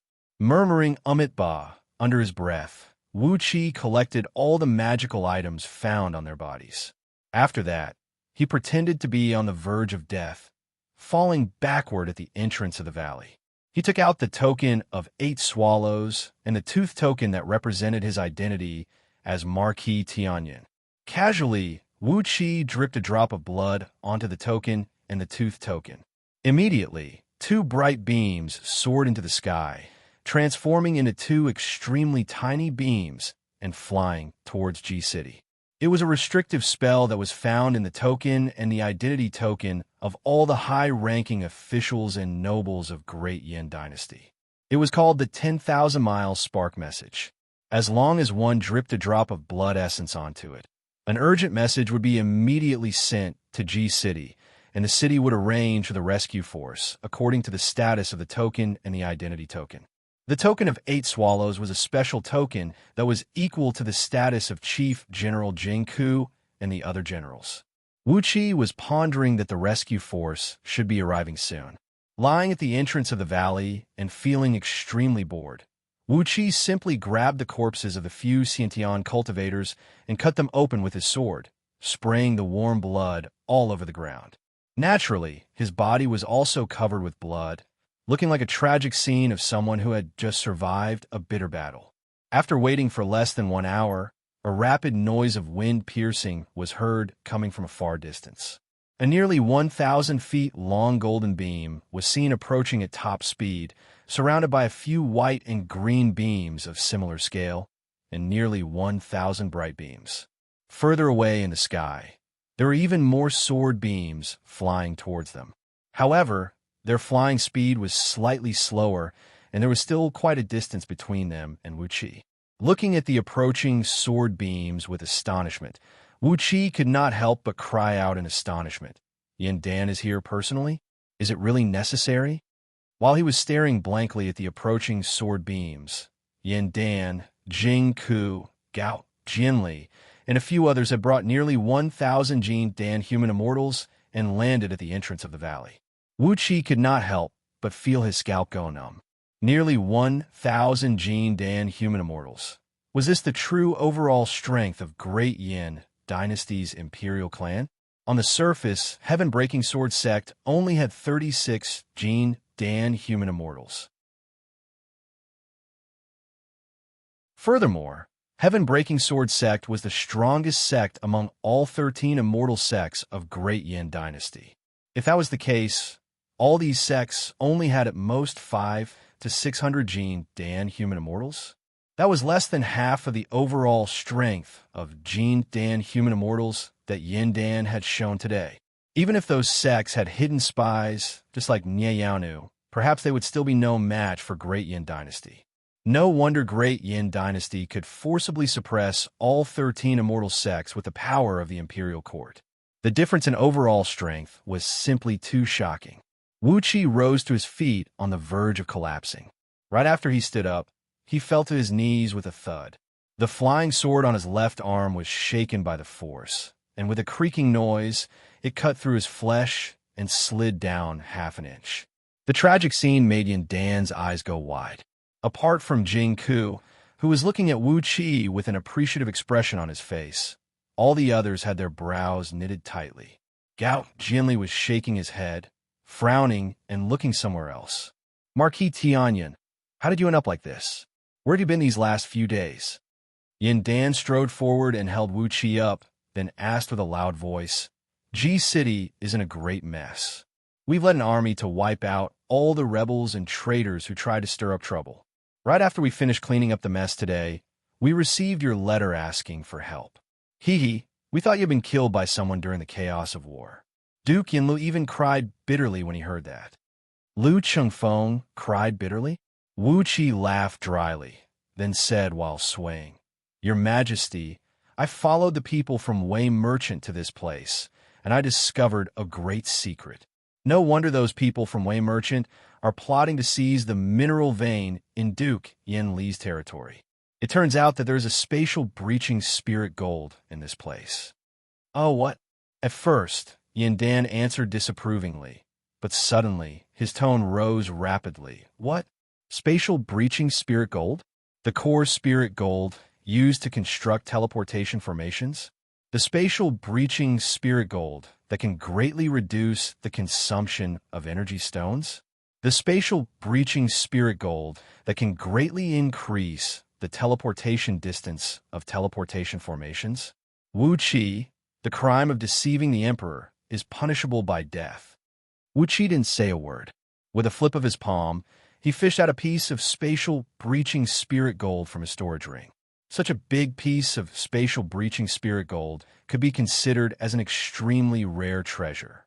If it was used to construct a teleportation formation, it could be used to construct a large teleportation formation that could span a distance of tens of millions of miles and teleport nearly 1,000 people at a time. A teleportation formation that could teleport 1,000 people at a time and did not require too many energy stones to construct, the value of this piece of spatial breaching spirit gold had definitely risen to the level of strategic importance for the country. A frightening green gleam shone from Yindan's eyes as he stretched his arm out and grabbed towards the spatial breaching spirit gold in Wuxi's hand. Hastily, Wuxi shoved the spatial breaching spirit gold into his storage ring, then murmured under his breath, "Your Majesty, don't be in such a hurry. There are many more in this cave. As your Majesty, why would you snatch the spatial breaching spirit gold?" What he said made Yindan feel a sweetness in his heart, and he nearly threw up a mouthful of blood. However, he was too lazy to argue with Wuxi. Casually, he pulled out 2 flying swords from Wuxi's body, threw a few bottles of healing and life-saving spirit pills concocted by the Imperial clan to him, and cried out loudly, "Quickly lead the way. Could there really be spatial breaching spirit gold here?" Yindan was in a hurry to enter the mine. But, as the emperor of Great Yin Dynasty, even if he wanted to enter the mine, the guards accompanying him dared not to let him enter the mine so recklessly. After a series of thorough investigations and surveys, they made sure there were no ambushes or traps in the mine. Only then, led by Wuxi, Yindan strode into the mine. Upon entering the mine, Yindan, Jingku, Gao, Jinli, and all the core members of Great Yin Dynasty immediately fixed their eyes on the small hill made from 2,000 to 3,000 pieces of spatial breaching spirit gold. Then, they glanced around and saw all the spirit gold of various sizes embedded in the surrounding iron walls. Yindan couldn't help but breathe faster and said, "What a great contribution, Marquis Tianyun. The contribution this time is beyond words. With these spatial breaching spirit gold, all the kingdoms of Great Yin Dynasty will be united as one, and those vassal kingdoms will." With a subtle expression, Yindan exchanged a glance with Jing Ku and Gao Jinli. Wuxi knew that some vassal kingdoms were going to be in deep trouble. In the future, wherever the teleportation formation reached, it would be the territory under the direct jurisdiction of Great Yin Dynasty. Thus, those vassal kingdoms who conspired to rebel this time would no longer have the need to exist. Even those vassal kingdoms who behaved themselves would have their rights taken back by Great Yin Dynasty after a few years. However, none of this had anything to do with Wuxi. What did the life and death of others have to do with him? He just pulled Yindan's sleeve, put on an expression of loyalty to the kingdom, and said, "Your Majesty, this mine is the property under the name of our young master. You see, for the sake of this mine, I've risked my life." Yindan, who was immersed in the wild joy, gave Wuxi a glare.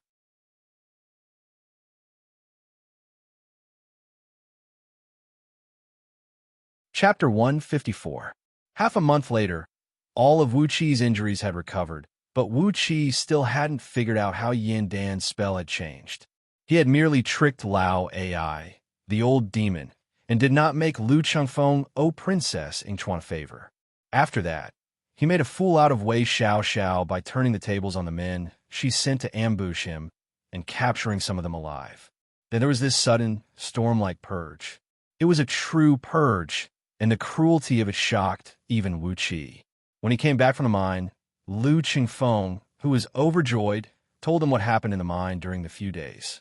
Wuxi could not help but shake his head, deeply touched by the cruelty of the imperial clan. Among the 100 sects of Great Yin, 7 of them had their clan leaders beheaded, while several tens of thousands of their clan members were punished. Together with their personal guards, wives, children, and many others, nearly 500,000 people were beheaded, exiled, or imprisoned for life in just one day and one night. Their situation was so miserable that it made all the clan leaders from other sects look at them from the corner of their eyes. All of them were trembling with fear, and cold sweat was streaming down their backs. However, The name of 100 great sects of Great Yin Dynasty still existed. In recent years, Yin Dan had given birth to some more sons, and from them, he selected 7 sons with outstanding talents and abilities to inherit the name of these few sections. Apart from the fact that there were fewer members of the imperial clan, the name of 100 sects of Great Yin Dynasty had not changed at all. Apart from the 7 clan leaders who had their entire families executed, there were tens of thousands of officials who were punished. Xianxia was forced to resign from his position as the chief supervisor of the Central Wind Guard due to dereliction of duty, negligence, incompetence, and other evaluations. Now, he had become an idle man. Hao Ying's family's position of Minister of Justice was also taken away. Among the 3 prime ministers and 9 ministers, except for Gao Jinli, the others were practically replaced. The old influential officials had fallen, and the new influential clans had risen.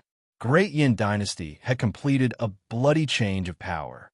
It was the crown prince, Yin Shijuan, who personally presided over the purge of the 7 clan leaders and all the influential officials.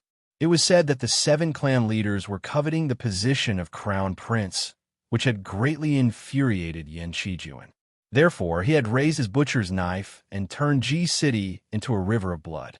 Among the 8 princes, Yin Xianxia was reprimanded by Yin Dan for 6 hours. His position was not changed, but his title of nobility was reduced. Half of his private army was reduced, and half of his fief was taken back as well. What puzzled Wuxia was that Yin Dan did not touch Lao AI in Yin Xianxia's mansion, and he had never heard anything related to Lao AI. He had no idea how Yin Dan was planning this. Apart from these unfortunate influential officials, a couple dozens of clubs belonging to various vassal kingdoms in Great Yin Dynasty were massacred by the Blood Swallow army. Many common people were involved in the massacre, and their entire families were killed as well. Half of the martial clubs and guilds in the mighty Martial Avenue were related to many influential officials who had committed crimes. The Blood Swallow Army and City Defense Army had besieged many martial clubs in the mighty Martial Avenue, and the battle lasted for 3 days and 3 nights. Several thousand martial clubs of various sizes were wiped out, and half of the mighty Martial Avenue was razed to the ground. Meanwhile, the main force of Great Yin Dynasty, led by Yu Yi and some other military officers, had set out to attack those rebellious vassal kingdoms. This was going to be a war that would last for a long time, as the territory of Great Yin Dynasty was too vast. Even with the help of other vassal kingdoms that were loyal to Great Yin Dynasty, this war would not end in a short period of time.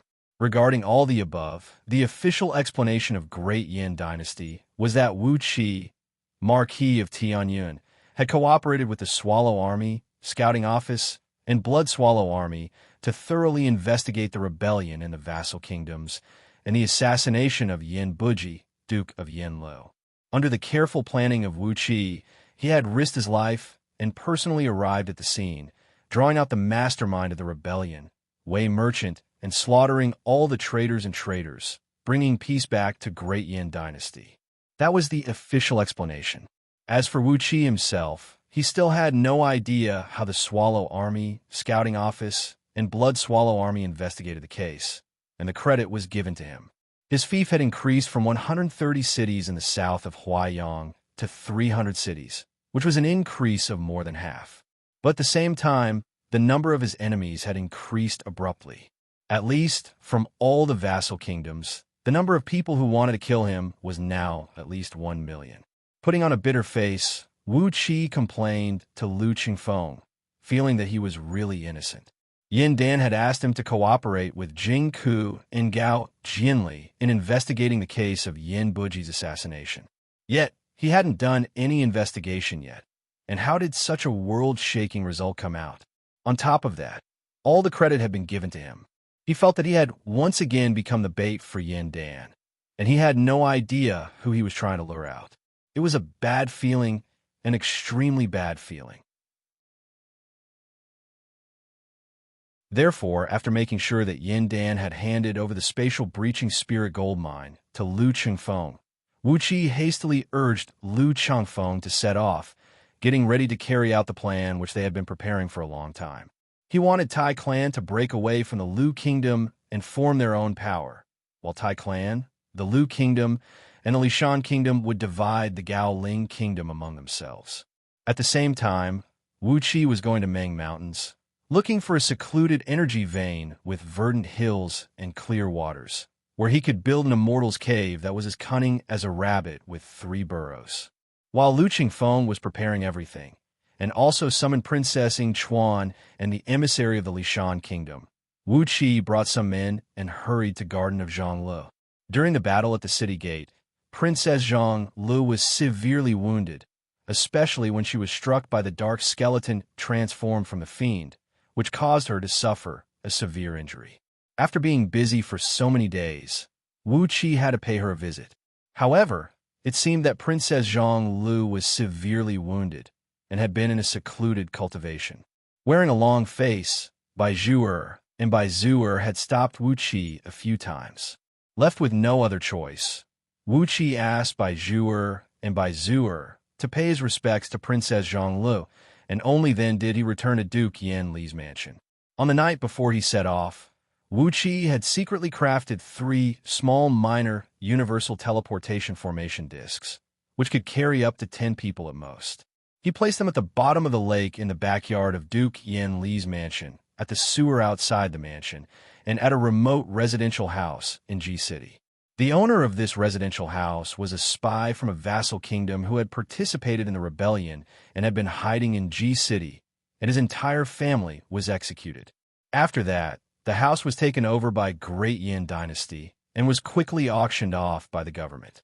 With no effort, Wu Qi bought the house, then placed the teleportation formation discs in the dry well located in the backyard of the house. After all the preparations were done, early next morning, Wu Qi and his company arrived at the imperial palace of Great Yan Dynasty. Wu Qi, Lu Changfeng, Luo Kadi, Ma Liang, Meng Xiaobai, Zhang Hu, Hu Wei, and a few other trusted personal guards, together with Princess Ying Chuan and her attendants, and the emissary of Lishan Kingdom, who was beaming with joy, came to a barbican located at the southwest of the imperial palace. The so-called barbican was actually a city within a city. It was located at the edge of the imperial city, a square-shaped city that measured about 1,000 feet in both width and length, surrounded by a high wall. The entire wall was made of metal, and countless powerful defensive formations were engraved on it. There were also at least 10 human immortals of Jindan Kingdom guarding this place all year round. There were nearly 100 towering watchtowers and watchtowers, as well as several thousand ballistae and MO machines, which had completely sealed off this place. These were just the defensive forces on the surface. Standing at the entrance of the barbican, Wu Qi could sense an extremely powerful energy reaction coming from underneath the barbican. He reckoned there was a self-destruct formation underneath, and it was stacked with a huge amount of fire element energy stones. Once the defensive formation on the perimeter was breached, the formation would be activated. Unless it was in existence with the cultivation base of Heaven Immortal, he or she would be blasted into nothingness.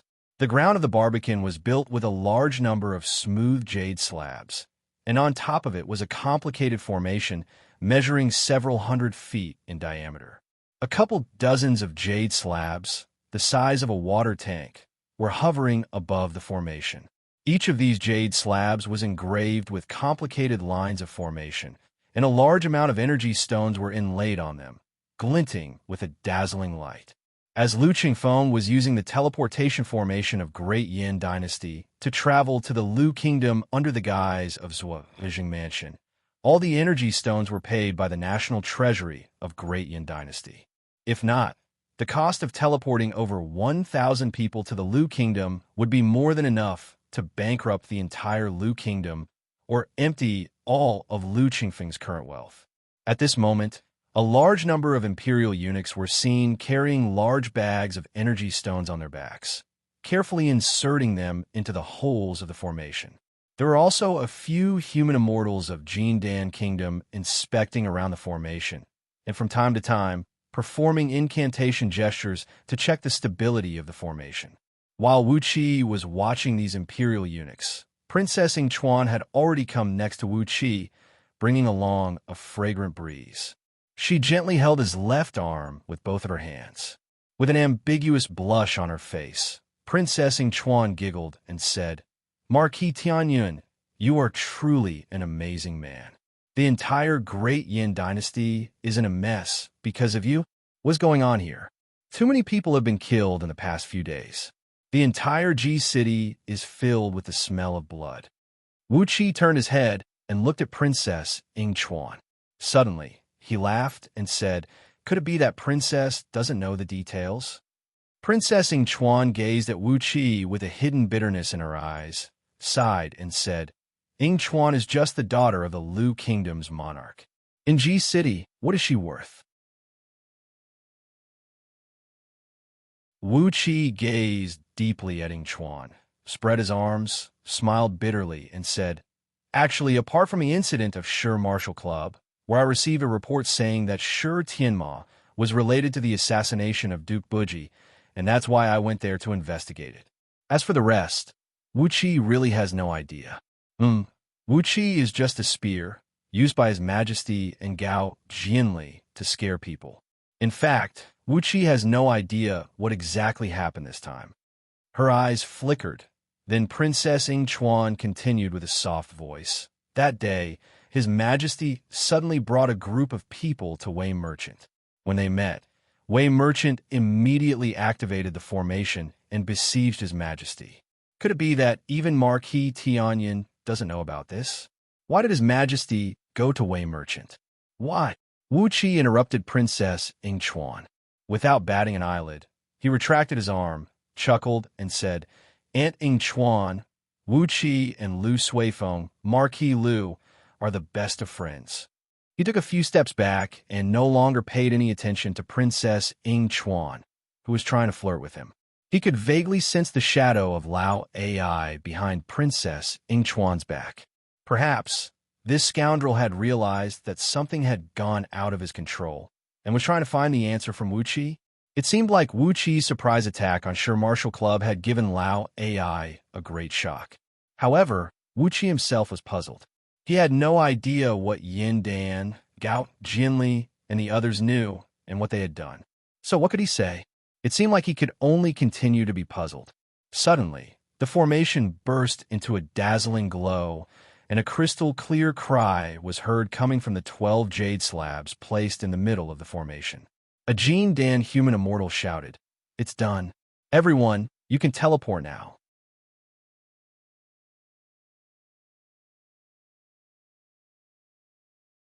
Chapter 155. The light of the teleportation formation gradually dimmed. The scene in front of Wuqi and his company changed, and they found themselves in another place. They were surrounded by tall walls, similar to the teleportation formation in the southwest corner of the Imperial Palace of G City. However, the defensive strength was at least 100 times weaker. There were only a few dozen cultivators of Xianxia realm patrolling around the teleportation formation. It was a totally different scene compared to the 10 human immortal assistants of Great Yin Imperial Palace, Jindan. Wuqi and his company walked out of the teleportation formation. The formation blinked again, as more people were teleported over one after another. A group of men and women clad in luxurious outfits greeted them.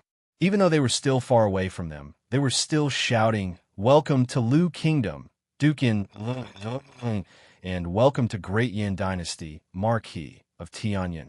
Countless imperial servants and palace maids were kneeling on the ground from far away, kowtowing and greeting without raising their heads. Only a couple dozens of men and women were led by Tai Yu, who was beaming with joy. Chengfeng. Tai Yu tilted her head up and smilingly looked at Lu Chengfeng, who was walking at the front of the group. Lu Chengfeng bowed respectfully to Tai Yu and the few men standing beside her. "Your son, Lu Chengfeng, offers greeting to my grandfather, my uncles, and my mother." Lu Wenruo, clad in a brocade robe and having a haggard face, squeezed his way out from the crowd. With a dry smile on his face, he greeted Lu Chengfeng. "Chengfeng, no matter how much Liang Lu family has wronged you, It is all thanks to our great efforts that you can smoothly take over the position of Duke Yanlu. But your mother has actually written a divorce letter and divorced me. Isn't this a little too much? People from Liang, Lu family? Wuxia gave Lu Wenruo a look, then crooked his finger and beckoned Yan Bugue over. Drag him away and beat him up. Have a scouting office stationed in the Lu Kingdom thoroughly investigate Liang Lu family's misdeeds of violating the law and discipline, oppressing the people, committing all sorts of crimes, and feeding off the people. Yan Bugue coughed lightly and casually gave a signal with his eyes.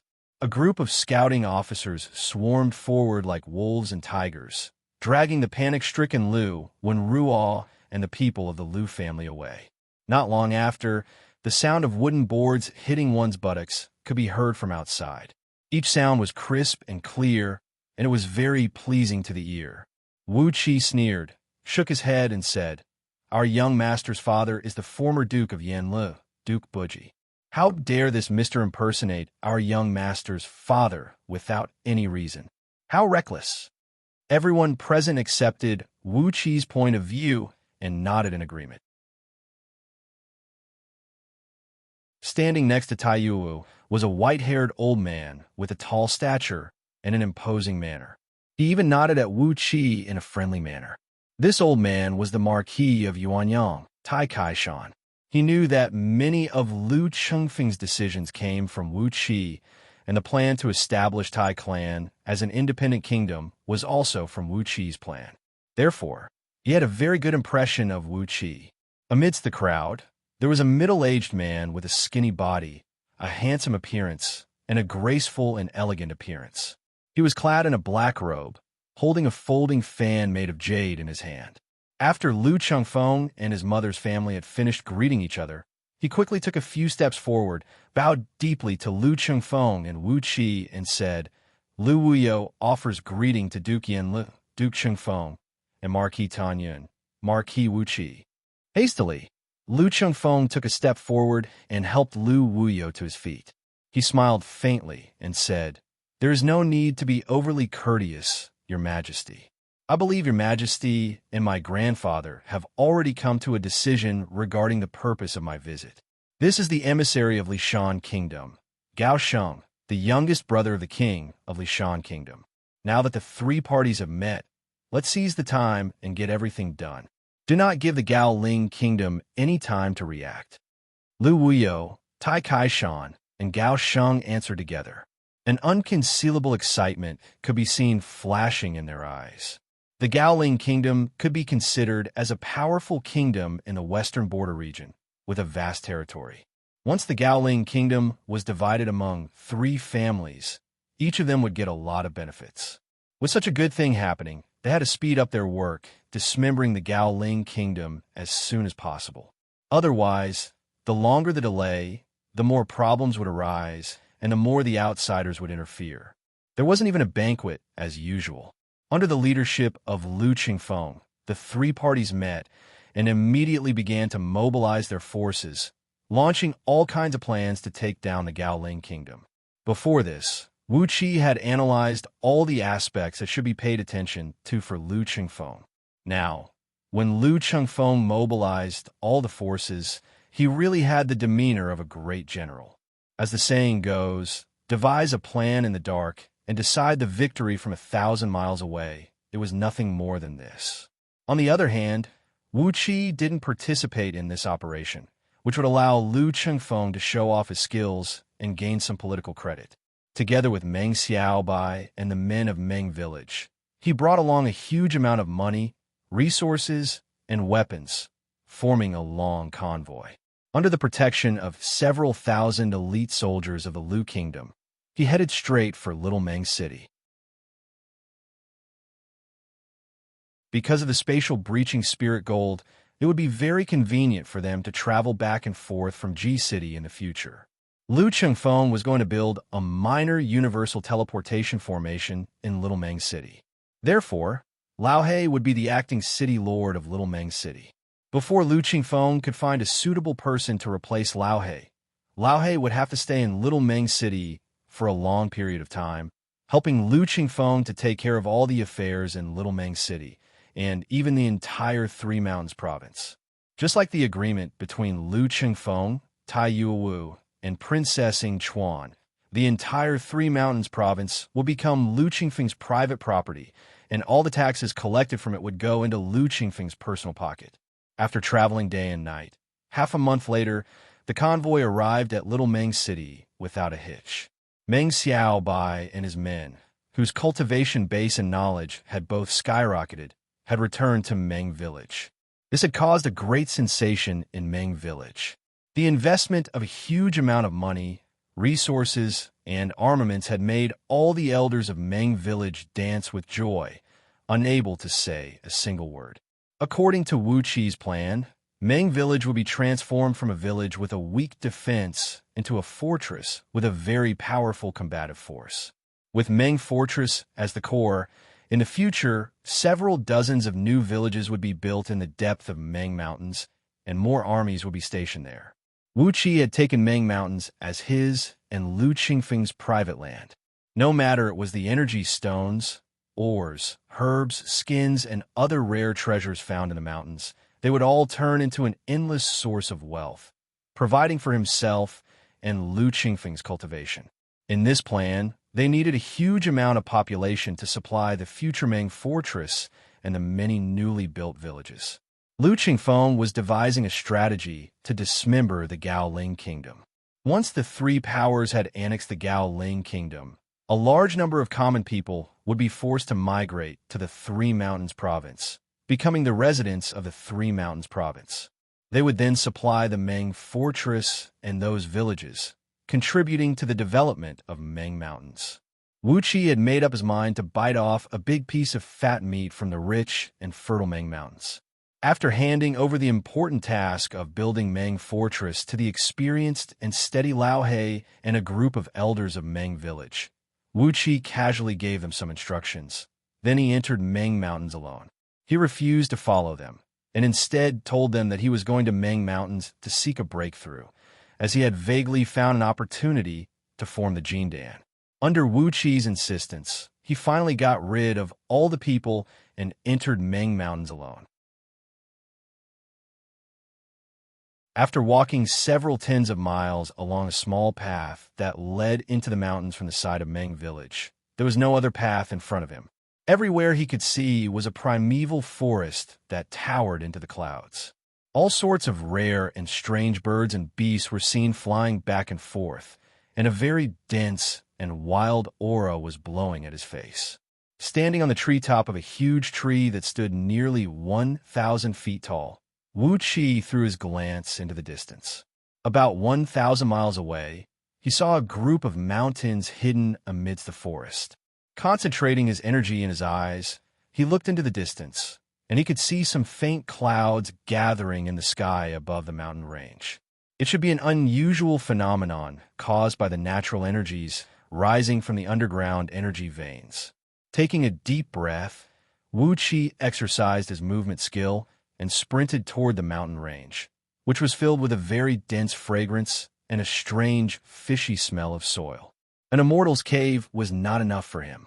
In Wuxia's opinion, if he wanted to be truly safe, he would need at least 10 immortals' caves within the circumference of 100,000 miles in Meng Mountains.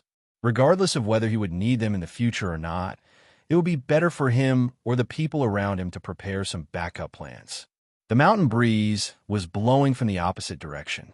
Wuxia did not ride on his flying sword. Instead, he just exercised his movement skill and glided forward. 10 false cores were constantly absorbing and unleashing innate energies of 5 elements. His body was shrouded in a 5-colored gleam, and he was sprinting toward the mountain range at the speed of a speeding horse. There were no powerful demon beasts in this mountain range, only some wild and ferocious birds and beasts with extremely strong bodies. However, it was fine if these birds and beasts did not come and provoke him.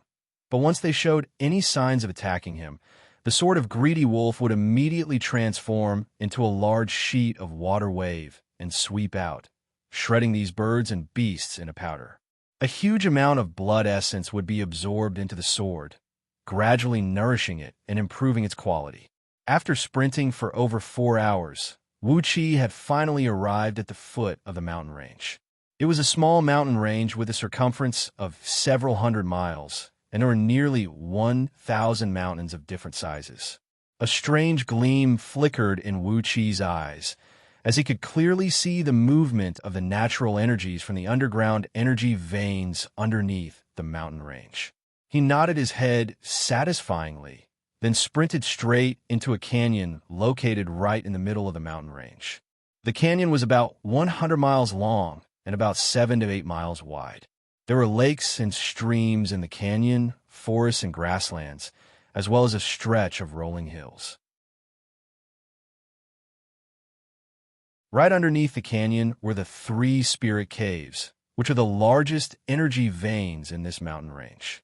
One of them was located under a lake, one was located under a hill, and the last one was poking through the ground, penetrating into a sunken cliff.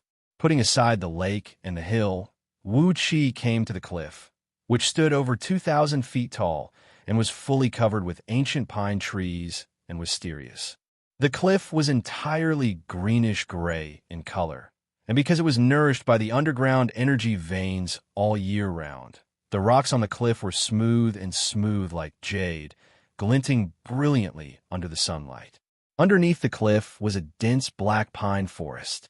Underneath the pine trees were all kinds of ancient herbs, and 2 groups of monkeys lived in the forest, one with golden and the other silver fur. When Wuqi arrived, the 2 groups of monkeys were confronting each other, fighting over a 10,000-year-old ginseng grass that had already borne fruits. Wuqi descended from the sky while laughing out loud, then uprooted the ginseng grass and shoved it into his storage ring.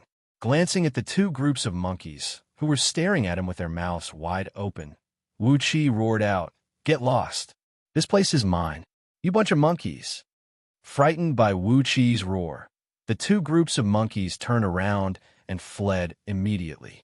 Wuqi raised his head proudly, looked at the cliff, and nodded satisfyingly. This was a good place to set up a cave abode.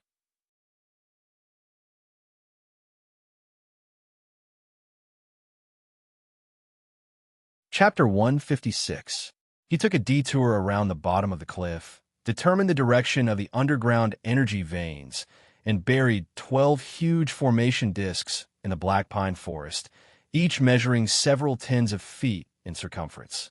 There were 12 formation pillars on each of these formation plates, and all of them were made of wood, water, and wood materials. They were also inlaid with spirit stones of the 3 elements, and the majority of the spirit stones were of the wood and water elements. Wuqi did not dare to neglect. He hurriedly cast out the silver lotus and blocked it outside the cliff.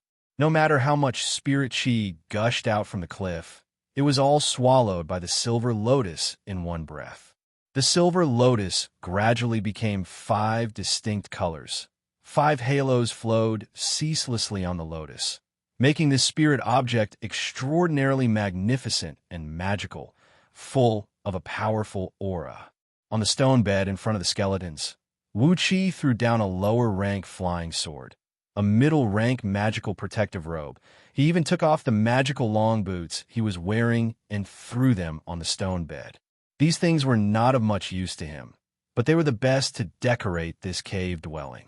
Other than a few magical items, he also threw a few inconspicuous lower-rank spirit pills on the bed. He deliberately pulled out most of the corks of the spirit pills. This way it would not take long for the spirit pills to completely evaporate. Even a Daluo Golden Immortal would not be able to figure out what was in the bottle.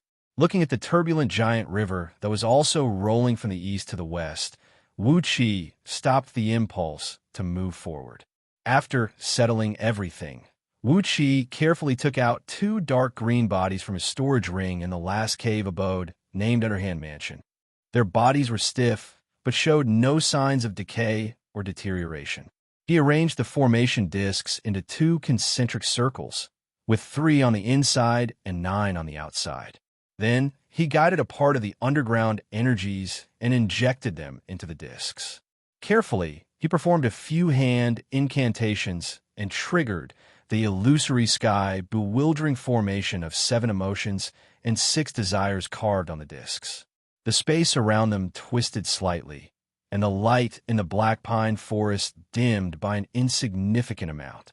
If Wuxia hadn't been paying attention to his surroundings, he probably wouldn't have noticed the change in the lighting. Unknowingly, Wuxia had constructed over 20 secret palaces in the vast Meng Mountains and over 30 backup wilderness teleportation formations. In the process of arranging these cave residences, Wuxia had also collected countless medicinal herbs and rare minerals in the forest. He had recorded the locations of hundreds of rare mineral veins, their approximate storage, and the quality of their products. These two corpses were none other than the corpses of Shi Tianma and his son. That day, Meng Xiaobai and his men pretended to leave the city to bury them, but in the end, they were sent back to Wuxia. During this period of time, Wuxia was in a hurry and had no time to absorb them. But now Wuxia smiled. More than 300 miles away from the Great River, he found a high peak in a mountain range where he could overlook the Great River and opened his last secret residence there. For this secret residence, he had used up all the formation discs and more than 90% of the energy stones he had, using them to construct several hundred interlocking formations. Only Wuxia, who possessed the scroll of stealing, could construct such a formation. If it were any other cultivator, just the conflict of these formations would be enough to blow the entire mountain up into the sky. After he finished constructing the first secret residence, Wuxia had also deployed countless misleading formations and traps nearby. Only then did he leave this nameless valley and go deep into Meng Mountains. Along the way, he kept searching for the places where energy veins gathered, or the barren hills and treacherous rivers. Carefully, he opened up one secret residence after another, which he could use as an escape route. Because of his current cultivation base, in just one short month, he had already gone over 100,000 miles into Meng Mountains. A faint mist began to rise from the ground, and a chilly breeze rose from the ground in the black pine forest, bringing with it the faint moaning, and flirting sounds of young girls, which slowly drifted back and forth in the forest, spreading the mist in all directions. Very soon, the black pine forest was shrouded in a very faint mist. The mist was no different from a morning mist that naturally formed in the natural world.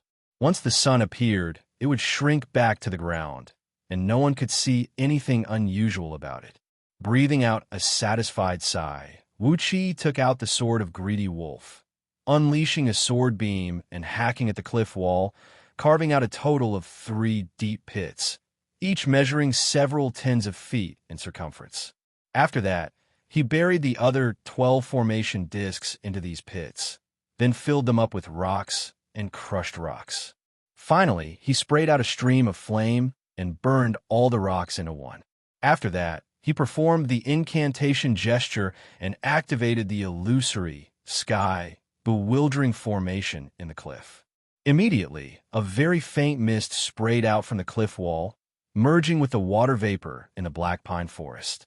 The shadowy figure who inherited Wuxia's scroll of stealing had taught Wuxia all sorts of secret palaces, which were simply unimaginable.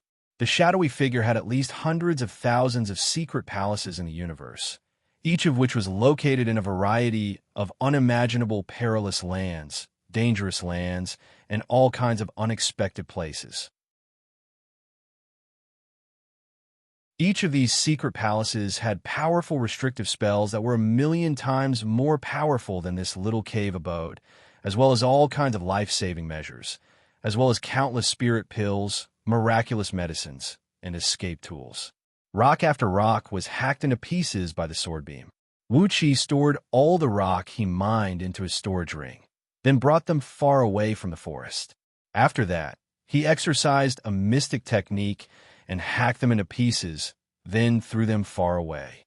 All the rock had been cleaned thoroughly, leaving no trace behind.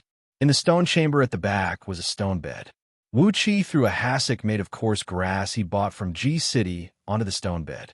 On top of the hassock, Wuxia carefully placed the skeleton of a cultivator with the cultivation base of embryonic breath tier.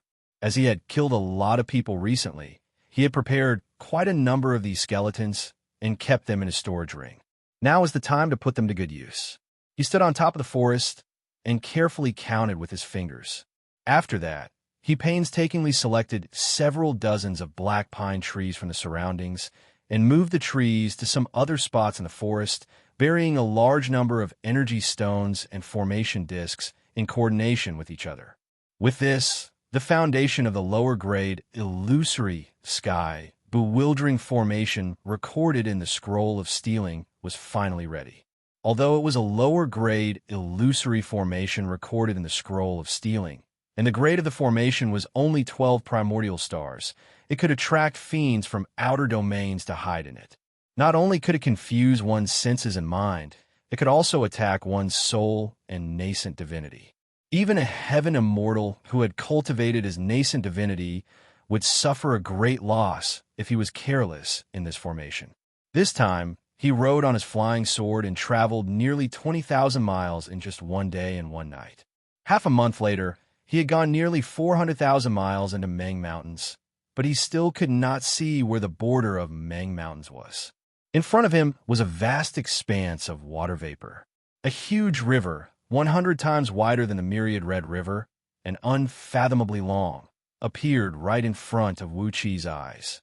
He opened up a door about the size of an ordinary gate on top of a mountain rock, on which Wuxi carved 3 ancient characters, dust separation residents. After that, he laboriously dug out 2 stone chambers, one at the front and the other at the back.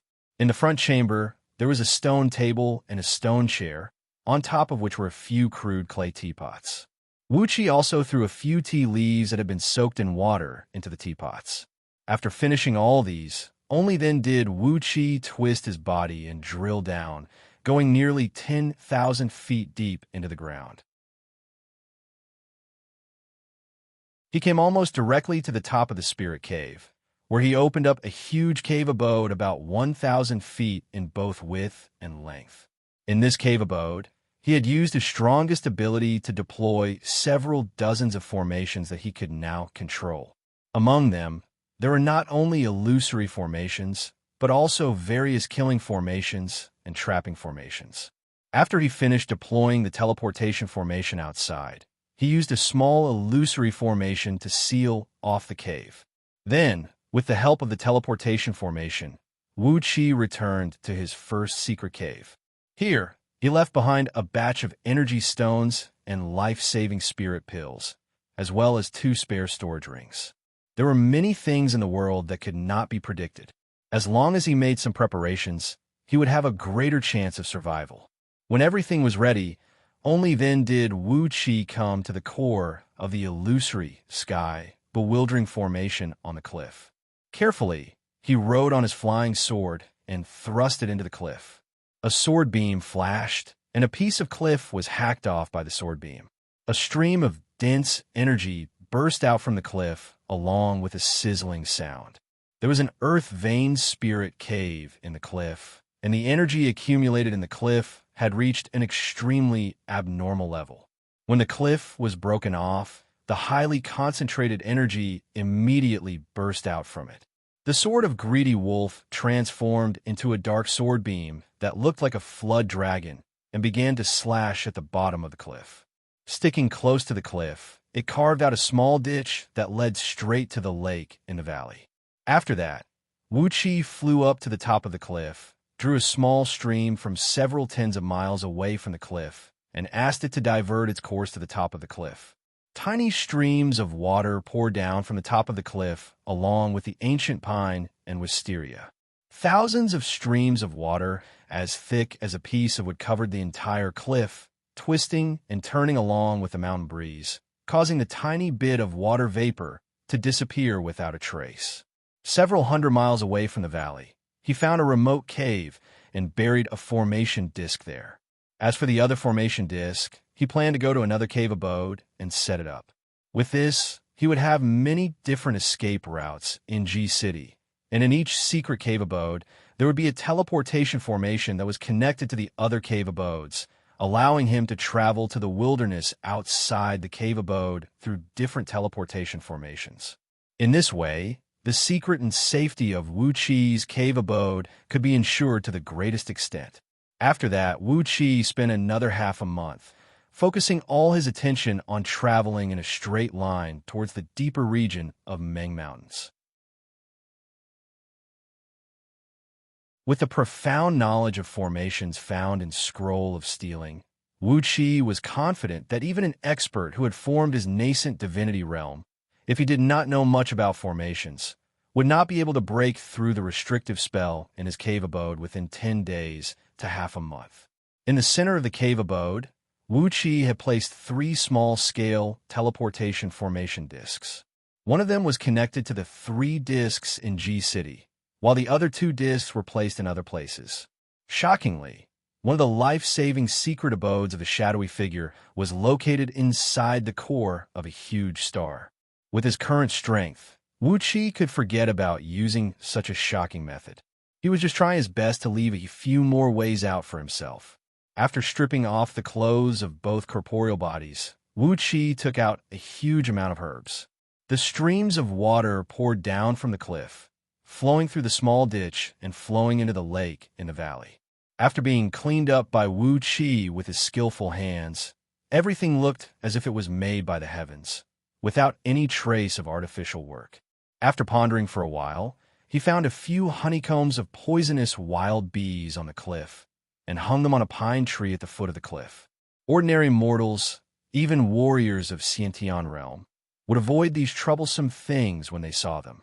As for cultivators, they would never get entangled with these bugs that did not possess any sentience. Therefore, this place was much more hidden.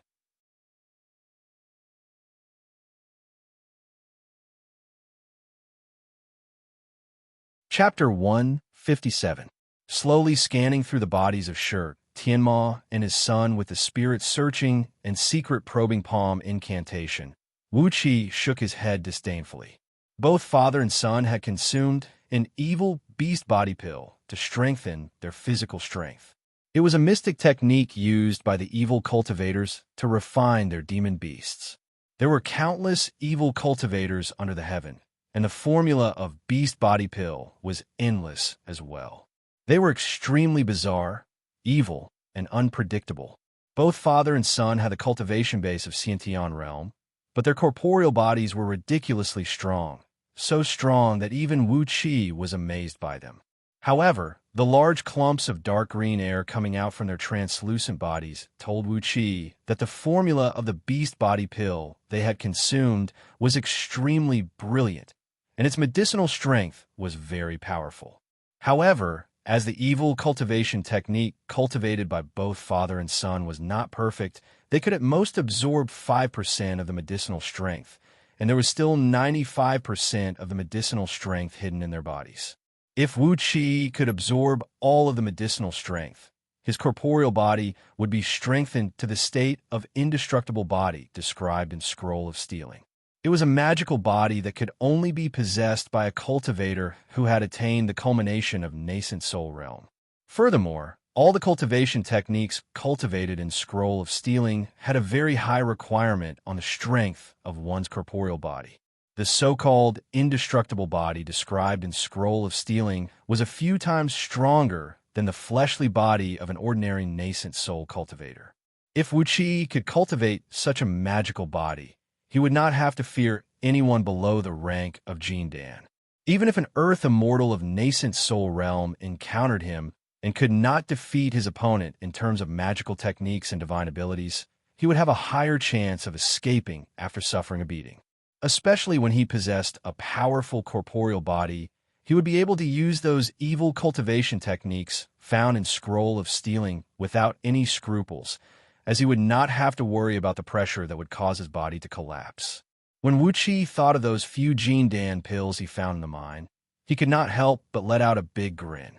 After carefully observing the corporeal bodies of Tianma and his son, Wuxia breathed out a long sigh and said, "It must have been tough for you to play dead until now with the mystic technique of feigning death and still retain a tiny bit of your energy. It is a pity that Wei Xiaoxiao couldn't save you and wake you up, and your patriarch, Lu Buwei, didn't come to save you as well. So what a pity.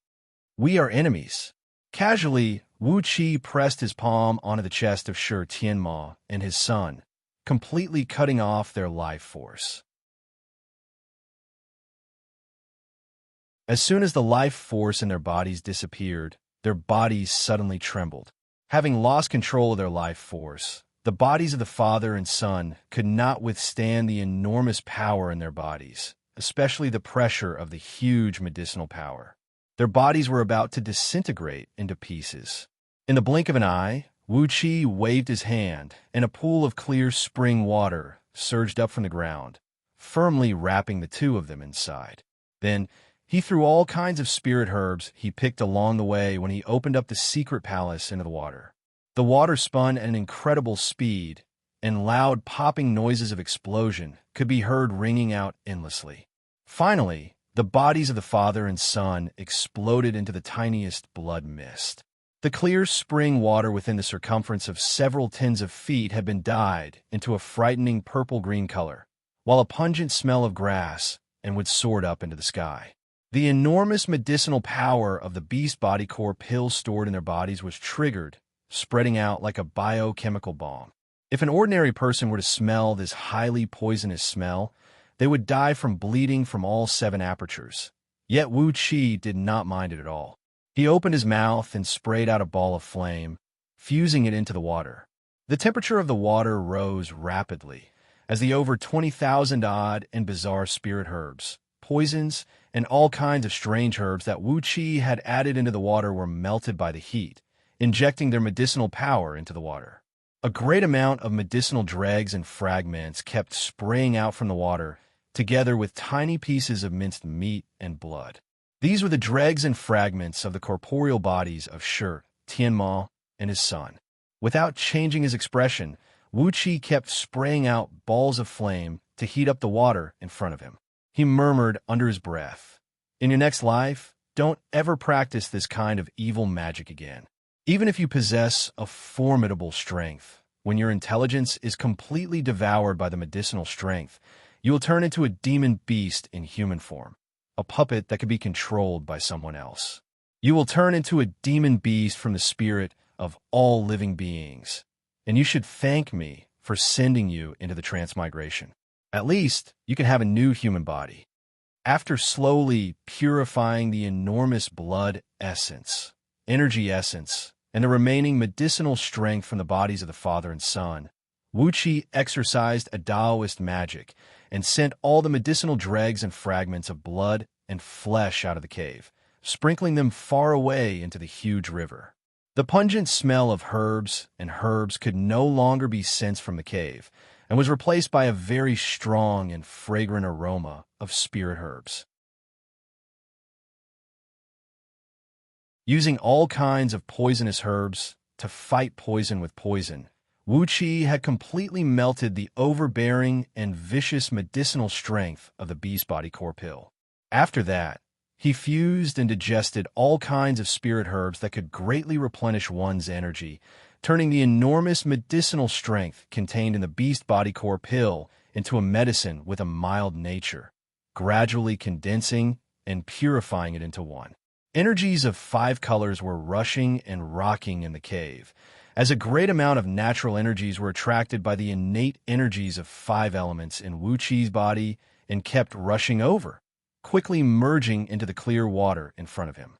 Because of the attraction of the innate energies of 5 elements, a thread of innate energy drifting in the vicinity of a lofty mountain was separated from the acquired energies, turning into sparkling and translucent beams of 5 colors and quickly injecting into the water.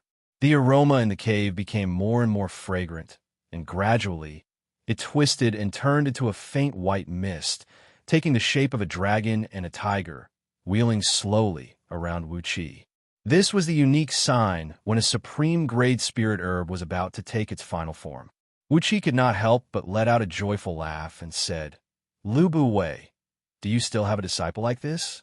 The more the better, the more the better. How many spirit herbs did you use to concoct those beast body core pills? Now they all belong to me." After letting out a few loud laughs, Wuxia's fingers moved quickly, unleashing all 1,080 hand incantations of the seal of minor universal star, shifting with all his strength. bright gleams flickered in the water as a great amount of natural energies kept being absorbed into the water. Gradually, the water in the circumference of several tens of feet had condensed into a ball of pale purple ointment, emitting a faint fragrance. The translucent ointment looked like it was carved out of crystal. It hovered in front of Wuxia, emanating an indescribable life force. After carefully identifying the properties of the ointment, Wuxia once again let out a loud laugh. There was still a certain amount of poison left in the ointment. After all, it was his first time using this mystic technique from Scroll of Stealing. Therefore, he could not completely purify the medicinal strength. However, this little bit of poison did not pose any threat to him. As long as the strength of his fleshly body was strong enough, this little bit of poison was like a few mouthfuls of salt to an ordinary man. It was painful, but not a serious problem. The glistening ointment was about 10 feet in circumference. Without saying anything, Wuxia took off all his clothes, clenched his jaws tightly, and jumped into the ointment. It took Wuxia 1 whole month to concoct this ointment. He had no idea how much true samadhi flame he had spat out. Therefore, the temperature of this ointment was comparable to a piece of red-hot iron. Right when Wuxia dived into the ointment, a sizzling sound was immediately heard, as if a piece of red-hot iron plate was burning the skin of a wild boar. A large sheet of white smoke was seen rising from Wuxia's body. His skin was burned to pieces, and countless blisters were popping up on his skin. Wuxia let out a miserable howl, closed his eyes, and cried out with a stern voice, "Only by going through the bitterness can one become a man above all others. The body forging divine ability of great and great heavens." Both of his palms formed into a half-opened lotus incantation gesture and changed quickly, bringing up streams of bright light, as they quickly pointed at all the important acupoints on his body. Wherever the hand incantation gesture passed through, Wuxia's body would explode, and numerous thumb-sized holes would be opened up on those important acupoints. Like a flood that had just broken a dam, the boiling hot ointment flowed into Wuxia's body through these holes, transforming into an endless and violent energy that swept across his entire body. Sitting cross-legged in the ointment, Wuxia formed a lotus incantation gesture with both palms and quickly patted on his body. His body was trembling violently, and every inch of his skin was flowing like water. Noises of his muscles, meridians, bones, and internal organs kept coming out from his body, and at the same time, noises of his body healing that sounded like a silkworm eating mulberry leaves kept coming out from his body. Wuxia was howling and howling with pain, but he ignored it and focused on exercising the body-forging divine ability of great and great heavens, a secret technique from Scroll of Stealing. Again and again, his body was shattered and then regenerated. It was like a steel that had been tempered hundreds of times. Every time his body was shattered and regenerated, Wuxia's fleshly body would be strengthened by 30%. The innate energy in his body was like a tidal wave, mixing with the enormous medicinal strength that kept flowing into his body.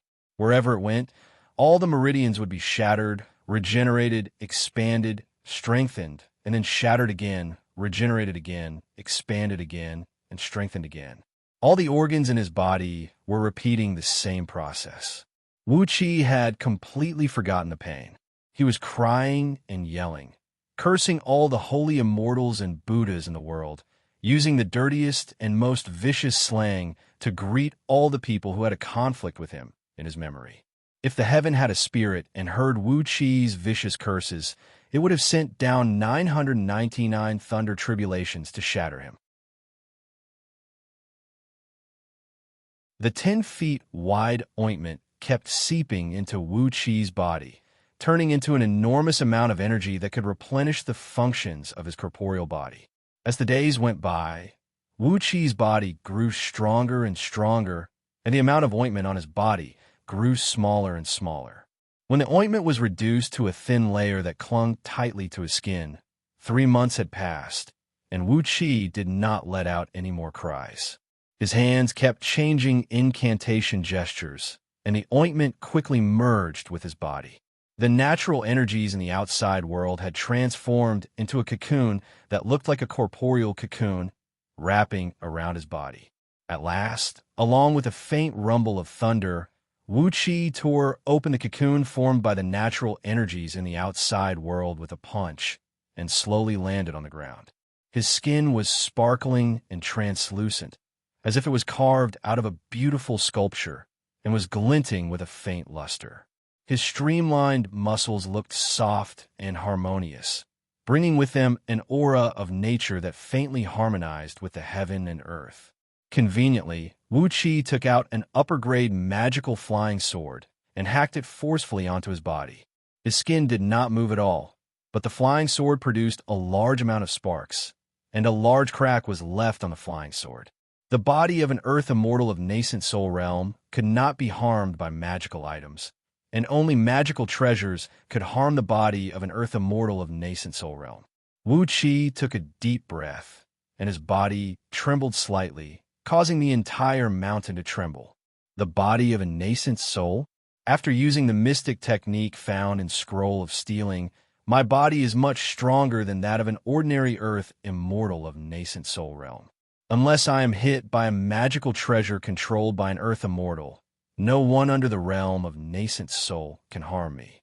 However, being attacked by several hundred Jin Dan human immortals is a completely different matter.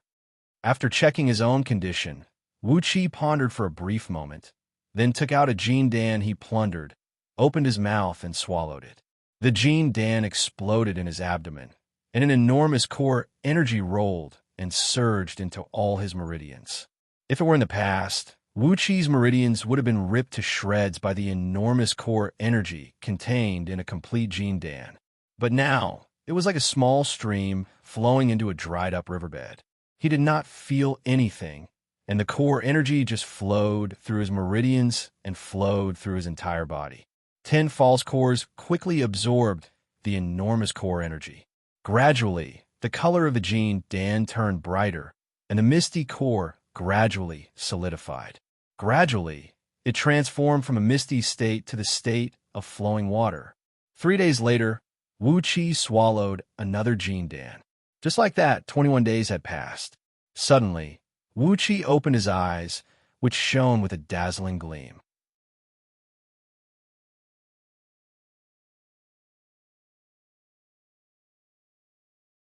Chapter 158. It was too harsh.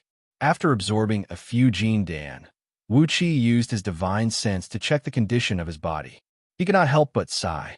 Although the Scroll of Stealing was magical, it was too harsh. Even with so many Jin Dan, it could only solidify the 10 false cores a little bit.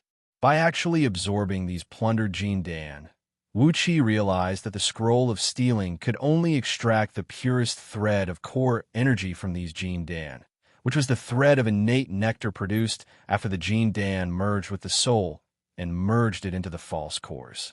The rest of the energy that made up the Jin Dan was completely abandoned.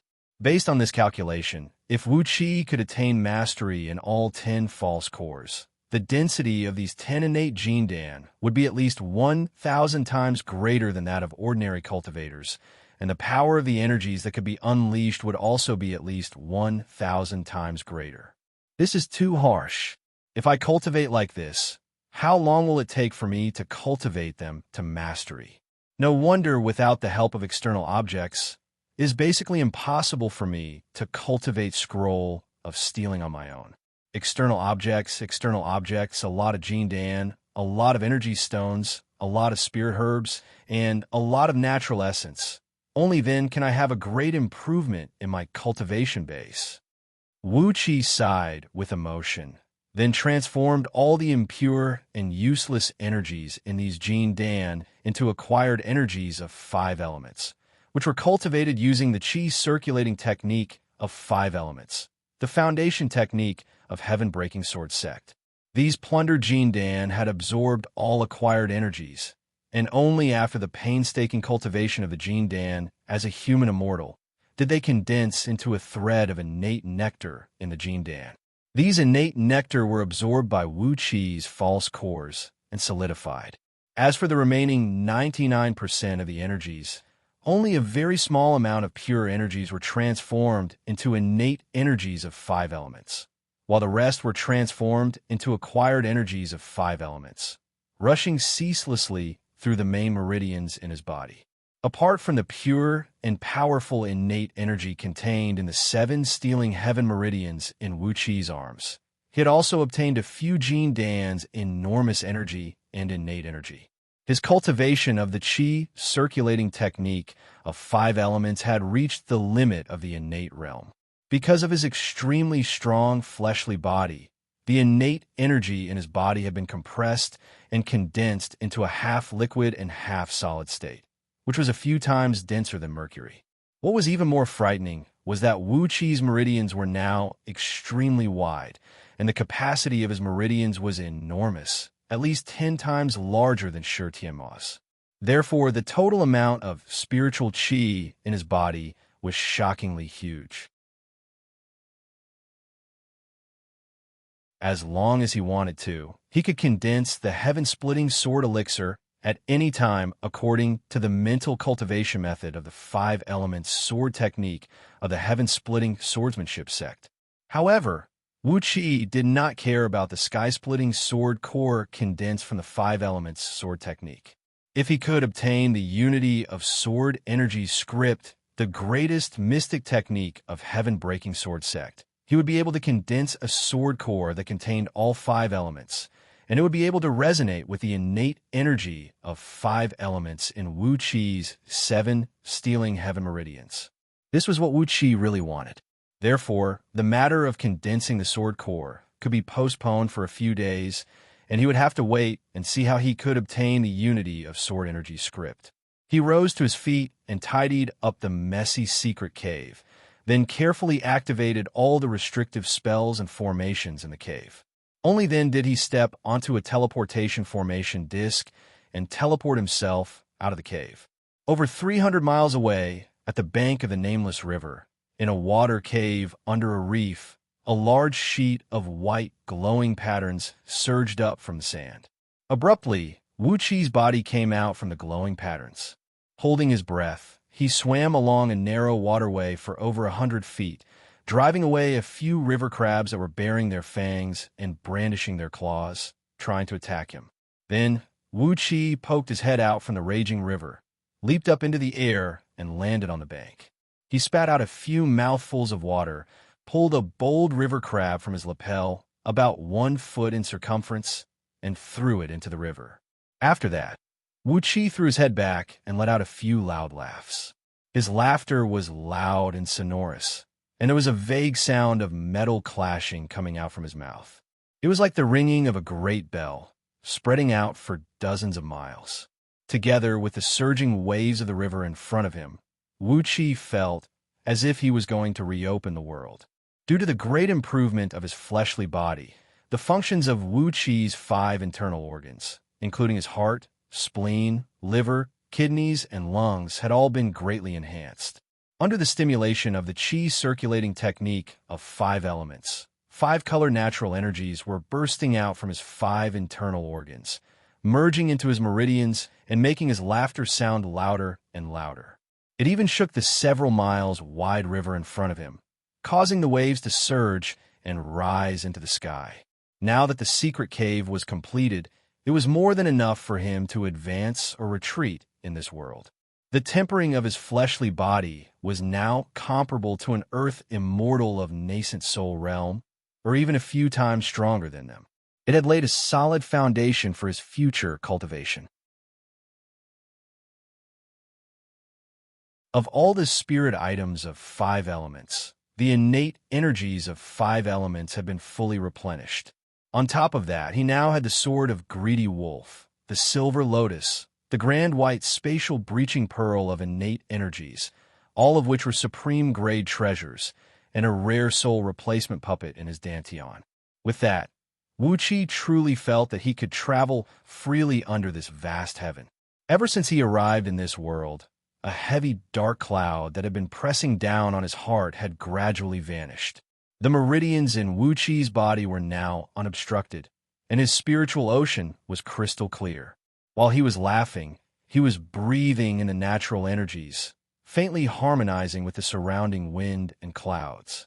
His divine sense was gradually harmonizing with the Tao of heaven and earth. That was why he could laugh so joyfully, and it actually brought about a change in the water flow of the river.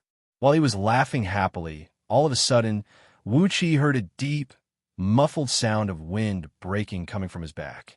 Hastily, Wuqi spun and spat out 2 lower-grade flying swords. One of them was wielded with the Azure Water Sword technique, while the other was wielded with a mountain-crumbling sword technique. They transformed into a sword beam enshrouded by water ripples, and a sword beam enshrouded by countless thumb-sized, yellow-colored clumps of soil protecting him. Meanwhile, the sword of Greedy Wolf was poised in his arm, ready to be unleashed at any moment if something went wrong. Apart from the sword of Greedy Wolf, the silver lotus was also faintly visible between his brows. After the preliminary refinement by Wuqi, all 360 grand white spatial breaching pearls of innate energies were now embedded in the pistil of the silver lotus like lotus seeds, ready to strike at any moment. Even the few defensive magical treasures of lower-grade magical treasures, which he obtained from killing all the Jindan human immortals and Taoists of Xianxia realm underway, Xiaoxiao's command, had been prepared. At this moment, Wuqi was like a venomous snake that had coiled up its body, ready to strike a deadly strike at any moment. However, he had instinctively exercised the mystic art of aura concealing found in Scroll of Stealing, hiding his aura without releasing it. With that, he still looked like a small potato of respiration tier of Xiantian realm, inconspicuous. Who could tell that this guy was actually a Tyrannosaurus that disguised as a little rabbit? Riding on a beam of light and approaching Wuqi from behind, a middle-aged man was seen. He was clad in a strange, earthy yellow long robe, his hair disheveled. He was standing on a huge jade slab the size of a door, engraved with countless runes. Vaguely, the surrounding wind and clouds were stirred up, and from time to time, energies of 4 colors, earth, water, fire, and wind, would burst out from the jade slab. The man had a skinny face, and his body was as thin as a bamboo pole. A strong gust of wind was blowing from the surface of the river, rolling up his sleeves and making them flutter in the wind, as if a gust of wind could blow him far away. Stepping on the huge jade slab, which measured 30 feet in length, 3 feet in width, and 1 foot in thickness, the middle-aged man looked down at Wuqi condescendingly. With a flustered and exasperated expression, he breathed out a heavy breath and said, Are you Wuqi? Great Yin Dynasty, Marquis Tianyun, Wuqi, the #1 lackey of Duke Yinlu, Yin Chengfeng? Looking at this middle-aged man with a cultivation base of Middle Jindan realm in astonishment, Wuqi breathed out a long sigh and said, I, Wuqi, am your master, Marquis Tianyun. But what lackey? It doesn't sound nice. Can you please not use these 2 words? No matter what, your master is the chief hanger-on of Duke Chengfeng. He is a hanger-on, a brother, not a lackey. Do you understand? Come, call me master and let me have a good time. The middle-aged man had been hurling insults at Wuqi the moment they met. Therefore, Wuqi was too lazy to have a proper conversation with him. Instead, he just pestered him with some nonsense words. The middle-aged man let out a hideous laugh, nodded his head, and said, You are Wuqi. That's it. It's him, that's it. Taking a deep breath, the middle-aged man roared hysterically. You bastard. Do you know how long we've been searching for you? Can't you just stay quietly in one place and let us find you and kill you? Why are you running all over the mountains and plains? Wuqi stared blankly at the man. After a long while, when the man had finished spitting, only then did Wuqi cry out in shock. What did you just say? Taking a deep breath and wiping off the spittle from the corner of his mouth, the man sneered and said, The 5 of us have been following you all the way from Ji City to Lu Kingdom, from Lu Kingdom to Meng Village, from Meng Village to Meng Mountains, all for the sake of killing you. But you're too lucky. Every time, you were either accompanied by someone, or you were hiding in a crowded place, making it difficult for us to kill you. We waited until you entered Meng Mountains. The man's face twitched a few times. Then he stared at Wuxia with a bitter expression, sighed pitifully, and said, "After you entered Meng Mountains, even eldest in your brother's heavenly star positioning disk could not track your exact location. He could only roughly calculate your location. We've been following you for a few months in this barren mountain and wilderness." He swallowed a mouthful of saliva, then said angrily, "In this barren mountain, we've been eating and sleeping in the open for a few months. We didn't even prepare a change of clothes. No food, no water, no beauties to serve us, no disciples to listen to our orders. We had to do everything by ourselves, and we even had to chase after you. What kind of days have we been living these past few months?" With a wave of his hand, he threw a talisman into the sky. A strong blue beam shot up into the sky, then exploded violently, transforming into countless blue specks of light that spread out and formed a huge talisman that measured tens of miles in circumference. Rumbling noises of explosions rang out as the blue specks of light exploded one after another, forming into a huge talisman in the air that looked like a real entity. In the middle of the talisman were 3 faintly discernible characters: Heavenly Spirit Sect. Among the 13 immortal sects of Great Yin Dynasty, Heavenly Spirit Sect was a sect that specialized in the study of talismans and restrictive spells. All offensive and auxiliary talismans of Great Yin Dynasty were produced by Heavenly Spirit Sect, and cultivators from Heavenly Spirit Sect were involved in the construction of defensive formations for all cities and mansions. Heavenly Spirit Sect was the one who was responsible for the production of all the lethal weapons in Great Yin Dynasty, as well as the parts that needed to be engraved with runes and defensive mechanisms. It was a sect that was extremely wealthy and had nearly fused with the official of Great Yin Dynasty. It had a close relationship with many influential figures. Compared to the poor heaven-breaking sword sect, any disciple of Heavenly Spirit Sect was like a wealthy man. "Senior, may I ask if Wuxia has offended Heavenly Spirit Sect?" Wuxia stared at the middle-aged man, standing on the jade slab, with a puzzled expression. Suddenly, a furious roar was heard coming from a distance. "Not only that, he has also greatly offended us, Heavenly Spirit Sect." 4 strong beams shot out from 4 directions. They were 4 jade slabs of different shapes and colors, with a yellow-robed cultivator standing on each of them. 5 Jindan cultivators from Heavenly Spirit Sect who were hunting Wuxia had gathered here. Among them, the strongest cultivator was actually a cultivator who had attained the mastery stage of Jindan and was on the verge of breaking through the realm of nascent soul. From dozens of miles away, he had unleashed a tremendous pressure that felt like a hurricane, pressing towards Wuxia from afar.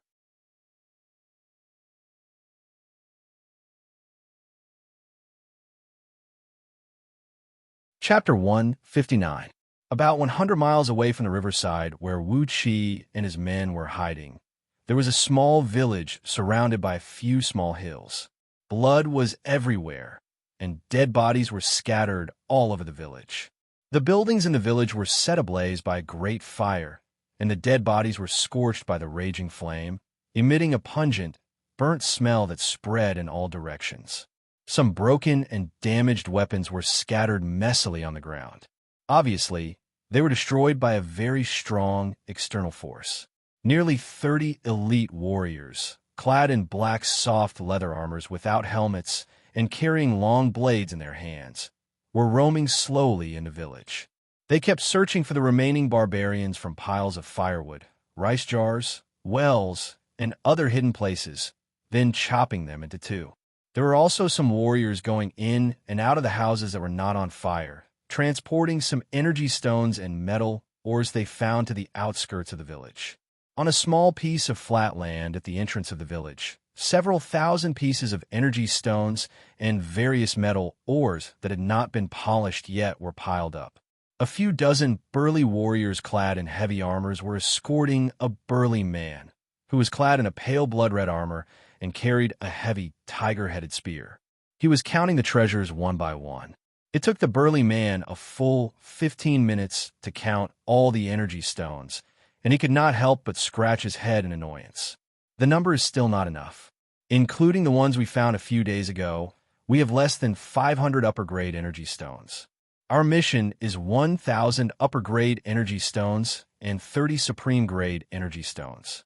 Let's go and see if there are any barbarian villages nearby. After shoving all the energy stones and metal ores into the storage bag tied around his waist, the burly man grumbled in a low, muffled voice. If we are the slowest in completing the mission, the 100 strokes of the stick will not feel good, and my buttocks will blossom.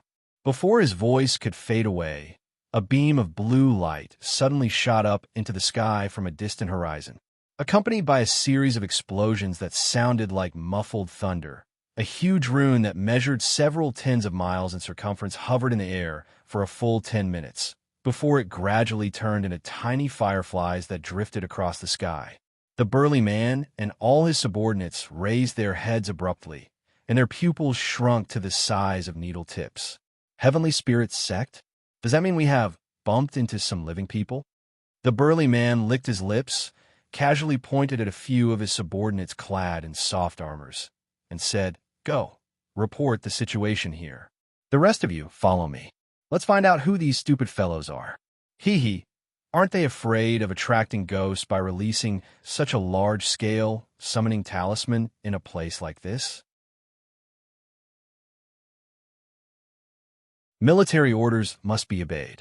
Immediately, a few elite warriors stepped onto a specially made, 3 feet long, oval-shaped magical item that looked like a skateboard, with 2 wings on both sides. Along with a swishing sound, they flew thousands of feet above the ground and into the distance. The burly man immediately threw out the tiger-head windsplitter spear, which transformed into a bloody streak of light that covered his entire body and flew towards the direction of the blue light. The other heavy-armored warriors flew up one after another, while the remaining dozens of soft-armored warriors stepped onto the wing-shaped magic artifacts and followed closely behind them. Wuxi's body kept swaying under the tremendous pressure, like a weed in a stormy sea, as if it would be completely destroyed at any time. Narrowing his eyes, he fixed his gaze on the 4 cultivators who were rushing at him from all directions and cried out in a stern voice, "Are all of you seniors from Heavenly Spirit sect? Why are you following Wuxia to this place?" The surrounding void was trembling faintly, while the natural energies of earth, water, fire, and wind were vibrating abnormally. Riding on a strong wind, 4 yellow-robed cultivators came shooting over. In just a blink of an eye, they had formed a small 5 elements formation around Wuxia. Together with the middle-aged man who came first, they had surrounded Wuxia in a space that measured 1,000 feet in circumference. The jade slabs underneath their feet emitted a blinding light, attracting the natural energies of 5 elements in the surrounding natural energies, turning them into powerful shackles of 5 elements that locked down the flow of natural energies in this place. Once Jindan and below were sealed by this minor 5 elements energy sealing formation, not only would they be unable to absorb any natural energies from the outside world, even the circulation of their innate energies would be greatly slowed down. If an ordinary Xianxia Taoist was trapped in this formation, perhaps they would not be able to use even a tiny bit of innate energy and would be at the mercy of these cultivators. Wuxi's body trembled. 2 lower-grade flying swords fell to the ground abruptly, and he slumped weakly to the ground. He threw his head back and cried out, "Killing without teaching is torture. Seniors, you can kill Wuxia, but you must let Wuxia die knowing the reason behind his death." Who did Wuxia offend? Who did he offend? Even if I have to die, I want to die in peace. Among the 4 yellow-robed cultivators who came later, the old man with the highest cultivation base, a cultivator who had attained the mastery stage of Jindan, was obviously their leader. The old man, who had a pair of extremely rare double pupils that shone with a green gleam in his eyes, said coldly, I am Ling Wuju from Heavenly Spirit Sect, the Elder of Heavenly Spirit Sect. Little Wuxia, do you really not know the reason why you deserve to die? Wuxia lay on the ground, his body twitching and looking at Ling Wuju pitifully. He breathed out a long sigh and said, Junior, I really don't know. Ling Wuju glared at Wuxia, his body shivering with anger.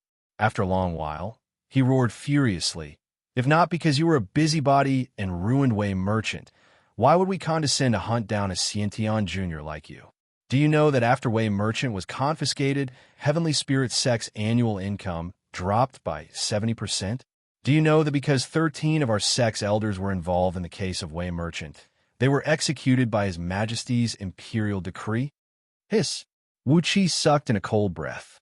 Heavenly Spirit Sect had a secret cooperation with Wei merchant, so it was reasonable for them to secretly produce some powerful talismans and provide them to Wei merchant. But this secret income accounted for 70% of Heavenly Spirit Sect's total income. This was a huge enmity, especially this time. Yin Dan had actually ordered the execution of 13 sect elders of Heavenly Spirit Sect. That was 13 human immortals of Jin Dan's sect. No wonder Heavenly Spirit Sect had sent out 5 human immortals of Jin Dan's sect to hunt him down for a few months. If not because of the various defensive formations and defensive mechanisms that concealed his aura from time to time, while Wuxia was constructing his cave abodes, disrupting the aura around him, these few men would have long found Wuxia. How many human immortals of Jin Dan's sect could there be in a sect? Yin Dan had ordered the execution of 13 human immortals of Heavenly Spirit Sect. This was a blood feud. Since Heavenly Spirit Sect could not do anything to Yin Dan, they could only vent their anger on Wuxia.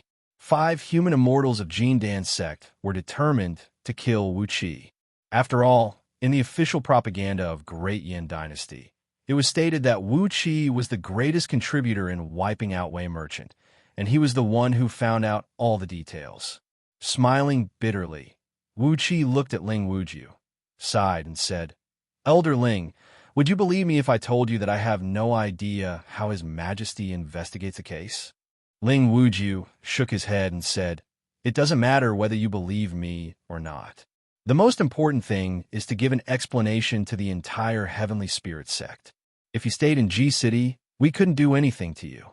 But since you've come here and entered deep into the barren mountain alone, don't blame us for being cruel. He waved his hand, and a 2 feet and 4 inches long light purple talisman appeared in his palm.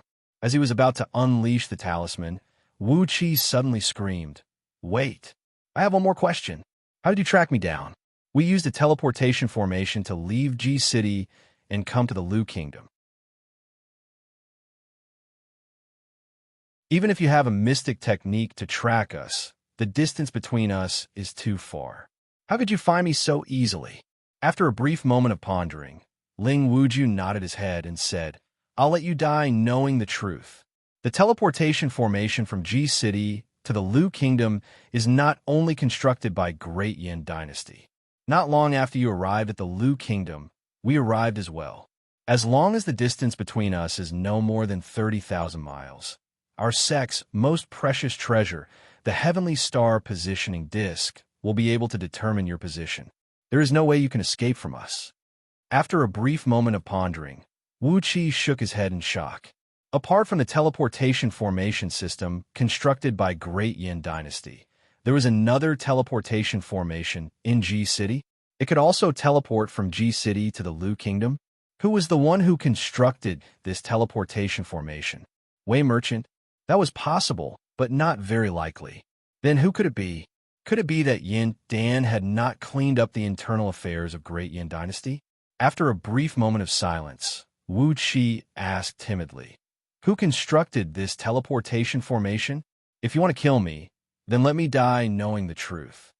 Ling Wuju opened his mouth and was about to answer Wuxia's question, but suddenly he laughed coldly.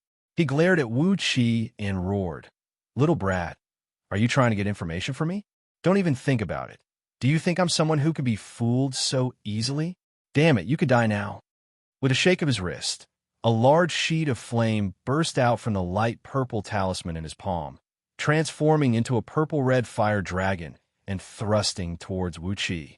Wuxia recognized the talisman. It was the 39 Celestial Flaming Dragon Talisman, a very powerful talisman among all the offensive talismans sold by Heavenly Spirit Sect. The most powerful talisman was the 39 Celestial Flaming Dragon Talisman, which was equivalent to 80% of the full force strike of an early-stage Jin Dan human immortal. It was a very powerful talisman. In the black market of 4 Cs, the price of this talisman had reached an astonishing 100,000 gold coins, and it was a priceless talisman.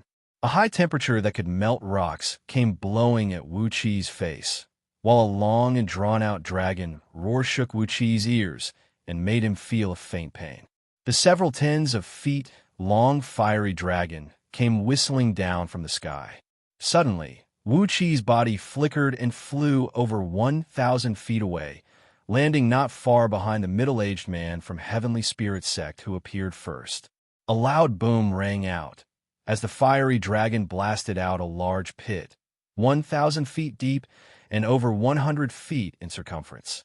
All the rocks and sand in the pit had turned into scorching lava. Because of the powerful explosion, the crimson lava splashed up into the sky, turning into countless fireballs the size of bowls and shooting in all directions. The spot where Wuxia stood was now filled with smoke and fire, dirt and rocks flying in all directions. It was impossible to see where Wuxia's body was. Ling Wuju also did not see the sudden change just now. "Is he dead?" he asked hesitantly. While hiding behind the middle-aged man, Wuxia's eyes turned cold. A 5-colored gleam shot out from his eyes as he opened his mouth and spat out the sword of Greedy Wolf. It transformed into a 10-feet-long sword beam, enshrouded in tiny wisps of flame and shot whistling out. The sky-burning sword technique of Heaven-Breaking Sword Sect's 5 elements sword technique allowed the sword beam to transform into a flame, which allowed the cultivator to use the Samadhi true flame in his body to ignite the natural flame in the outside world and burn everything in the world. When cultivated to the highest realm, the cultivator could truly unleash a frightening power that could incinerate the heaven and earth. The middle-aged man, standing on the jade board, did not realize that Wuxia might be able to escape. How could a mere Xianxia cultivator, whose innate energy was sealed by the minor energy-sealing formation of 5 elements, and the flaming dragon talisman, still have a chance to escape?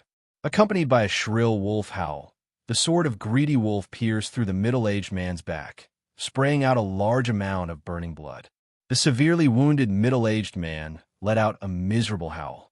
He turned his head abruptly, glared at Wuxia with his eyes wide open, and roared, "Senior brothers, be careful. There is something strange about this kid." All the blood essence in his body shot out from his mouth, turning into a blood arrow and falling onto the jade board underneath his feet. Abruptly, a blinding light burst out from the 30-feet-long jade board. Accompanied by a deafening thunderclap, it soared up into the sky like a door plank, pressing down viciously towards Wuxia's head.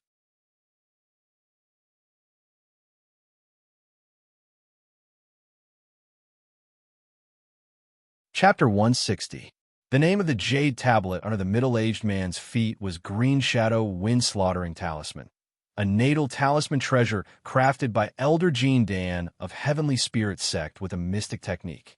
It had consumed a great amount of rare natural materials and was forged with his own blood essence and soul, becoming the strongest and only magical item owned by Heavenly Spirit Sect's Jin Dan Talisman Master. Among the 5 elements, the Green Shadow Wind-Slaughtering Talisman had the element of greenwood. It could draw out the most violent wind between the heaven and earth, turning it into countless wind blades that could kill people.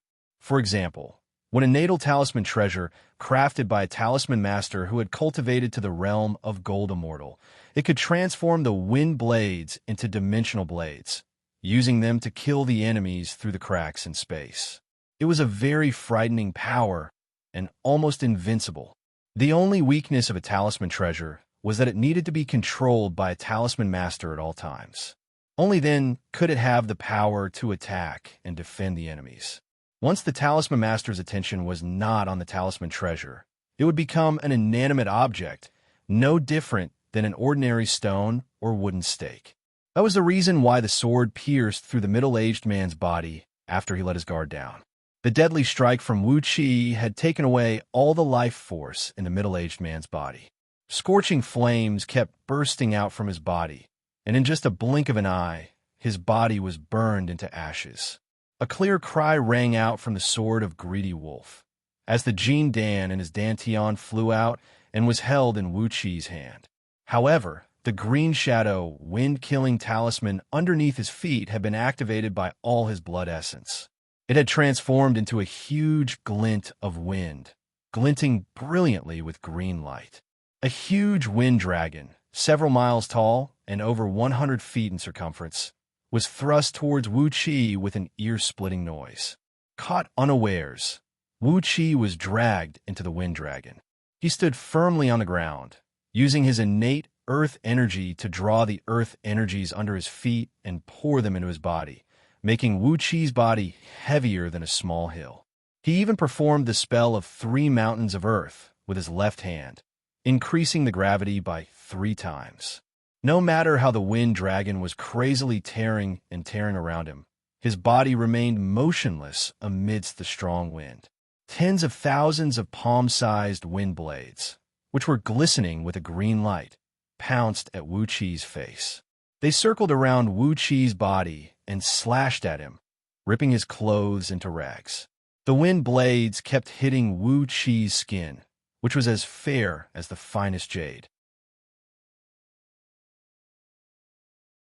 However, even though these wind blades were several dozens of times tougher and sharper than a steel blade tempered 100 times, they could only produce countless sparks and sparks on his skin, and fail to leave even the tiniest scratch on his skin.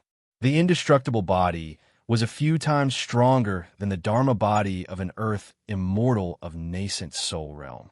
Unless an Earth immortal of nascent soul realm attacked with a magical treasure, or several hundred human immortals of Jin Dan attacked with magical treasures at the same time, nothing could hurt him.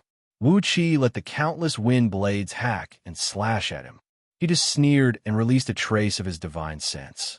His right hand kept changing the spirit's searching and secret probing hand gesture, carefully probing the secret of the green shadow, wind-killing talisman in the eye of the wind.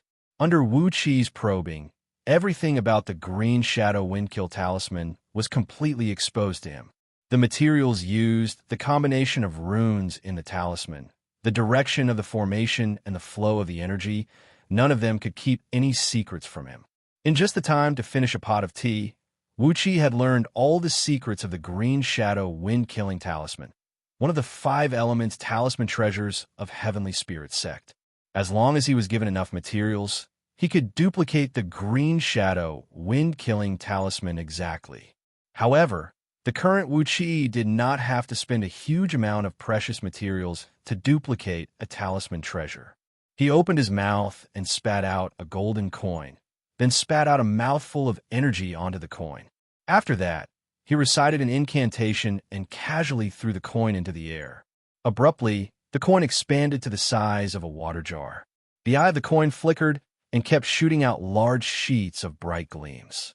The green shadow wind-killing talisman hovering in the center of the wind dragon trembled, and its green glow was shattered into pieces. It transformed into a huge jade board and fell heavily from the sky. This coin, which was taken from Wei Xiaoxiao, had the power to obtain all kinds of flying swords and magical treasures. Wuqi gave it a try today, and, sure enough, it had an incredible effect. He grabbed the huge talisman treasure with one hand and kept injecting innate energies of 5 elements into it. In just a blink of an eye, the blood, essence, and divine sense that the middle-aged man had injected into the talisman treasure before he died was expelled, and the talisman treasure was now under Wuqi's control. However, before he started cultivating the mystic technique of Heavenly Spirit sect, Although he owned this talisman treasure, Wuxia could not make full use of it. Therefore, he could only keep it in his storage ring. Even if he could not control and use it, this talisman treasure was still the combination of several tens of thousands of kilograms of precious materials.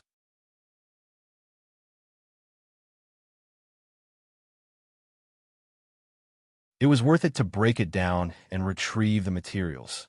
As the inheritor of Scroll of Stealing, of course, Wuxia would never give up on a treasure like this. The wind dragon disintegrated abruptly, and his clothes were torn to shreds by the wind blades. A naked Wuxia appeared before Ling Wujiu and the others.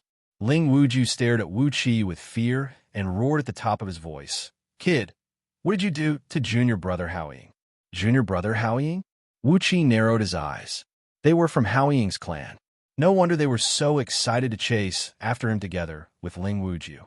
Not only had he ruined a great deal of business for Heavenly Spirit Sect, Yindan had also offended quite a number of influential clans in G City. Haoying's clan was one of them, and the other 3 yellow-robed cultivators standing next to Ling Wujiu had a ferocious gleam in their eyes. Judging from their looks, they were also members of influential clans. Wuxia breathed out a long sigh. He was too lazy to explain anything to Ling Wujiu. Abruptly, he tore apart the air and sped towards them. An ear-splitting noise of wind breaking was heard. With a flip of his palm, Wuxia threw out a glinting gold ingot, which abruptly transformed into a gold ingot that measured several tens of feet in circumference and smashed down towards Ling Wujiu's head. This gold ingot was Wei Xiaoxiao's magical treasure, with its weight of several tens of thousands of kilograms. Just by smashing someone with its own weight, it could make a human immortal Xianxia suffer a great loss. On top of that, Wuxia had injected a thread of innate gold energy into the gold ingot, allowing it to absorb a huge amount of gold element energies and fuse it into its own body. As a result, the power of this gold ingot was now a few times stronger than when it was in Wei Xiaoxiao's hand. It could exert a force of approximately 500,000 kilograms. Ling Wujiu had witnessed the tragic death of his junior brother, and even his talisman treasure was seized by Wuxia. He had become vigilant. Right after the gold ingot was smashed, he gave a loud cry, and the jade slab underneath his feet suddenly emitted a large sheet of yellow light. One after another, the yellow light connected to the ground, absorbing the powerful earth element energies and kept injecting them into the talisman treasure. The name of this talisman treasure of Ling Wujiu was Yellow Element Mountain Suppressing Talisman. It was an earth element talisman treasure, capable of communicating with the earth, driving the mountains, and shifting the energy veins. It was an extremely powerful talisman treasure, especially as a cultivator of Xianxia who had attained the Mayana realm. After several hundred years of laborious cultivation, this talisman treasure had been refined several dozens of times by him, and had been upgraded several dozens of times. Its power had grown from an upper-tier magical item to a middle-tier magical item.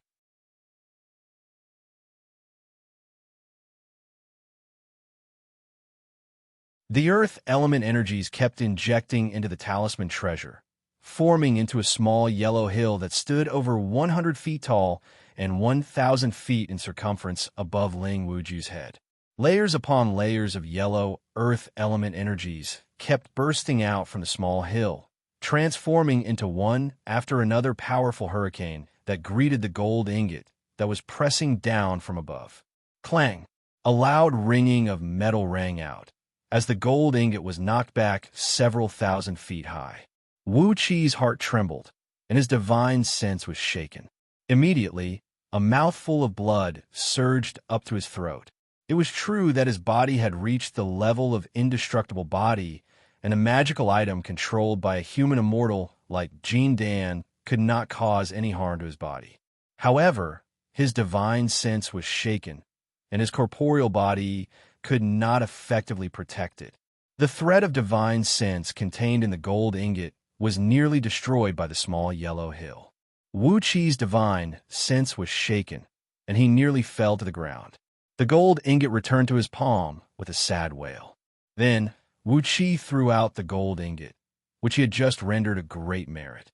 This time, he exerted all his strength to drive the gold ingot, turning it into a golden coin that measured several tens of feet in circumference.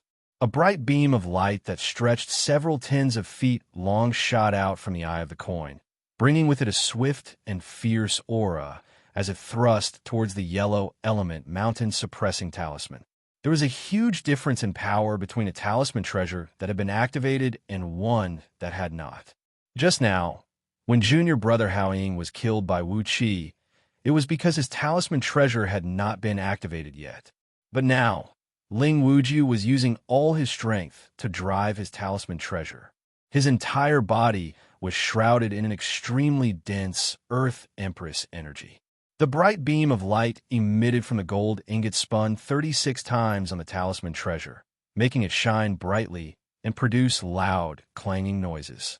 However, it could only make the talisman treasure sway, and no matter how hard it tried, it could not make its energy scatter to the ground. Ling Wuju's face had turned pale with fear. His body swayed on the talisman treasure as he roared furiously. "Are all of you dead men? All of you are shouting that you want to follow me out to kill this little brat, but what are you doing standing there in a daze? Are you going to collect my dead body after I'm dead?" Only then did the other 3 talisman masters of Heavenly Spirit sect react. One after another, they performed incantation gestures and drove the talisman treasures underneath their feet. There was a stream of dark energy, a red light, and a white light. The talisman treasures of these 3 talisman masters were indeed of water, fire, and metal element. No wonder they could cooperate with Ling Wuju and junior brother Haoying in deploying the minor 5 stars spirit sealing formation. At this moment, they joined hands with Ling Wuju and deployed another 4 elements grand formation. 4 types of energies merged into one, and a strong 4-colored light enveloped their bodies. Countless cracks appeared on the ground because of the powerful energy ripples. Shielding themselves with talisman treasures, Ling Wuju and the other 3 talisman masters took out a large number of talismans at the same time.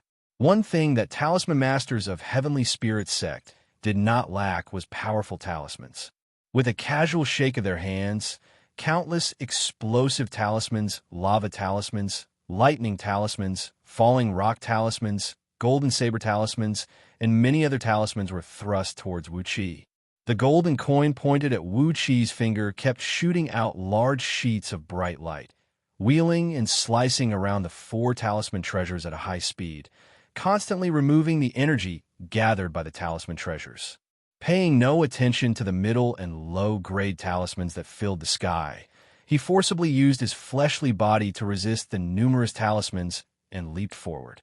Fireballs exploded on his body, lava rolled off his skin, thunderbolts exploded on his skin, huge rocks and countless golden sabers shattered on his skin, but none of them could stop him from moving forward.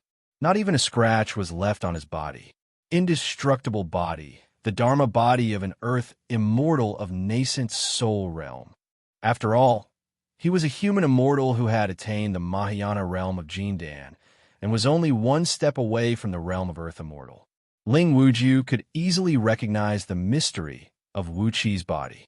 He roared furiously, "Which damned fool told me that he is just a little Taoist master of Xianxia realm? What a bastard! Are you trying to get us killed?